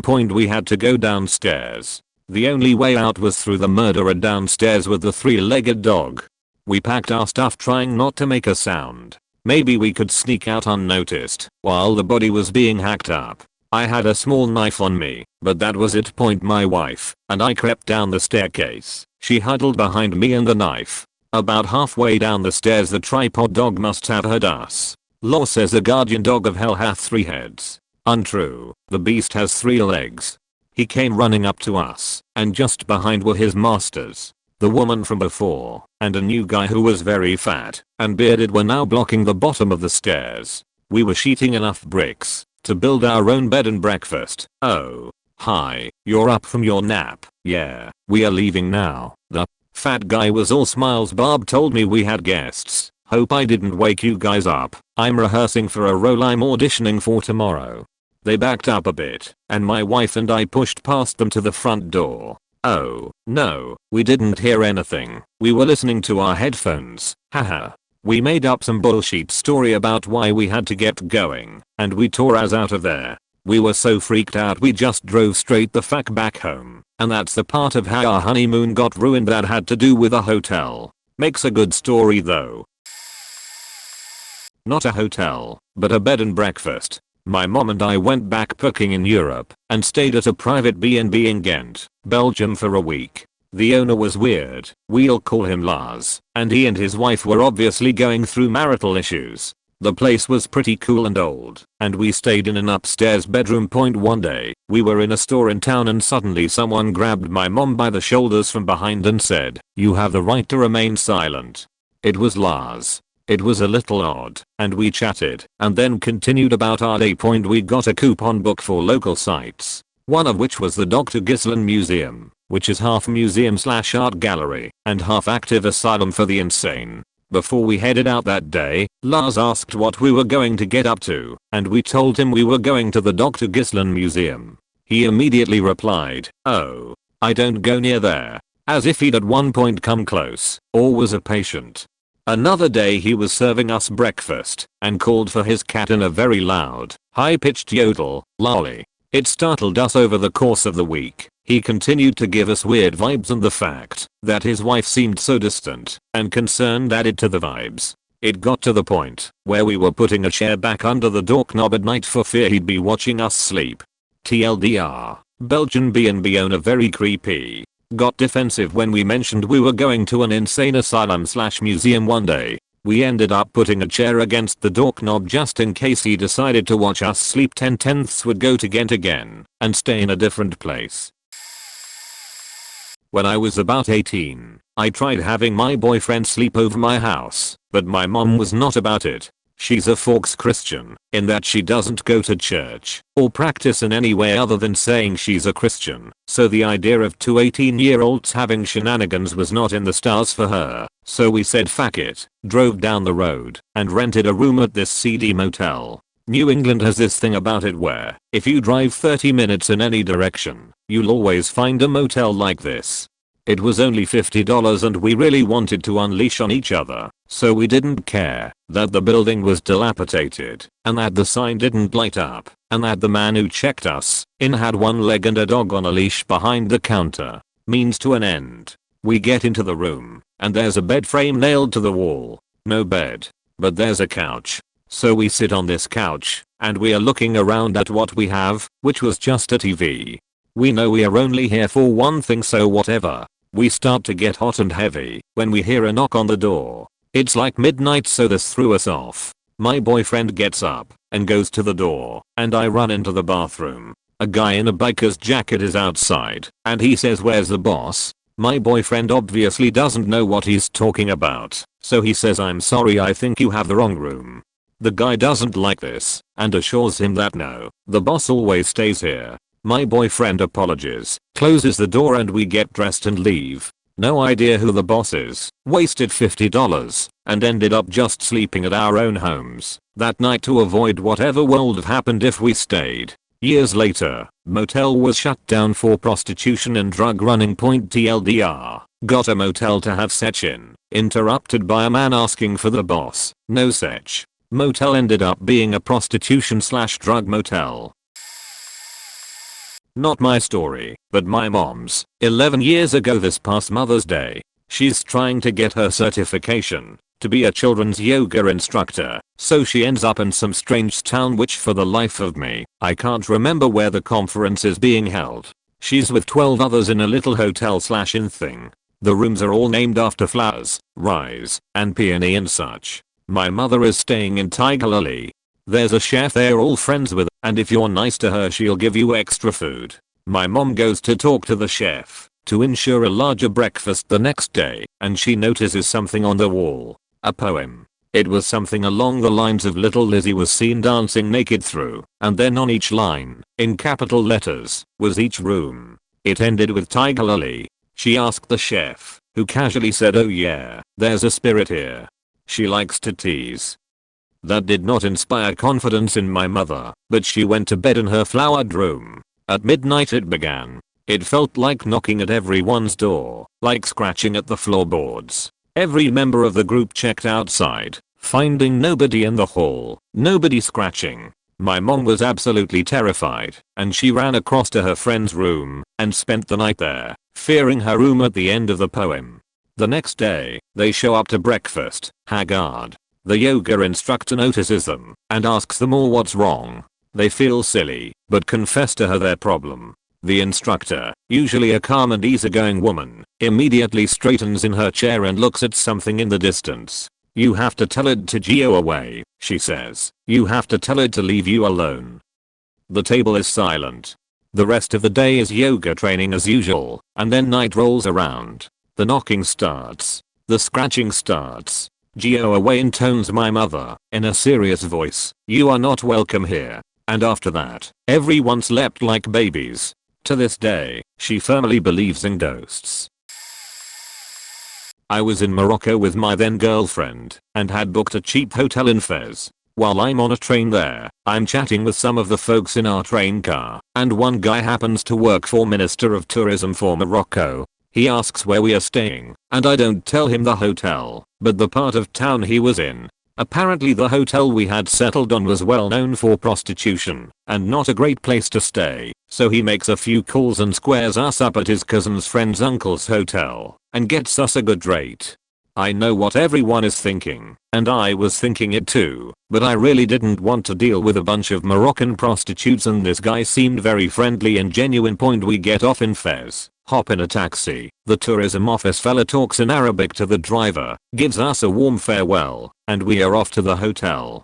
We get there and it's gorgeous. Enormous ceilings, beautiful mosaic tiles on every wall and the floors, ornate decorations adorning every corner of the hotel. The price he had worked out for us was something like $60 to $70 a night. And this place looked more like a 4 or 5 star hotel that would cost $100 to $150 a night. But because it's a new hotel, there were no reviews for it on TripAdvisor, nor were there any pictures, so we were very surprised. I'm even more on edge now. Now here's where things get weird. There were 0 other guests there, and as we talk to the concierge and sort out the rooms, I'm hit by a strong smell of bleach. And notice that some of the floors are slightly damp from being recently mopped. I'm now panicked as I imagine all the blood that surely splattered the floor just moment before we had arrived. The piercing screams that must have rang through the hotel lobby as another pair of unsuspecting American tourists were brutally murdered just hours ago in the same place. They bring out some mint tea for us to drink while we hang out in the lobby and they prepare our room. I lean over to my girlfriend and tell her not to drink it, just in case. I tasted mine, and it had an odd taste to it. I'm in full panic mode. Am I lightheaded because of the tea or just imagining it? I'm strongly considering just walking straight out of the place, but our room was then ready. I'm certain I'm going to die here in the most horrific way. My girlfriend is trying to calm me down and ensure me that it's all legit, and I'm being paranoid. I settle down. We eat dinner, the only 2 people in a huge dining room like some sheet out of The Shining. One of the best dinners I had in Morocco, so at least, if they do kill me, I'll have had a good last dinner. And I had some Moroccan wine, the first alcohol I had had in country in the week or so we had been there. Moroccan wine is kind of shit by the way. We get back to our room. We are tipsy, full, had just made love and completely exhausted. So I fall asleep fully expecting to be murdered a la Hostel movie, but at that point I just was too content to really care. At any rate, all that panicking was for nothing. It was all legit. The guy really did work for TH Tourism Office. The hotel really was new and desperate for business, hence the inexpensive rates. They kept the place immaculately clean. And it was an absolutely amazing experience minus the looming fear of being excruciating tortured in a foreign country. But the entire situation had me on my tippiest of toes, and I was discreetly in full fight or flight mode for the majority of my first hours there. If you ever want to travel to Morocco, I can't recommend it enough. The people are great, the food is amazing, and the sights are extraordinary. Okay, so I'm staying in a sketchy Motel RN in St. Petersburg on 19 due to the fact my so is working down the street. Nothing really paranormal here.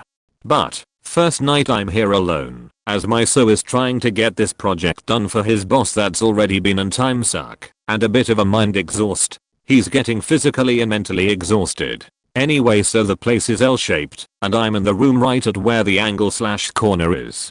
My door was locked, and Ed bolted 3 AM knocking on doors near or on mine, maybe several, I dunno. I honestly was just too tired to look through the peephole, which they thankfully have. I just wait till it stops and go back to sleep. Then a few days later the cleaners are knocking in the morning, and I wasn't really sure if it was even my door because I was out like a light. They open the door and walk in and quickly realize their mistake, apologize and skedaddle. Next I walk to the Speedy across the road for coffee. Notice this sheety red sedan was pulling out of speedy, but they stop and are seemingly looking at me. Now it's in the morning and I've not had my coffee yet, so I haven't got my dentures in, because fuck that noise. I'm dressed like a boy/man, t-shirt, army PT shorts like the standard issue. Look like splattered sheet literally, but I go in keeping on my guard to make sure Freakazoid doesn't follow me in. Worse, he remained in his car sitting where he stopped when I was going into the store. He sat there, not in a parking space, but actually by the car wash thingy on the side, sort of blocking the exit to the car wash. It's one of those little mechanized ones where you just drive through. Anyway, I come out and walk across the street to the motel, which has another side street next to it. He faking followed me, slowly driving by the street by the fence opening at the motel's parking lot. He stops. Like literally I've gotta walk past this faking creeper to get back to the motel room. FFS. I'm like, yeah, no, I go towards the office instead of the room because, nope. He sees me going to the manager's office. He takes off like a bat out to Hell Point next, and this was 2 nights ago. I thought my door was locked. It's damn near midnight. Like I explained, my room is right at the junction of the L shape. It's the only room with a recessed entry. In other words, there's a kind of outside hallway, or like more an archway by my door because it's recessed. Okay, so you can picture it. Also, the supply closet is between the room that ends on the long arm of the L. It's got brooms, dustpan, washer, dryer, mop bucket, etc. It's like at one side of the corner, I'm at the other. Anyways, I hear the door open. I thought it was but nope, it's some drunken retard who looks at me for a little too long, if you ask me, and says, "Oh sorry, wrong room." And he walks out. I promptly and properly lock the door. I was like, TF. Was he really lost, or did he have other intentions? Did he think I would be asleep? Had he been watching me? Knew I was alone at the time. There was a prostitute staying next to me in the last room before the supply closet on the long arm of the L. She was gone by that point. Pretty sure it was her Johns looking for her that first night. You may think it's terrible staying where prostitutes are staying, but usually it's not. Usually they're respectful, stay to themselves, and don't cause any issues. I actually lived at a motel that a prostitute was staying. Again, it was for my so's job and I actually worked at the motel cleaning rooms, etc. helping out the owner. Also had my kid with me and she had no idea prostitutes stayed there because they never bought their Johns there. I only knew of the one cause she was telling me in conversation. Like she was telling me that's what she does. She was just a normal chic. I wouldn't do it, but I don't judge. I think that's why people just talk to me. Anyway, my stories aren't that terrible. But yeah, if that guy in the red sheet car had come at me, I wasn't above taking off the lid to my coffee and scorching his face with it. Can buy another cup, lol. I used to travel about 4 months a year for work, so I've spent a lot of time in a lot of hotels, but the strangest was in my early days with this job a few years ago. I was staying in a lovely little shithole town in Missouri, and when I got to my hotel, no one was at the front desk. I waited 10 minutes, and no one showed up. There was a sign at the front desk saying to call XXXX number if no one was there. I did and the front desk phone rang. Okay. About 15 minutes later, a woman came up front and apologized, saying she was the only one working that night. Okay, whatever. Then she got me checked in. It was very empty there. I got to my room, started hanging my clothes up, and was on the phone with my husband when I heard someone trying to get into my room. Luckily, I'm paranoid, so I always use every lock on the door. It sounded like the person was using a key though. I peeked out the peephole, and it was the woman from the front desk trying to get in my room. The room she'd just checked me into minutes before. I opened the door to see what she was up to, and it seemed I threw her off a bit. She said someone next to my room had complained about cigarette smoke and asked me if I'd been smoking. I'm not a smoker and let her know it wasn't me. I didn't smell anything.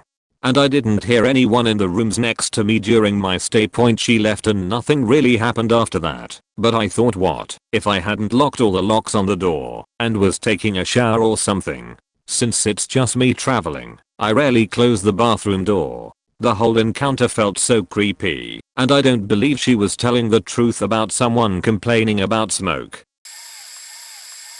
TLDR went with a friend to Germany. He was almost raped by an older Brazilian man named Bruno. I traveled with a friend to Germany. We are both guys by the way. We stayed at a hostel with people we didn't know, which was actually great most of the time, except for one guy. On our last night a 40-year-old Brazilian lawyer named Bruno joined our room, and we really hit it off with him. He was a die-hard communist like my friend, so they loved hanging up on me, the resident capitalist. We didn't have anything to do, so he suggested we come out with him and we did. 2 trains and a bus later we arrived at this pretty cool rock bar. We got pretty faking drunk, and I went to the bathroom. When I come back I see Bruno licking my friend's, let's call him Roger, neck passionately, and I'm like, wow guys, I've been gone for 2 minutes, and then I see Roger's face. He was not into it, and was trying to push him away unsuccessfully, with some terror in his eyes. Being a drunk asshole I laughed my ass off watching, until he managed to push him away, and then Bruno started talking. Have you ever been with a man? No? Well, you know, I always thought I wouldn't enjoy being with a man, but when I was 26 I had sex with a man, and it was better than I could ever imagine. You should try it. Roger tried to tell him he wasn't interested, which only made Bruno lick his neck again. When Bruno left for the bathroom we discussed leaving, but we had no idea how to get back, so we were stuck with him for the rest of the night. After about 2 hours, 10 shots of tequila and lots of neck licking we said we wanted to leave and he agreed, but instead of taking us back to the hotel we went to an absinthe bar. There we spent 3 hours talking to an Irish couple who really tried to get Roger to come out of the closet. He is a hetero, but very twink looking man. And then we went back to the hotel. You would think this is where the story ends, but you would be wrong. Around 9 AM, we only got back to the hostel around 5:30. Roger wakes me up panicked as fuck. Dude, we have to leave. Now what happened, man? I ask, really hoping to get a few more hours of sleep. It's Bruno, man. I have to leave. Is this about yesterday? We were all drunk, and we never have to see him again. Let's go back to sleep. And then he told me what happened. This is the exact conversation that happened, according to Roger. 20 minutes before that he woke him up, shirtless. Don't you need to get up for your flight? Nah, it's cool, man, we have time. Oh okay. Wanna cuddle? No man, I don't want to cuddle, go back to sleep. Come on man, just cuddling, I won't try anything. No Bruno, go back to sleep. Alright, can I just watch you? Fuck no man, get away from me. He then went back to his bed and furiously jerked off for 15 minutes, and Roger could see it because their beds were directly across from each other. When he got up for a post jerk off cigarettes, when he woke me up, and we got the hell out of there. We spent the next 4 days in Amsterdam trying to forget it ever happened. Well, he did. I kept laughing my ass off. Yeah, I'm an asshole, even when I don't drink. Been a casual observer of Reddit for a while, but I finally have an Ask Reddit I can reply to.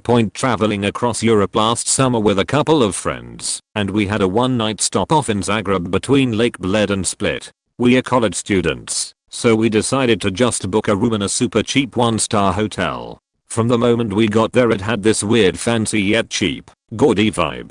The owner checked us in, and he was probably the strangest man I've ever met. He suggested that we were going to have some kind of gangbang situation. There were 4 guys and 1 girl, and just gave off a creepy presence. So we went out and had what was actually a really nice dinner out. I'd still recommend Zagreb as a city. Really beautiful. Got back to the hotel and headed to bed. What happened in the middle of the night? Can't remember the time. Early hours of the morning is my only paranormal experience I've ever had. I remember waking up, lying flat on my back, which is unusual for me as I usually sleep on my front. Another weird thing was that I didn't feel tired at all. I felt wide awake. I was completely unable to move, paralyzed, but I had a strange calmness. I wasn't panicked at all. As I opened my eyes I felt pressure on the lower half of my leg just above my ankle, as if someone was holding my leg. I looked up and saw this looking figure over the end of my bed with their arm outstretched holding my leg. I don't know how, but I could tell it was a woman, and I could tell that she meant harm, but I still maintained the same calmness. I couldn't quite see her face, but I could tell we were staring at each other, unmoving. After that I just remember waking up, freaked my friends out a bit when I told them. On a work trip to Ghana, Africa, I was in a part of the country where the mosquitoes were known to be lethal. I was told that if all I get from the mosquitoes is malaria, I can be considered lucky. We were supposed to book our rooms in a nice hotel, but our flight arrived late, and we chose to just crash nearby instead of driving all the way to our nice hotel. Big mistake. My room was maybe 150 square feet, and looked like an average room. I immediately went to bed. A key point to remember is that I was supposed to be taking my malaria medicine daily, but it's not meant to prevent any malaria infection. Instead, it just tried to help your body get accustomed to the climate and not attract mosquitoes as much. At about 2 AM, I felt some scratching in my ears and my neck while I was on my pillow. I scratched it and felt a massive hard-shelled item on my neck with 15 small bumps in the surrounding area.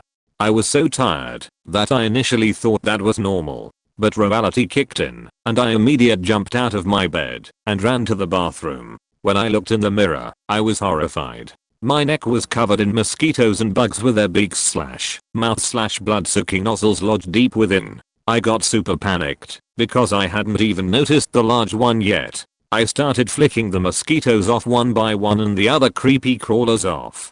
A lot of them were killed on the flick impact, and so their nozzles didn't get taken out. I had to take them out of my skin individually using tweezers afterwards. I finally feel clear until I realized that there was also a big one. When I felt around my neck again, I saw its size. It was approximately the size of half of my palm by this time, and I could literally see the pumping action that it had to suck out the blood.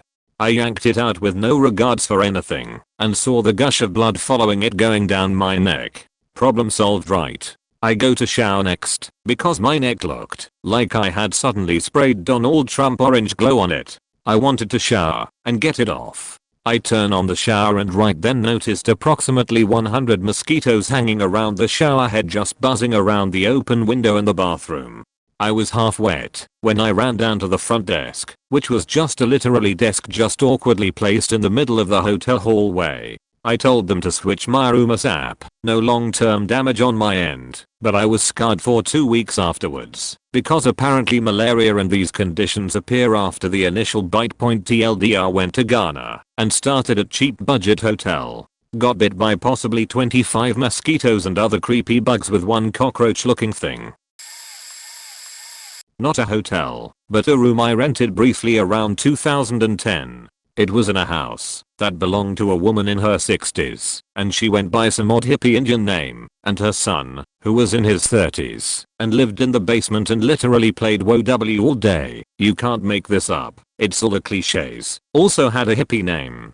Her real name was the whitest name you could imagine. She was an alcoholic and would tell me really inappropriate personal things about her family out of the blue when she got drunk, and she complained to me that I wasn't social enough with her and spoke fondly of the person who rented the room before I did by way of comparison.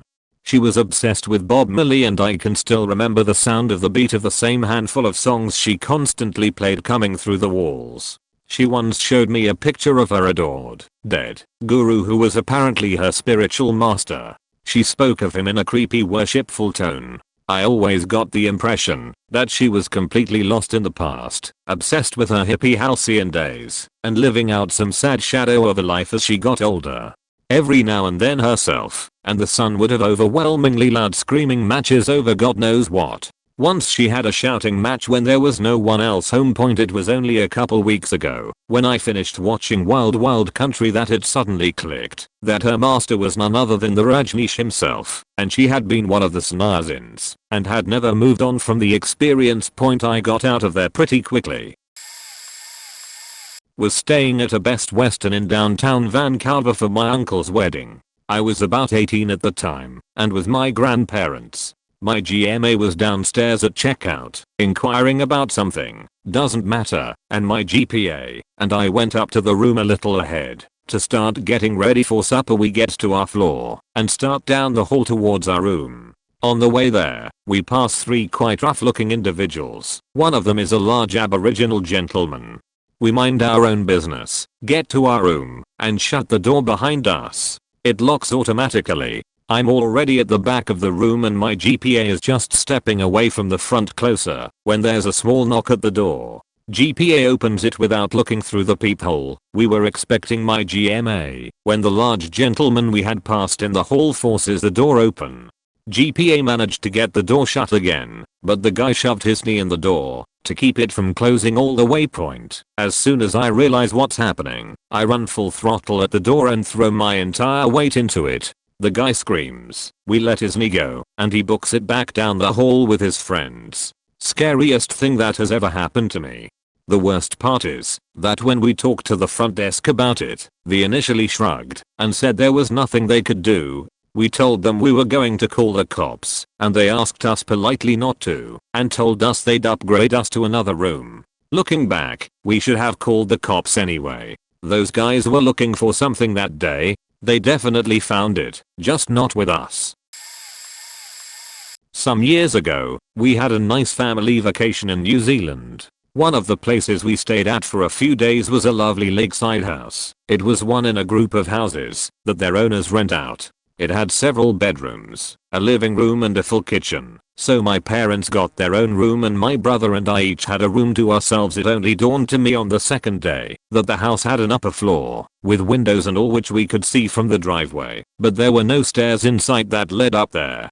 We even went around the house to see if there were stairs around the back, but there weren't. Eventually I looked into the built-in wardrobe in my room and found the underside of some stairs in it, and then realized that the little ledge that I saw on the side of the bottom of the wardrobe was actually the lip of the bottom step of the missing staircase. I spent the next couple of nights trying not to let my imagination run wild. Among the choice jokes we made were, I think I saw someone waving from the upstairs window when we left. Did you hear/see someone coming out from your wardrobe? Make sure the other bed in my room isn't occupied by something else in the middle of the night. There were 2 single beds in the room I had. The logical reason for sealing off the floor was to cut down on the amount of space that housekeeping had to clean, since the ground floor had more than enough space for a regular family. I stayed out in rural Kentucky, back when I was a design engineer for industrial equipment, to visit a remote production plant.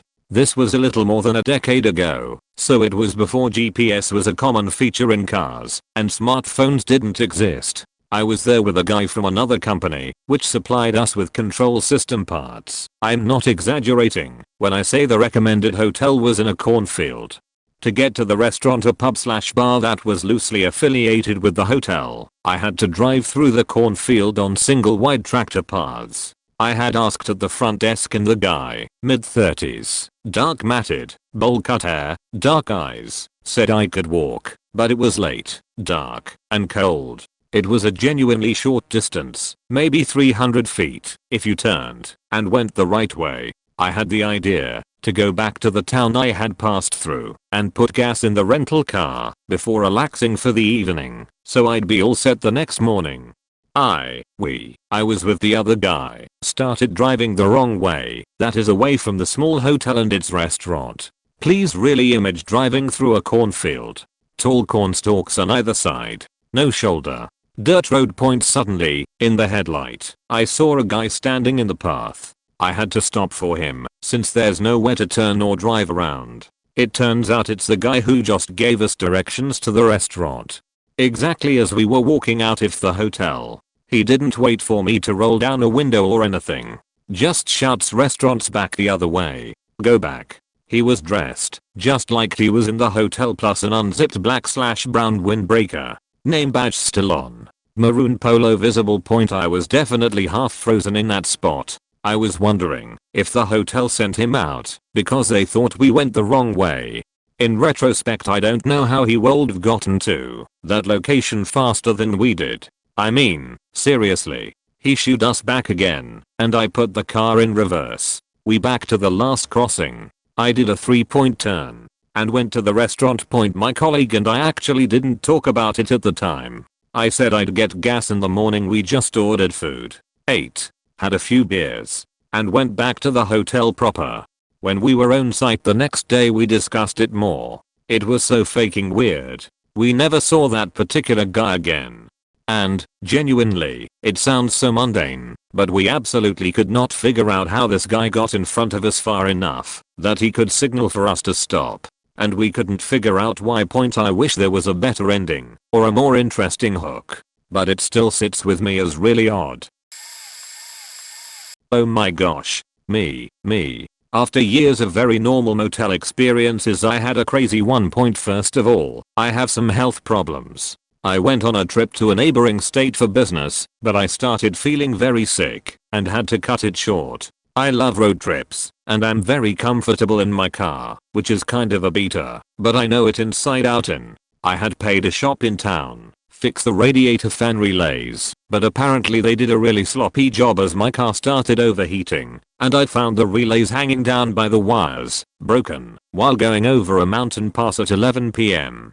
I really wanted to be home, and I tried to make it over one of the passes between my state and the one I was visiting, but it just wasn't going to happen.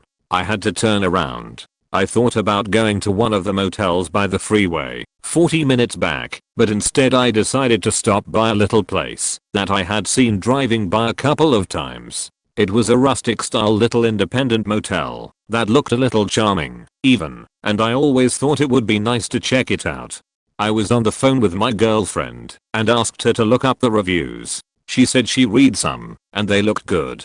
Great, even. One person said that it was the best part about their trip to the state. I thanked her and got off the phone as I pulled into the front parking and walked inside. The place seemed a little strange instantly once inside. The decorations appeared somewhat dated, but decent and colorful. I also noticed a lot of religious signs, basically about Christianity, but not any sect that I recognized. I poked around the small lobby for a few minutes, which had a fireplace, plants and lots of pamphlets. Finally a man with a giant crazy mustache came out, sort of looking like a cross between Frank Zappa and David Bowie in one of their skinny drug abuse looking stages. I asked how much for a room, and he said 80. Seemed reasonable for the area, so I said great, let's do it. He said Doc had mentioned that they also had cheap rooms for 50, but I would want one of the nice ones. I filled out the paperwork, I gave them my credit card, and then he said alright, I'll wait here, I need to go find you your room. Okay. I waited there for a few minutes and looked around some more. I noticed that over the juice machine, there was a picture of this man, maybe in his younger days, with another man who also had a gigantic mustache, wearing tight clothes, both laid out on the couch with each other practically like a 70s play guy spread. So, he came back and said alright, come with me, and I'll show you your room. Okay, weird, never heard that at a motel before. I followed him to the room. At first glance, it looked decent enough, so I said okay, thanks. He said if I needed anything else, he would be at the front, and walked away. I started moving my stuff in, but started noticing problems. I pulled back the comforter and the blanket was filthy. It looked like it was stained with cigarette ashes, and it had holes and burns all over it. I noticed that towards the back of the room there was a very musty smell. There is only one light bulb over the sink and 2 empty sockets, and the bathroom fixtures looked quite dated. The carpet was stained all over, and the walls had gross smear marks and spots. Last remodeling appeared to be about 1968. I went to lock the door, and noticed that it did not lock from the inside, at all. It was just a smooth knob and there was no deadbolt. At that time I also realized that the man had not given me any key to my room. I had a really creepy feeling about this, and decided to just get out of there. After about 25 minutes there, total, I put the stuff back in my car and simply left. Didn't look back. I made it to safety, ended up sleeping at a gas station for 90 minutes, and then on the side of the road in the national forest. My car was really messed up, and so was I, and I failed to rewrite the relays, but I made it home. I looked up the motel online once I got home. So, turns out the manager of the hotel had a lot of information about Satan worship on his personal Facebook page. He had pictures of their skull carving collection, several shrines, their dog with his face, that he said showed it was possessed by a demon, and many other very odd entries. He said that after 30 years with his partner, who owns the motel, he was promoted to manager on their anniversary. They had all positive comments on their motel's Facebook page, many from locals, and a lot of messages from people who apparently lived overseas, and said they loved the place. I looked up the place on Yelp, and it had 1.5 stars with several very negative reviews with had some other interesting information. It said that the guy, who I thought had been wearing a Star of David necklace, often wore pentagram necklaces while working. His Facebook page also showed his collection of such necklaces. They said that he appeared to be on drugs and wandered up and said strange things to their children while they were staying at the motel. Obviously I feel like I may have dodged a bullet by acting on my hunch and leaving. I have photos and screenshots of all of this, but this happened fairly recently and honestly I don't feel very comfortable sharing them as anyone who has traveled through or lives there would totally know where I mean. Once I was in this huge resort with my family. Guess I was about 16 at the time and very much into reading serial killers thrillers. I also had a paralyzing fear of fires, checking out all the emergency exits when I got to a new place, and being over careful with whatever was connected to electricity. As my sister was little, we all, myself, my sister and my parents, shared the same room. Turns out that, one night, while we were all asleep, the phone rings. Being the closest to the phone, I woke up and answered it, but all I heard was this weird static noise. The phone also had a digital clock on it, so I looked it, and it displayed the time. 3:03 AM. I got super terrified and kept talking on the phone, demanding an answer. Nothing. I hang up and proceed to think of all the possibilities to explain that, most of them fueled by my fears, but can't bring myself to wake someone else up. I end up falling back to sleep after a long time panicking, and next morning ask my parents and sister if they heard the phone ring. Until this day, they all swear they didn't hear a thing. The point is, it was a super loud phone. I don't even know if I had a very real nightmare or experienced something more real and worse, but this event still puzzles me. There was also the other time, about 4 years later, when my sister and I stayed in a separate room from our parents. I wake up to the air conditioning making weird noises and find out there's a power oscillation. Every time the power went off I heard all the emergency lights on the corridor making a bleep and turning on. When the power came back on, the air conditioning and all the door locks, very thin walls, made a sound of turning back on. Now that goes on for a while and especially the sound of the door locks is pretty creepy. Being the fire weirdo I am, I got up and dressed and decided to go down the reception to see what was up. I don't remember if I tried to call them first or not, but I know that if I did, I had no answer. That's the part that still haunts me, that huge corridor with flicking lights, switching from the regular to the emergency ones. The stairs had those huge fireproof doors, and, in order to get to the front desk, I had to go down 6 flights of those, 2 per floor. The thing is, that stair section was painted in a weird grey and the fire doors would automatically close, so I was trapped in that very weird room with the flickering lights and the echoing of my steps. Eventually I got to the pitch black reception and talked to the employees, who were trying to reach for the electrician. Another traumatic trip back to my room, and I was safe. It was a simple event, but that scenario scarred me for life. Flagstaff, Arizona, the Mont Vista. This is all true. The wife and I were planning a short trip to Flag. We wanted a central hotel downtown and were in the mood for some old school charm. The Mont Vista was found online, but in reviewing the accommodations, I discovered it was famously haunted. The website listed many recurring stories. I read through 3 or 4 and declared it perfect. How fun. My wife thought the kids would love it, but then it dawned on me, they were 2 and 1/2 and 8 at the time. Come bedtime there would be no sleep till Brooklyn. The wife and I decided telling them at all about it being haunted would be a catastrophic mistake. So we didn't. Fast forward to that night. We had dinner out and made our way back to the hotel. Arriving in the room we switched on the TV for the kids and us. The room was a suite with a TV in each room. We arrived back just in time for that week's episode of Lost in the final season. I watched it, but no one else did.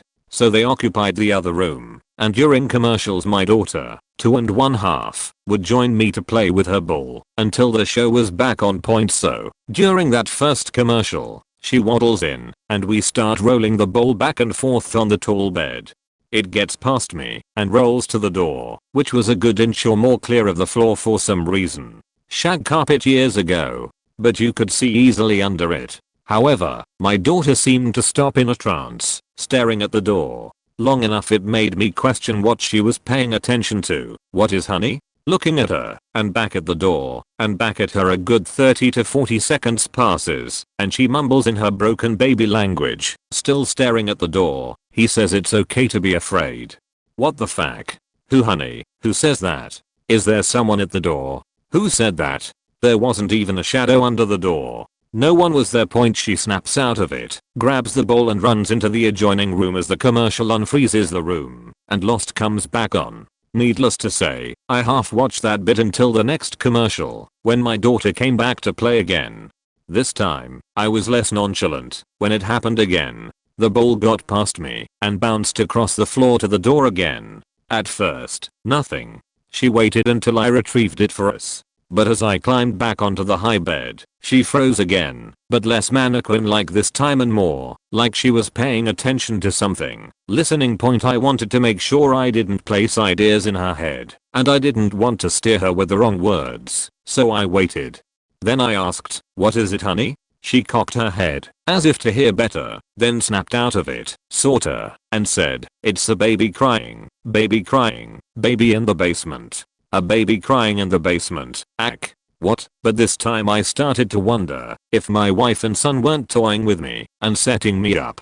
After all, I hadn't read anything about a baby in the ghost stories about the hotel when I looked it up online. On the way home, my wife and I decided to reveal to the kids that we had in fact just stayed in a haunted hotel. My son H refused to believe us. So when we arrived home in Phoenix, he insisted I show him the website and the ghost stories. So I did. What fun. Except, this time, I read all of the ghost stories and the last one was about guests at the hotel reporting hearing a crying baby, as if coming from the basement of that damn hotel. I get tingles down my spine every time I recall that story.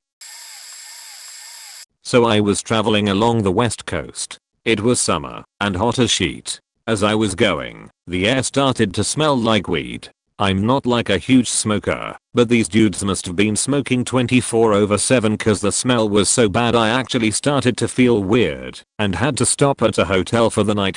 There was this creepy lady standing by the entrance. I assumed she worked there, but she looked so strange, and I was thinking, is this good or bad? But then she greeted me and took me inside.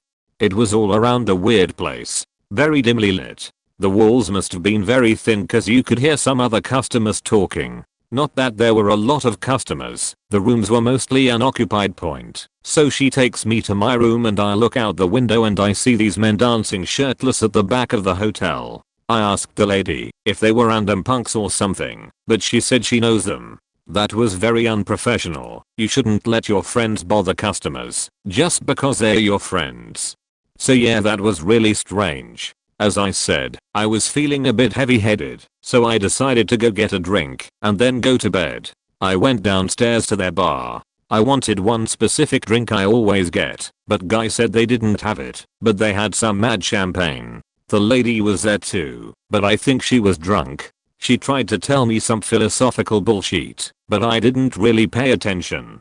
I went to sleep, and the next morning I got back downstairs to get the hell out of this place. I tried to open the front door, but it was locked. So I went to the guy at the counter, and I told him I wanted to leave. He said, "You wanna what?" And I said, "I wanna check out, leave." And then he looked me dead in the eye and said, "You can check out anytime you like, but you can never leave."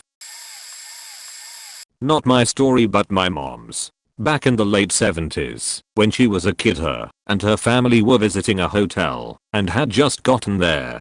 Being a typical kid, my mom wanted to go check out the pool right away. My grandma, her mom, told her it was okay and what their room number was. She also told her to not get in an elevator with only one person in it. So off my mom goes while the rest of her family went to get settled into the room.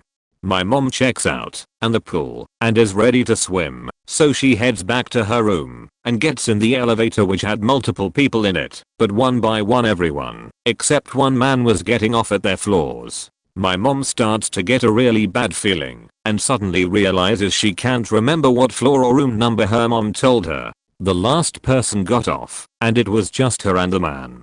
so she decided to get off at the next one, even if it wasn't her floor. She gets off and so does this man, so she starts fast walking, and Hez keeping pace. She starts in a sprint and this man starts sprinting too, and she starts pounding on every door she can in hopes someone will open the door to save her. As she pounds on the last door and the man is closing in on her, the door opens, and it's her mom. My mom is hysterical, and trying to tell her what just happened, and when they look out into the hallway the man is gone. I have no idea if they told the hotel about this incident. Edit. This took place in Nashville, TN. The summer before I started college, my family and I took a road trip across the US to my new school. We made a big trip out of it, and it was supposed to be fun. It ended up being a mix of fun and incredibly memorable, more of a Griswold family trip than anything. Anyways, we get to this small town in Nebraska with this shitty little hotel, and get to our 2 rooms. Immediately we notice there is a terrible smell coming from the vending machine between our rooms, because something had died behind it. It was gross, but we were only going to be there for a night, so we sucked it up. It should have been a warning point. From there things only went downhill. There was only one restaurant open and the food was pretty bland and the service was terrible. We hightailed it out of there and tried to get some ice cream at McDonald's as a consolation prize. Obvious mistake. The beds were uncomfortable and the rooms were kind of creepy, but we survived the night and the next day we left to go stay with a family friend in South Dakota. We happened to be going through SD during Sturgis, so staying with this family friend is the only option we have, because everything within 300 miles was completely booked. This would have been fine if she hadn't turned out to be a raging racist who didn't trust technology and made us all very uncomfortable. We obviously didn't realize this beforehand. That wasn't the creepy part. The creepy part was during the only night we stayed there. My parents slept in the room her brother used to live in. He had died a few months prior to this, and during the night they realized that on the wall was the same creepy Middle America painting that was in their room back in Nebraska. And there were bloodstains on this. One point we left the next day and just kept driving until we found a hotel we could actually find a room in, but I will never forget my parents telling us that as we drove away from that house.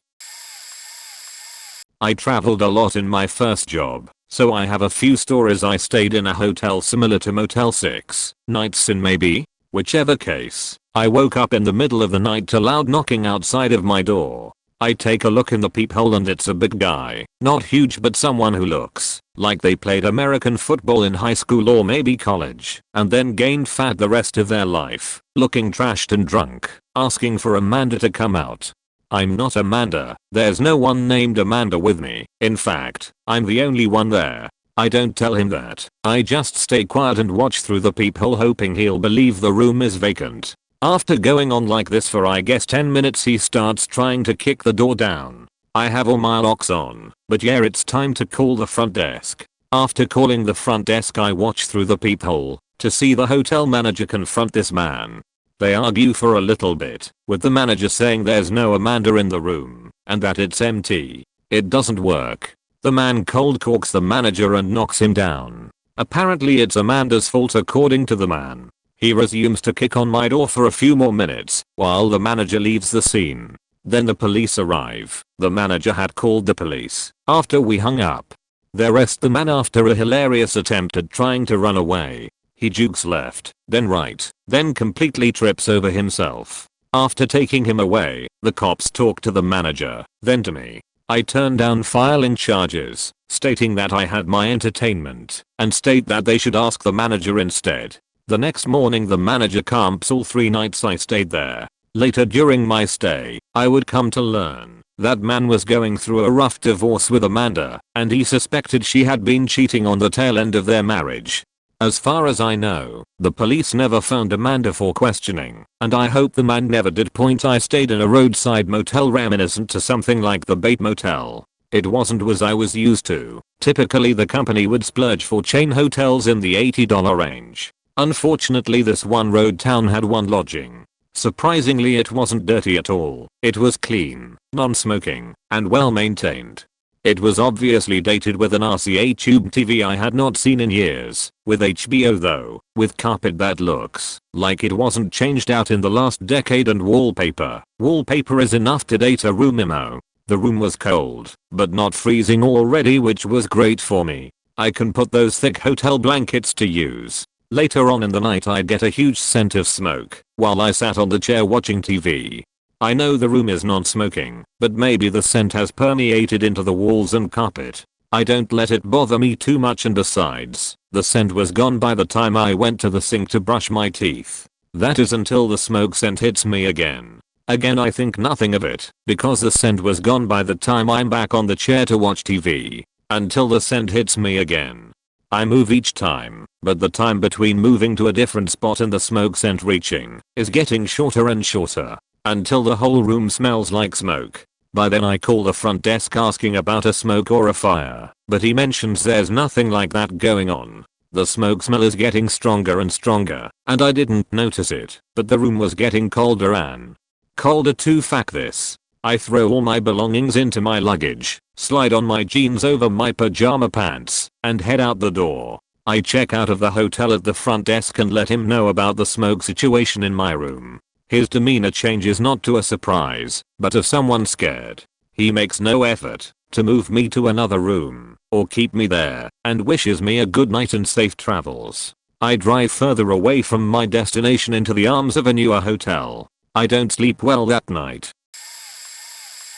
Wow, I just spent 2 hours reading every single post. I got to the end and was shocked I did it, but this is the first time I've been so intrigued. Anyways, my turn point. I was at the Hyatt Regency Cambridge, overlooking Boston a few months ago. It was a great hotel, got a sick deal, and it was just me and my good friend. We are two young guys, fairly well built, so we had no issue coming late, walking around, really doing WE.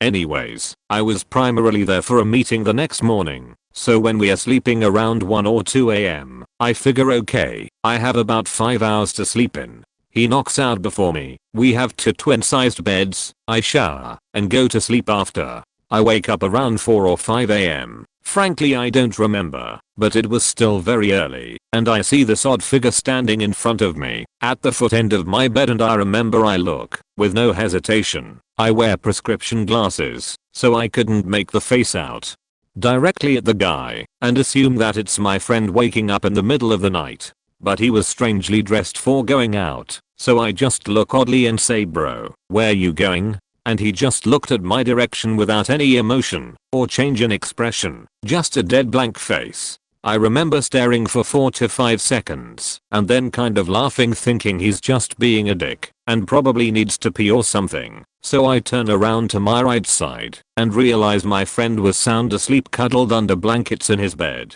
I felt a high shock in my body. I felt my pupils dilate the F up, and my heart began racing. I honestly pulled my comforter over my head and eventually fell asleep. I woke up after a few hours, and I barely remembered the incident. All our stuff was still there. I told my buddy about it the next day, and he was shocked, but we only stayed a night, and I don't know if that place is even haunted, but it was very weird and very real. I stayed in a hostel in Spain during my backpacking along the Camino. At that hostel there was a clearly disturbed young man who seemed to be suffering from schizophrenia. I could be wrong of course, but he mentioned something along these lines. He was overly friendly with the girls staying there and wouldn't leave them alone. Part of it was sad. He was obviously very lonely and felt misfit, but he was making people horribly uncomfortable, and we all handled the situation as well as we could. Fast forward to sleeping time and lights out. He's constantly walking back and forth to his locker all throughout the night and is going in and out the front door, staring at me as my bunk was next to the main door. I'm on the top bunk however, and my auntie on the bottom bunk reassured me to sleep and said she'd keep an eye out. Point now, some poor man who got off his flight very late, had a shower and jumps into the top bunk parallel to mine is greeted by a confused Ariel screaming, thinking it's the guy who's hassled all the girls. What didn't help is the guy who got off his flight was shirtless from his shower, so it really fed into my worst case scenario fear.